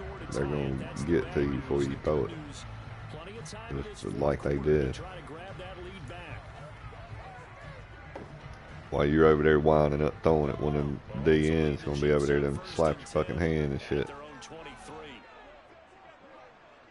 It's a different ball game. Here's a play fake as they set up to throw. Throwing the out route here, and it's complete to And your speed ain't gonna factor as much in, you know what I mean? That Tebow probably ran a 4 or 5 or something in college. That was fast as fuck.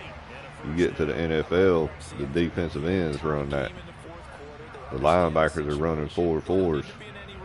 The DBs are running 4.3s and 4.2s. You're not going to fucking outrun them like that in the pros. Cam got away with it because he wasn't the breakaway speed 50-yard touchdown runner. He was fucking big, and he could withstand that shit. He was big like a fucking linebacker or an end or something. He could take them guys. He was bigger than most of the linebackers, really.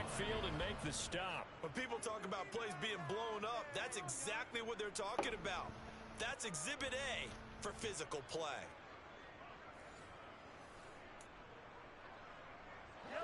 So their task a little bit more difficult now. 2nd and 13 that they're walking up on. Nah, not at all. I mean, he probably ran a 4.5 or something, man. But, or a 4.6 even. But if you're 6'6", fucking 240 or 245, and you can do that, man, that's a lot of weight coming at you. Like I said, especially in college, dude, that you're going to be bigger than most of the fucking linebackers and shit, man. So you get past the D-line, which he had a fucking all-star offensive line, you get past that, dude, and you're out there with goddamn safeties and shit, corners, and, There's no decision to be made, in my estimation. Here's the Chiefs punter now. Yeah, they're not going to be able to just run up and thud you and you fall down. And he wasn't sliding, so. I was telling, what was the dude? There was a dude from Arkansas, Matt Jones, and then there was a dude from Mississippi State. I swear to it seems like that they were fucking white boys and they were just big, dude, and kind of quick. And, man, them motherfuckers played us in the probation years. The motherfuckers ran all over our ass, though. Goddamn quarterbacks.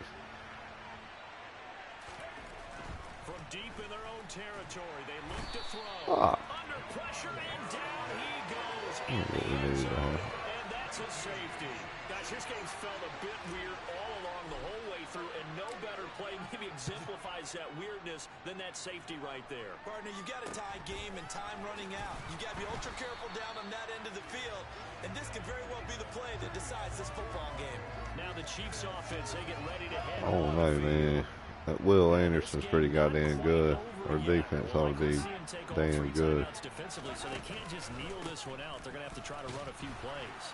You're exactly right. They've got to get a first Anderson. down and make them use up all their timeouts. Ain't that his name, Will Anderson? Linebacker dude or whatever, yeah.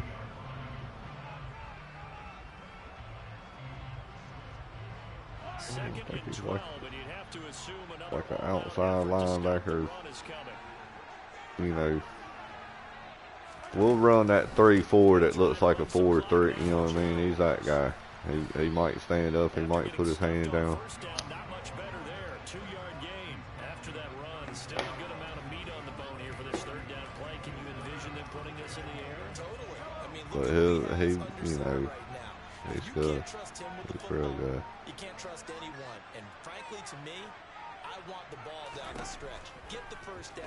Keep it in the hands of my offense. I don't want to turn it over. Damn it. And now the ball's out. Fumble near midfield. And the Raiders pick it up.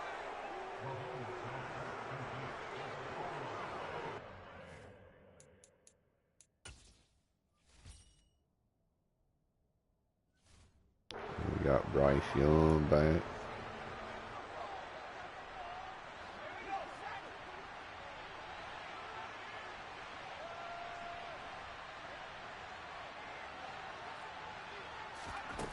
He's back to throw. Throwing for Chase on the crosser. He's got it. And they're able to work this to the 25 before it's over. I think, man, that there's a plethora of dudes that, you know what I mean?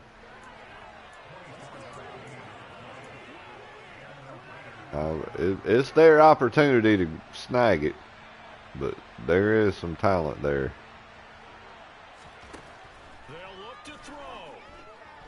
Being chased out left.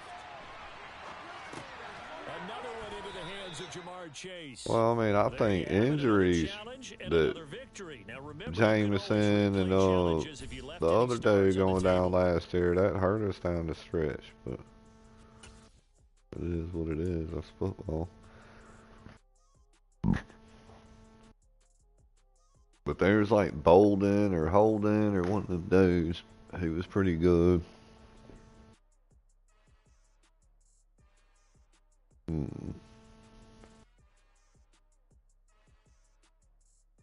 Billing, well, nah, Billingsley might have left.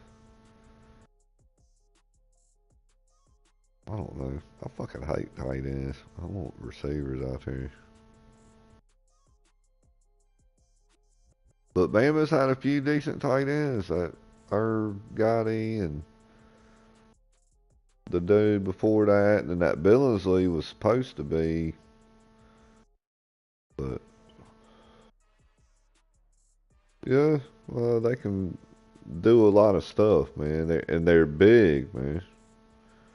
It's just like we was talking about Cam Newton, man. If you got a big dude like that you can go throw it to down there, and then he's back there in the secondary against DBs, he's fucking bigger than they are, you know.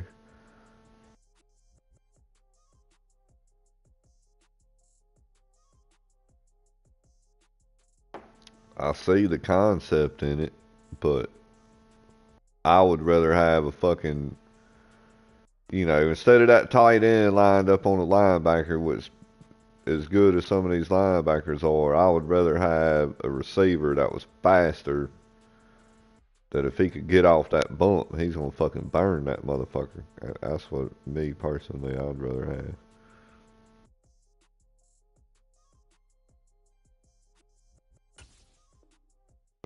Well, then that's when you bring that old fatty over there that's fullback or something. Hello, everyone. You're That watching people Ultimate have gotten rid of the Championship. fullbacks, though. And The fullback coach. was a, you know, a good position to have, though, that a fullback can catch it a little bit and block like a motherfucker and run it a little bit. But that lead blocking fullback, that fuck all just throwing it to the tight end. The offense for Las Vegas about set to begin the drive. And partner, I know so far, we're still in the first half, but you love this game as a defensive guy. 0-0. We'll see if the offense can get going on it. What time is it?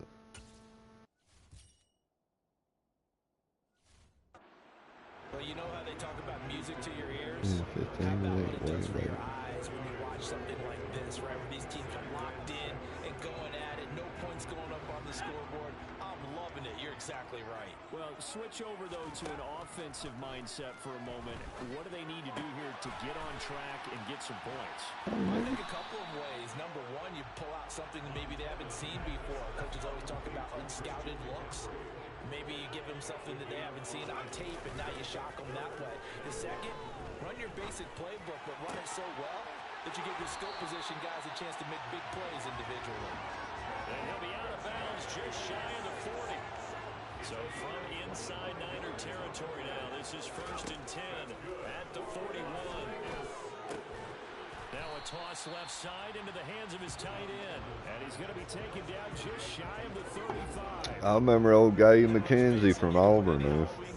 He went to Davidson. I'll be fucking with that nigga. He'd come to my building, being the Hooters and shit. I'm like, roll time on That's what they tried to do. Lined up on his right, tried to work his way back to his left, but just a minimal gain as the defense was able to react quickly. From the 36, Montana. And that is incomplete. Nearly intercepted. The free safety couldn't quite get his hands around it. They got me playing with Joe Montana over here. Throwing the out route incomplete. That's Gonzalez. And they'll have it in the red zone before he crosses over out of bounds. I wonder if fucking Ohio State's gonna beat the fuck out of Notre Dame. We often hear the phrase sure-handed tight ends, and he certainly fits into that category. Plus, he's got a quarterback who knows to look his way when they need a big pickup. And on this play, he finds it for the first down. Flush to his right. That would almost intercept it, but it's incomplete. Not a good throw there, and it'll be 2nd down. To throw once more on 2nd and 10.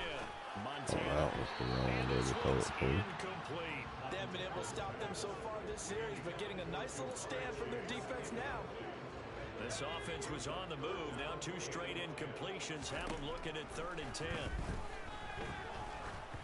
A throw there, but that's going to wind up incomplete. So 2 third-down conversions on this drive, but not able to get a third, and now they deal with 4th down. Sometimes the game is pretty simple. Put a few extra defensive backs on the field, give them nowhere to throw the football, force the incompletion, and get off the field on 3rd down. Flushed out right. And it's incomplete. They cannot convert, and they turn it over. The Raiders try it on 4th down, but to...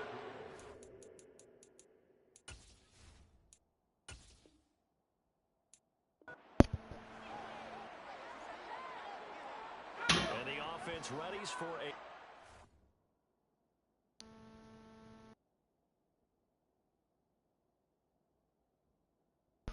Who, man, when does Bama and everybody play, though?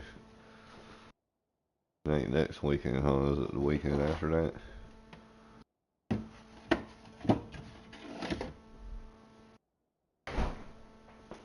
Who's Ole Miss play first? They going down? Yeah, that's gonna be a big one. Who, man. 10. Throw left side complete to Chase. And he's able to get this one up to his 30 before he's out of bounds. Ball on the 30. They'll come up with a 2nd and 5. Now Montana. Come on, Montana. This one incomplete. Fucking Joe Montana, for Christ's sake, man. You can't hit that throw. He earned a little more attention on that route, and that made it a lot tougher to get a clean throw his way. Now a shot take. This nigga sucks.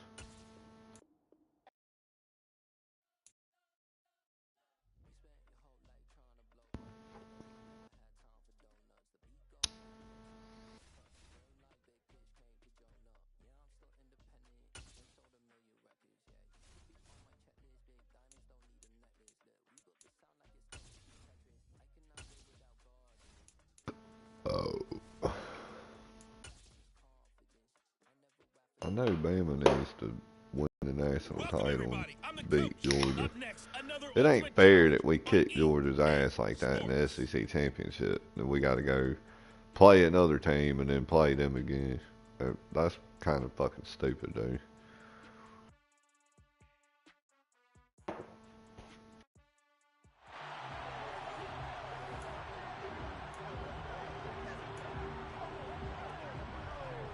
Las Vegas offense ready to start this it's hard to beat a good team twice. It ain't none of them motherfuckers in the Pac-12, Big 12, Big 10, or any of them conferences having to do that. Except for the SEC, who we're putting 2 and damn near 3 in the national championship.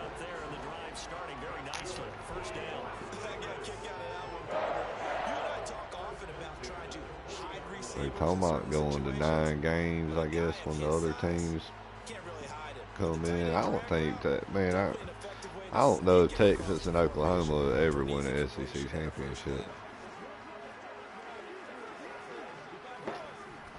If Texas or Oklahoma will ever win an SEC title. First carry for Christian McCaffrey. And he gets this one to midfield before he's brought down. I mean, if any of the teams that ain't the original teams even won one, I don't think so. Straight ahead running. I think that might be something we see a lot of between the tackles today. Well, he's enjoying things so far here this afternoon. Sees a crease and bursts through it for a solid game. Now a quick throw to Moss. This will be stopped about 2 yards shy of the marker. 8-yard gain, 2nd and 2. On 2nd and 2, Montana. He finds his man, complete. It's Gonzalez. And he's going to be marked down just inside the 35. Tennessee won 1, Auburn, Georgia, Alabama, Florida. A lot of guys used to be basketball players. I don't think Vandy's won 1. That's really good. Ole Miss has won them back in the day. Great hand-eye coordination. Guys who know how to control their bodies when they run their routes. Arkansas ain't never won 1. South Carolina ain't never won 1. Missouri, A&M. Montana. Over the middle, complete. That's Gonzalez. And he'll be marked down at about the 26-yard line. And that's So the what? really good pickup on first down. Makes some niggas think they're gonna come up in here and do it. And he's able to get it to the edge of the red zone at the 20-yard line. My goddamn drunk ass pulling some Georgia right there. Aggravating.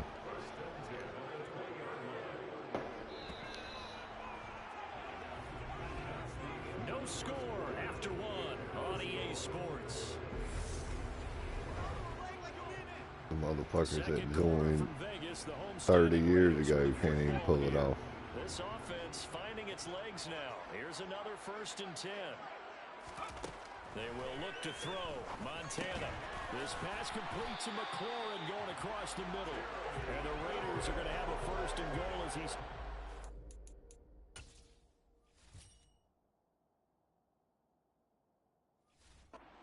about the 8-yard line. From the 8, they've got it 1st and goal. They'll look to throw here. I know what that's. Nearly a turnover, but it's incomplete. Oh, fortunate to retain possession there, and it's 2nd down. Shotgun. Here's Montana. Damn, nigga threw my dude down. And that is caught. Touchdown, Raiders. Terry McLaurin from 8 yards out. And the Raiders go nearly the length of the field and finish it off with 6 Albie, you ain't ready to start surveying yet? So he scrambled right, but was able to look back toward the They said he'd give you $15 an hour to come out there and help him chop bushes or something. Break the rules because we all know most guys throwing the football are taught never throw back into the middle of the field on a scramble. He did it and got away with it for a touchdown. instinct sometimes, right? They just take over. Instinct instinct and vision. Sometimes you just see people who are open, you're able to get it to them. Huh? Don't be ignoring me over there, boy. Need to get out there in the woods, son. Get hot and bothered. Get bit by mosquitoes and shit.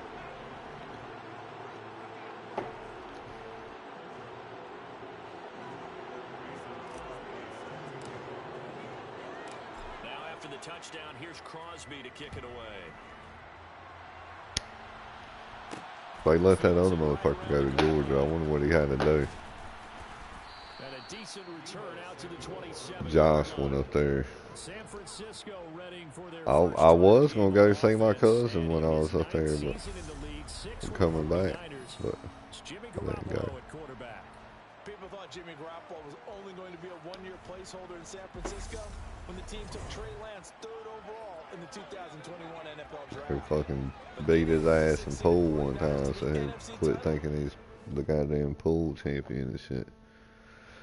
Y'all don't never play no fucking pool, man, or foosball or nothing? I'm telling you, I guess even when I was a kid, I went and did inside shit, man, that I'd be in the pool hall or whatever. But fuck the pool.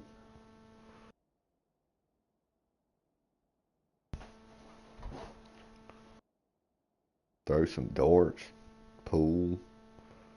Fuck, I'll go bowling.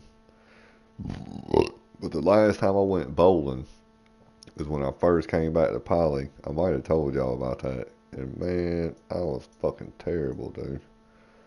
I got beat by all kind of girls and little kids and shit.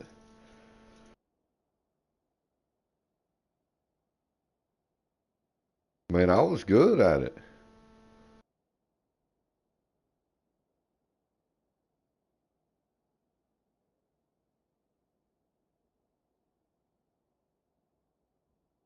I mean, it's fun. I didn't have a bad time. I just was really awful. It was like, god damn. I was kind of fucked up, but not bad fucked up. I mean, it was like the company party. I wasn't like plastered or nothing.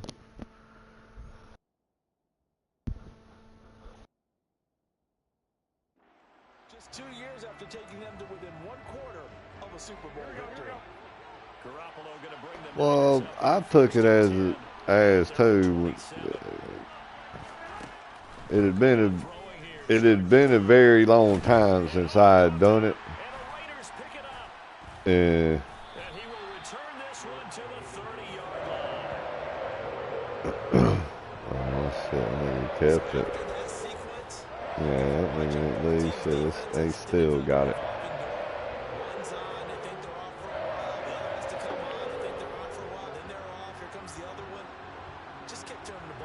I would have been like, all right, replacement, nigga. I need my ball replaced. You got to quit letting niggas take your shit, Albert. You got to fight over that. If somebody takes your shit, or you let them borrow it, and you don't get nothing back, fight. Either replace or fight. That's the only options.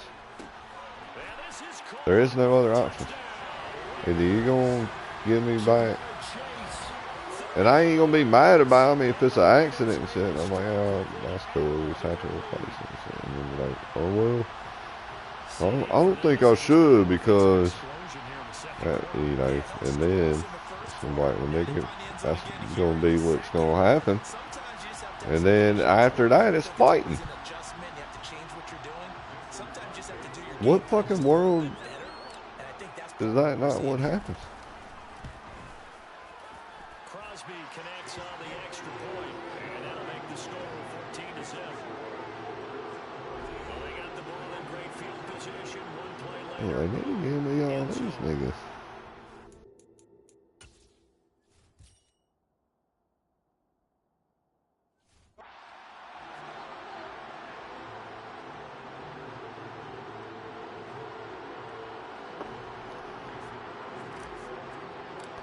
So man, if y'all had y'all's guns a while, y'all ain't shot each other, man, that's a plus. Oh, when's the last time y'all went and shot the gun? And the tackle going to be made right there at the 25-yard. Yeah, I mean, I hadn't shot mine, and I got the AR that I ain't even shot yet.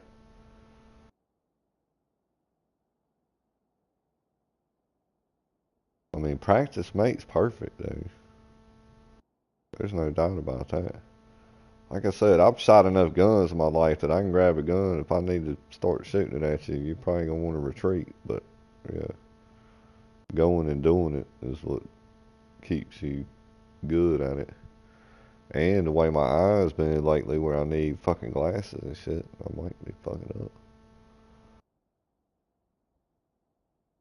I just don't want to go to the eye doctor or nothing, man. This shit seems like a hassle, dude. What are they gonna do, man? They ain't gonna like put nothing and like hold my eyelids open or nothing, is it? Who? Nigga, I got a sword in the corner. I got a gun. I could probably. It, I might fall somewhere and there'd be a weapon over there. But I told you, anything's a weapon, man. I got a boot, man. There's boots around up in this mother. Goddamn, anything's a weapon. You gotta have something. I mean, y'all ain't got the gun right by y'all where y'all sleep.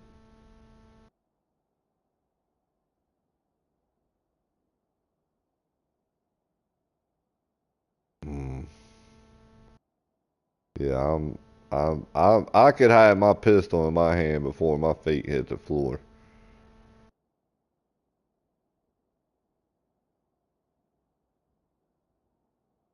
I mean, you got a kid roaming around, yeah, but that kid needs to fucking know you don't touch that goddamn gun. That's like sticking your finger in an electrical socket or something.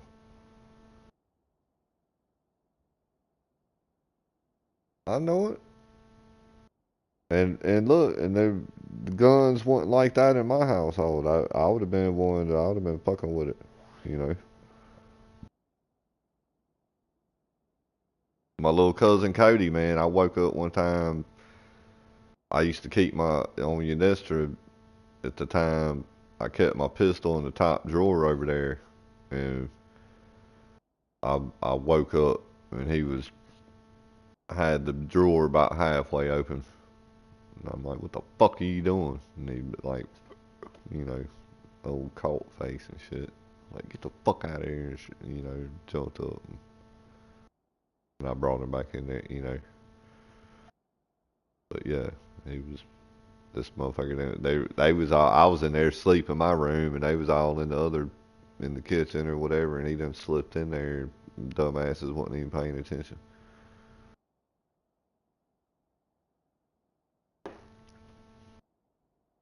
But that being said, you could still keep it. I mean, you got a dog, and you got a lot of stuff that should alert you before somebody's in your house. So necessarily, you shouldn't need it right as you know. I don't know. I just come from your nester, bro, and I slept right by a window.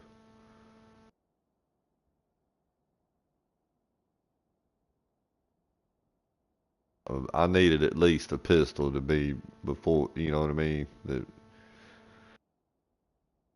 I would rather be barefoot with a pistol than have my boots on without one, if that makes any sense.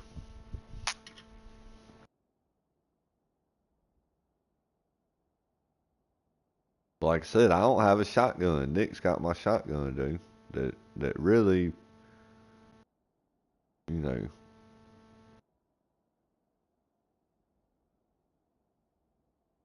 with the shotgun. Nah, I'll give that nigga one. I mean, I basically have gave it to him. That's what I'm getting at. I need to buy me a new one. I ain't let him have it, but I don't. That's my boy. You know what I mean? That'd be like if y'all motherfuckers was sitting over there and didn't have no gun or something, and something happened, and I had one. I'd come bring y'all a goddamn gun. Be like, here, fucking keep the shit safe. Kill people if they fuck with you. Don't get killed.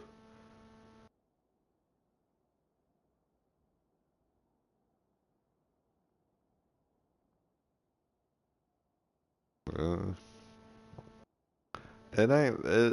Look, whatever. I don't know. I can do all that shit, but man, I don't want to, man. I don't want to stand on a thing and paddle.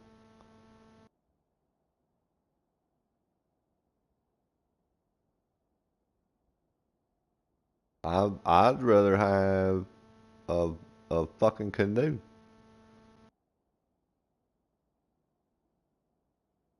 I mean, I don't. I think that would be good for Ant. That if I had my little single kayak with my little single ass, and y'all niggas could do whatever the fuck y'all want to do, and I'd be like a little Porsche out there. I'd be like, all right, fuck y'all niggas, and I'll be gone. Or if I needed to save one of y'all dumbasses from drowning, I could get over there real quick. But I ain't never had a kayak though. I ain't never did that. If they had one that was like a kind of a mini canoe, similar type, that I told y'all what I think a kayak is, and I know y'all showing me different shit or whatever, but yeah, man, just a little short canoe. Be cool with me.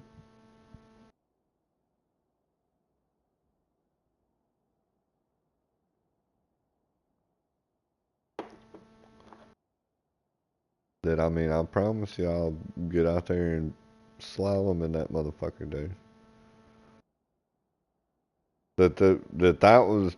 That was always my problem when I went canoeing, is that I would ride with somebody else, and then so after about the third or fourth time, it dawned on me that people are just fucking stupid, and I'm just gonna rent my own canoe.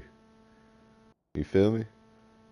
And then even back then, we'd be going down there, and they was all couples and shit, and I'd be solo, or I'll have Nick with me, or some, you know what I mean, or me, Nick, and Kevin would show up and hang out with them, and I would let Nick and Kevin get on a canoe, and I would rent my own, and I'll never flip, crash, nothing.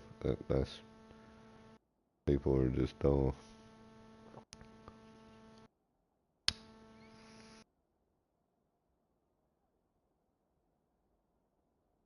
Is that sounded like fucking what was that motherfucker that used to sing Billy Ocean or something? What was that?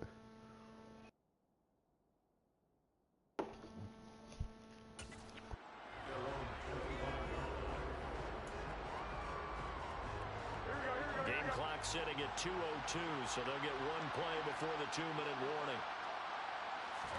They fake the give. Now Garoppolo looks to throw. He'll dump that one off to Mitchell. Look at this nigga. Did y'all hear about, man, that they blew up a car bomb or something in Russia and killed some friend of Putin's daughter or something? Was trying to kill the dude. It might be finna pop off over there.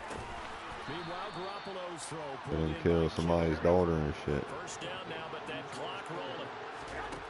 A shotgun snap for Garoppolo. Yeah, I agree with you, but they still gonna be pissed off when one of their daughters got killed leaving a music festival. I think he could have scanned downfield forever, but there wasn't anything available. Ends up throwing an incompletion, and I think he'll take that. Garoppolo again here on 2nd and 10. Man open, it's Deebo Samuel. On the move past the 40. And he's going to be out of bounds, but not before he takes it inside the 40. I agree with you. I'm just saying, when it gets gangster, dude, that motherfuckers don't like their daughters getting killed. And especially old gangster ass killer motherfucker, he really don't like it. That's caught by Mitchell. And he'll be taken down here just shy of the 30. It's almost a guarantee there's going to be retaliation, with no ifs, ands, or buts. I mean, I don't know who did it.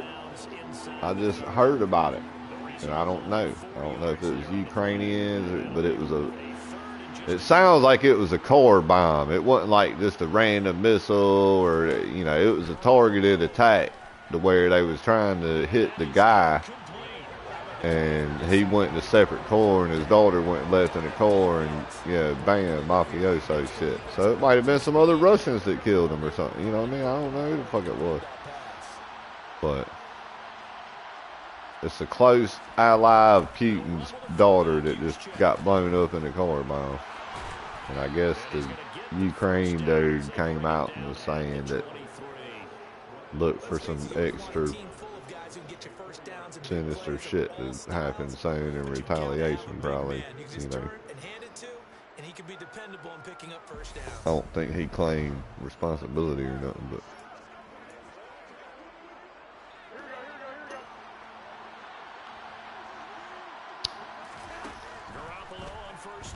I don't know, I'm just saying, it seems like an escalation. You know, yeah, when it comes down to it, who really did do that shit? You know, apparently it happened. So who did do it and what's behind that? You know, I don't think Russia is our ally, but the worst relationships with Russia is what we got going on right now, because they don't have no fear of us.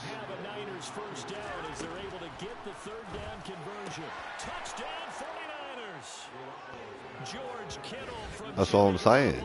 That at least even, you know, GW and Putin had talks. You know, Reagan fucking had talks with Gorbachev, and the Soviet Union collapsed. Fucking, you know, the Soviets were in a bad way for years, man. When Obama fucking got in office, it started getting better for him. And then when Trump got in office, it wasn't awful, but they wasn't fucking invading Ukraine and shit. And they did that shit over there in Syria or whatever, and we fucking bombed the fuck out of their shit immediately. And them niggas didn't do shit. You know, I think we killed one of their little Russian fucking generals or something over there in that strike in Syria when Trump hit the fuck out of them over there, and them niggas was chilling. And then, yeah, you bring the fucking Biden in there and they start invading countries and shit.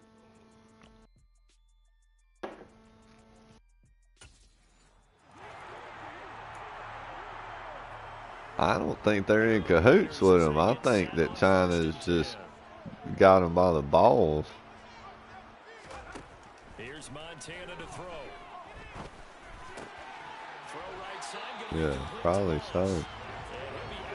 Or we'll expose your ass and let all them people know, you know. But man, if that is the case, man, that can't last, man. The longevity of that will only go on for some time, man. You know what I mean? That's just in the history of things and stuff, like, you know, that's not going to last, man. That there's going to be people in the know, and they're going to know that, and it, you know, may affect us, and shit might get shitty for a little bit and what have you and stuff, but that's not going to be what prevails. Again, he'll drop to throw. Got a man, it's Chase, he completes it. And this will move the chains again. Whatever, man. Motherfuckers didn't have no morals when I was younger, and motherfuckers didn't have no morals in the 20s, and motherfuckers ain't gonna have no morals 30 years from now. And it ain't much different, man. It really ain't at all. They're still hoes, and they're still cocksuckers and motherfuckers and all that, you know. It's inevitable. As long as stupid people are breeding, it's gonna keep happening. And the dumb ones breed more than the smart ones. Up the gut, McCaffrey. Fred Warner, first time All-Pro in 2020, in on the stop defensively. Following the pickup of 4, here's 2nd and 6. Now Montana. But they got that damn... There's like a power plant over there. I heard that today too, though, that Putin and them said they was going to let inspectors in there. That it's like a power plant over there that's like the biggest or third biggest one. I know we talked about it before. The big power plant over there in Ukraine. Nuclear. And if it blows up or something, it's going to be fucking bad. And they've been fighting around over there. Supposedly Russia's got it secured, but they said Putin said he was going to let the inspectors in. And they say he's just short. We're scoreless after 1.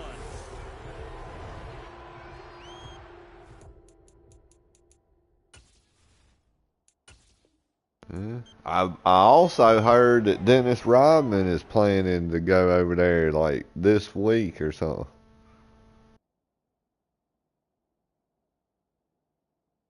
I mean, hey, let that crazy motherfucker, man, if he can go over there and do something. But he don't need to be worried about that bitch, dude. He needs to go over there and be like, man, y'all quit fighting over here and shit, man. Y'all, you know.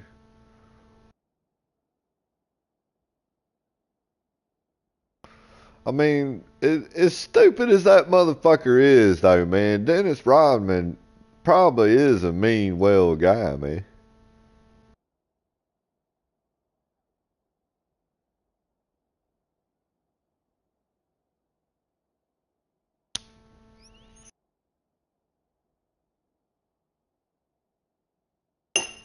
I mean, I'm just saying, though, that I bet the dude really is a mean, well guy, though.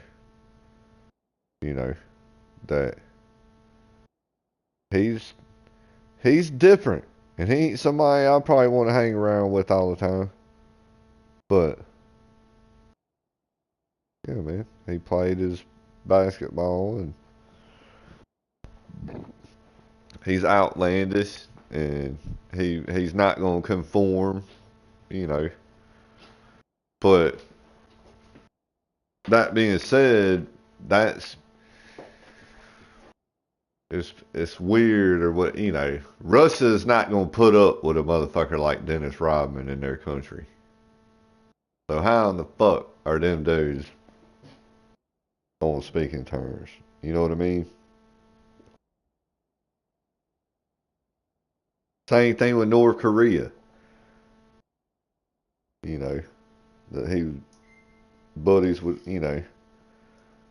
The motherfuckers ain't gonna put up with that kind of shit over there, Aubrey. That's what I'm saying. This dumb fucking lesbo fucking nigger bitch fucking WNBA, whatever the fuck it is, you know, over there doing what she's doing, thinking she's somebody, you know, man, that shit don't work over there. Them people over there don't give a flying fuck. And you're an American, and there's a bunch of motherfuckers around there that inherently do not like Americans. But we talk about gas prices and shit sucking over here, man. The Soviet Union collapsed. All kind of shit sucked for those motherfuckers over there for the past 30 something. You know what I mean? There's probably still some hardliners out there that they fucking hate Americans. You know, that were the cause of all their problems. And then this dumb bitch bebopping over there thinking she got her vape cartridges and all that shit, you know. Like I told you, man, I'll stroll around down here in Florida with my pistol and all kind of shit, you know, and whatever. If they catch me, I'll get a lawyer and shit like that. And if I was over there in Russia or something, I ain't gonna be there, bro. Not happening. I would never be in that country.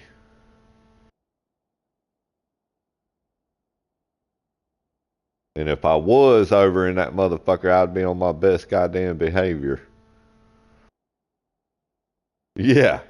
Yeah. Like I said, if I was over there, I'd be on my best goddamn behavior, dude.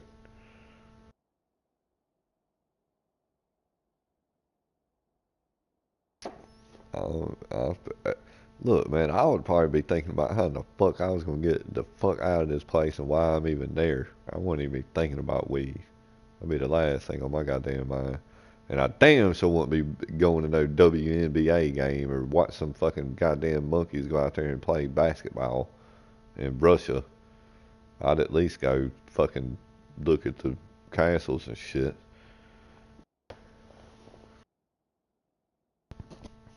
Go see the fucking golden carriages of the czars and stuff. I told y'all I seen that shit in Jackson, Mississippi, man. It was the Russian fucking thing or whatever, man. Me and my mom and my sister and my girlfriend Christina went. I think we had our own hotel room and I banged her in it. It was awesome.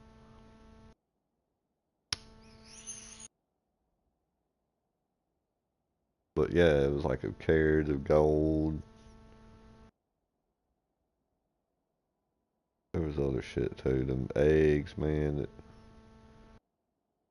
what they call it thing? I forget. But it's like the eggs that you keep opening it and it's a smaller egg in it so it gets real little and shit.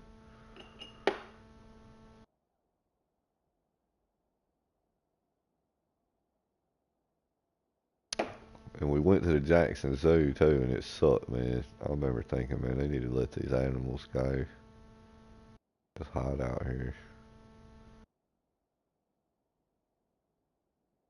I did see some bears fighting, man. They was some Asian bears, I'll be with the long claws. Them motherfuckers was fighting, dude. They was pissed at each other. I don't know what about. Probably 'cause it was so goddamn hot out there.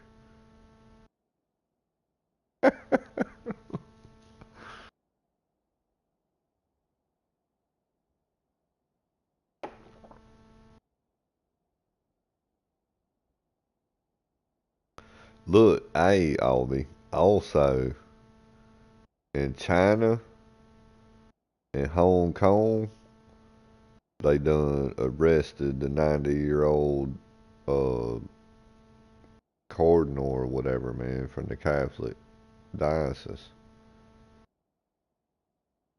And done charged him with, whatever bullshit, espionage or something. They're arresting cardinals, man.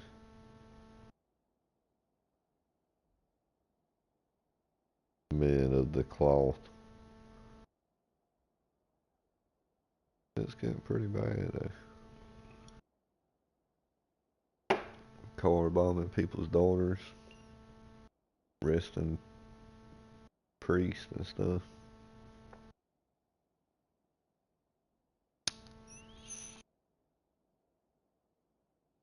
But I never gave you niggas money.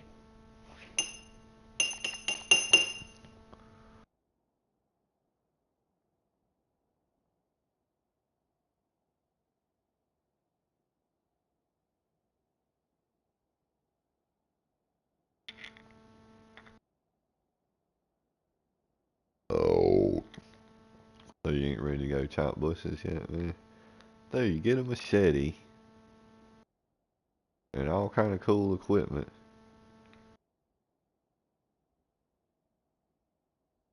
And you get to go explore, man. Fucking awesome. Except for when it's hot, man. God damn. Oh, what day is it? I need fall to hurry up and get here. Damn it, too, man. I'm finna be 44. We gotta start up the fourth right, Albie.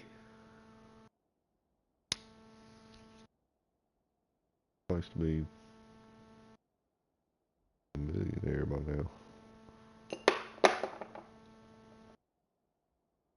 Do what?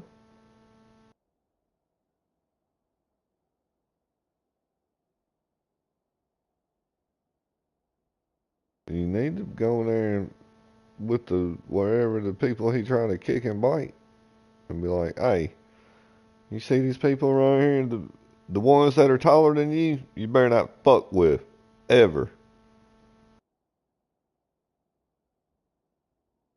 I'll I'll beat up a little kid on me. I'll tell that motherfucker, but until you're taller than me, you do what I say. That's why all these women run around here thinking they bosses and shit, bossing around little kids. A little kid ain't shit to me. I'll boss that little motherfucker around easy as fuck. He'll do what I say. Or sit over there and pout in the goddamn corner or something.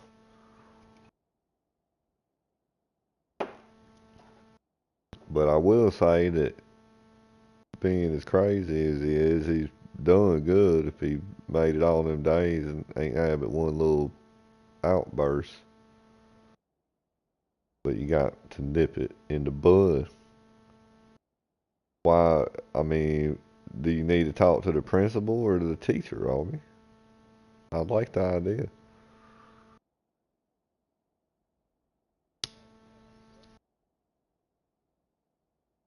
I mean, have him in there too and be like, these people right here, you need to respect like mama and daddy and don't be doing that shit.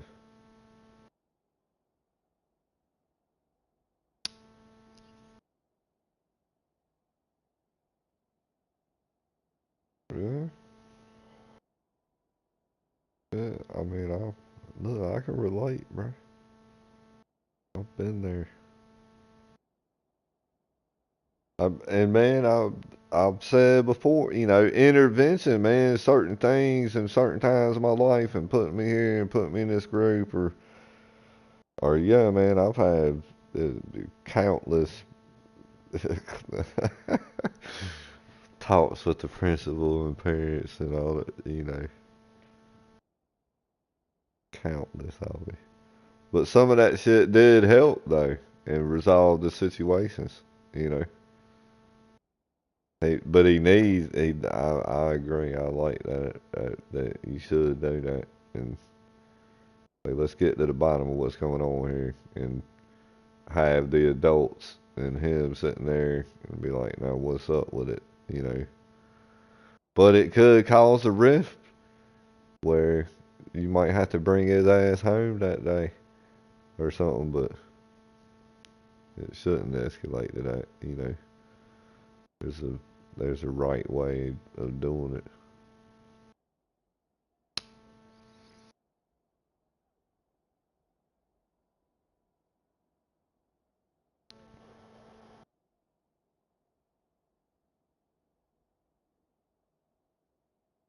So it got a little wild.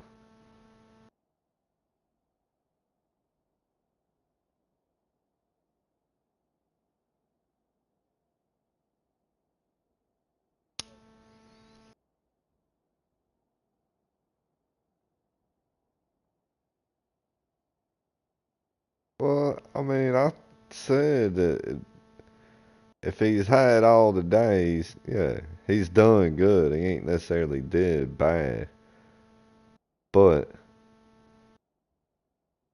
nip it in the bud when there was a little outburst that I think is a good thing. You know that if these people tell you to stop doing that, then you stop doing that.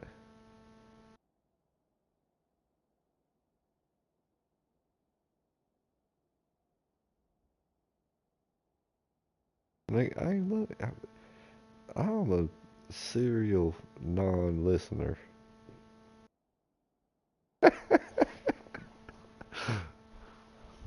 We wanted to go to do good on, you know. I ain't saying he's destined for. Look, man, motherfuckers told me when I was like 12. Billy Ramos, man, nigga was at the grocery store, the Dell Chance. We was up there. I can't even remember, man, what happened or why I wanted to fight that nigga. But for some reason, I wanted to fight him. And then so he ran up there to the store, and they went into the store. Well, they left their bikes outside, so I went up and took the nigga's bike and rolled it down there and was like, well, he's going to have to go and get his bike. You know what I mean? That, you feel me? You know, and then when he comes to get his bike, we'll fight. Yeah, he got me suspended from school. That's what it was. Yeah, fucking cocksucker. Uh, he told on me. It was a snitch. Anyway, so we sat out there. Motherfucker didn't never come. And then we went back around there and the cops was there. So this nigga done called the police. So then he's really a snitch. So I'm like, fuck it, I'm out of here. And I dipped. And Weekly and the other dude, Ed or whatever his fucking name was, I don't, man, they was like 14 or something, you know. This was still when we was in elementary, you know. We didn't hit middle school yet. And, I guess they did something to his bike or whatever. Nobody stole the fucking bike. They tried to say I stole the bike. Nobody stole the bike. But technically I did kind of steal it because I did go take it from up there. I was like, well, I'm going to take your bike up here and you're going to have to come get it and fight me, you pussy. You know. And then he went and called the law. Well, so somehow or another, like I said, that was one of the first incidents the cops was trying to fuck with me. But we settled it with parents.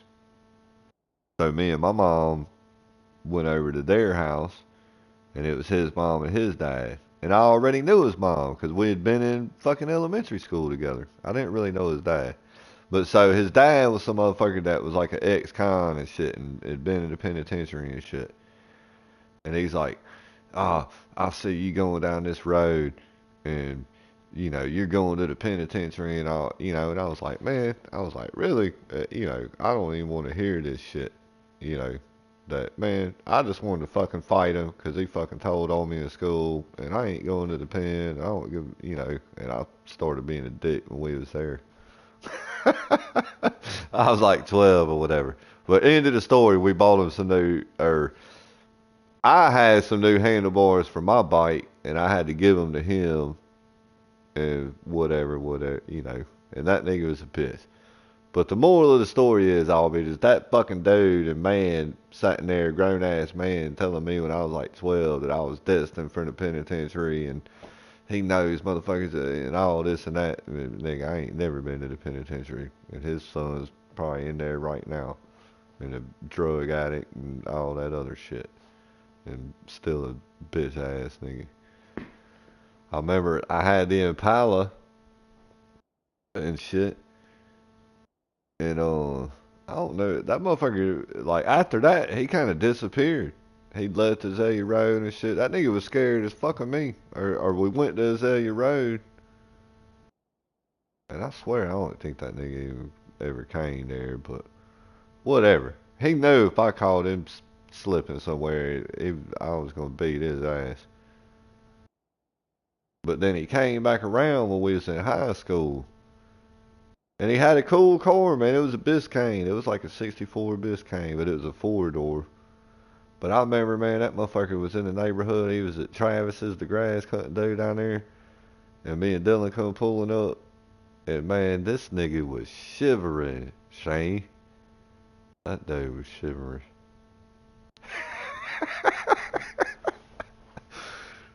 I'm like, man, what's up, Billy? That's a cool car and shit. We was friends for all that, but that nigga did snitch on me and rat on me. And then called the police on me. Bitch ass motherfucker. But yeah, I've been bad a long time, Shane. I don't think big kid ain't made it to that level yet. But man, just take him in there and just tell him, man. But let him be friends with the teacher and the principal.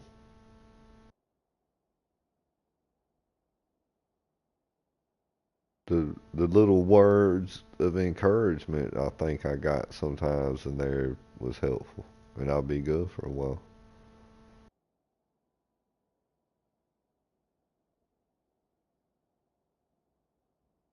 Billy Robbins. That nigga still be trying to send me friends requests on Facebook and shit.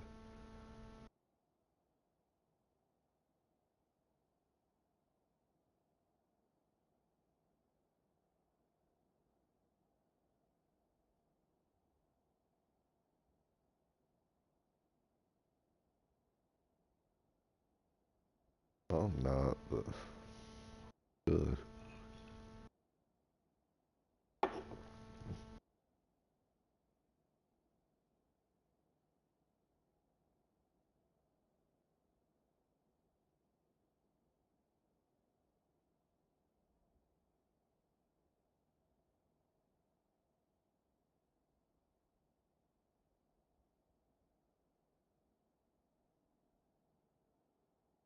Hell, I don't know where that nigga went.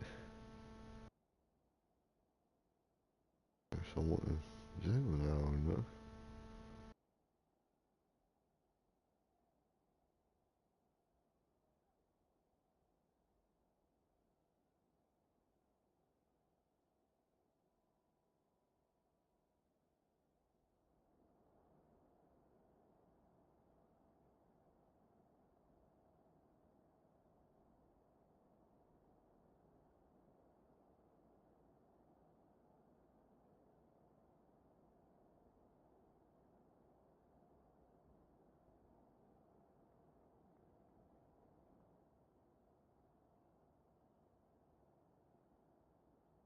Oh.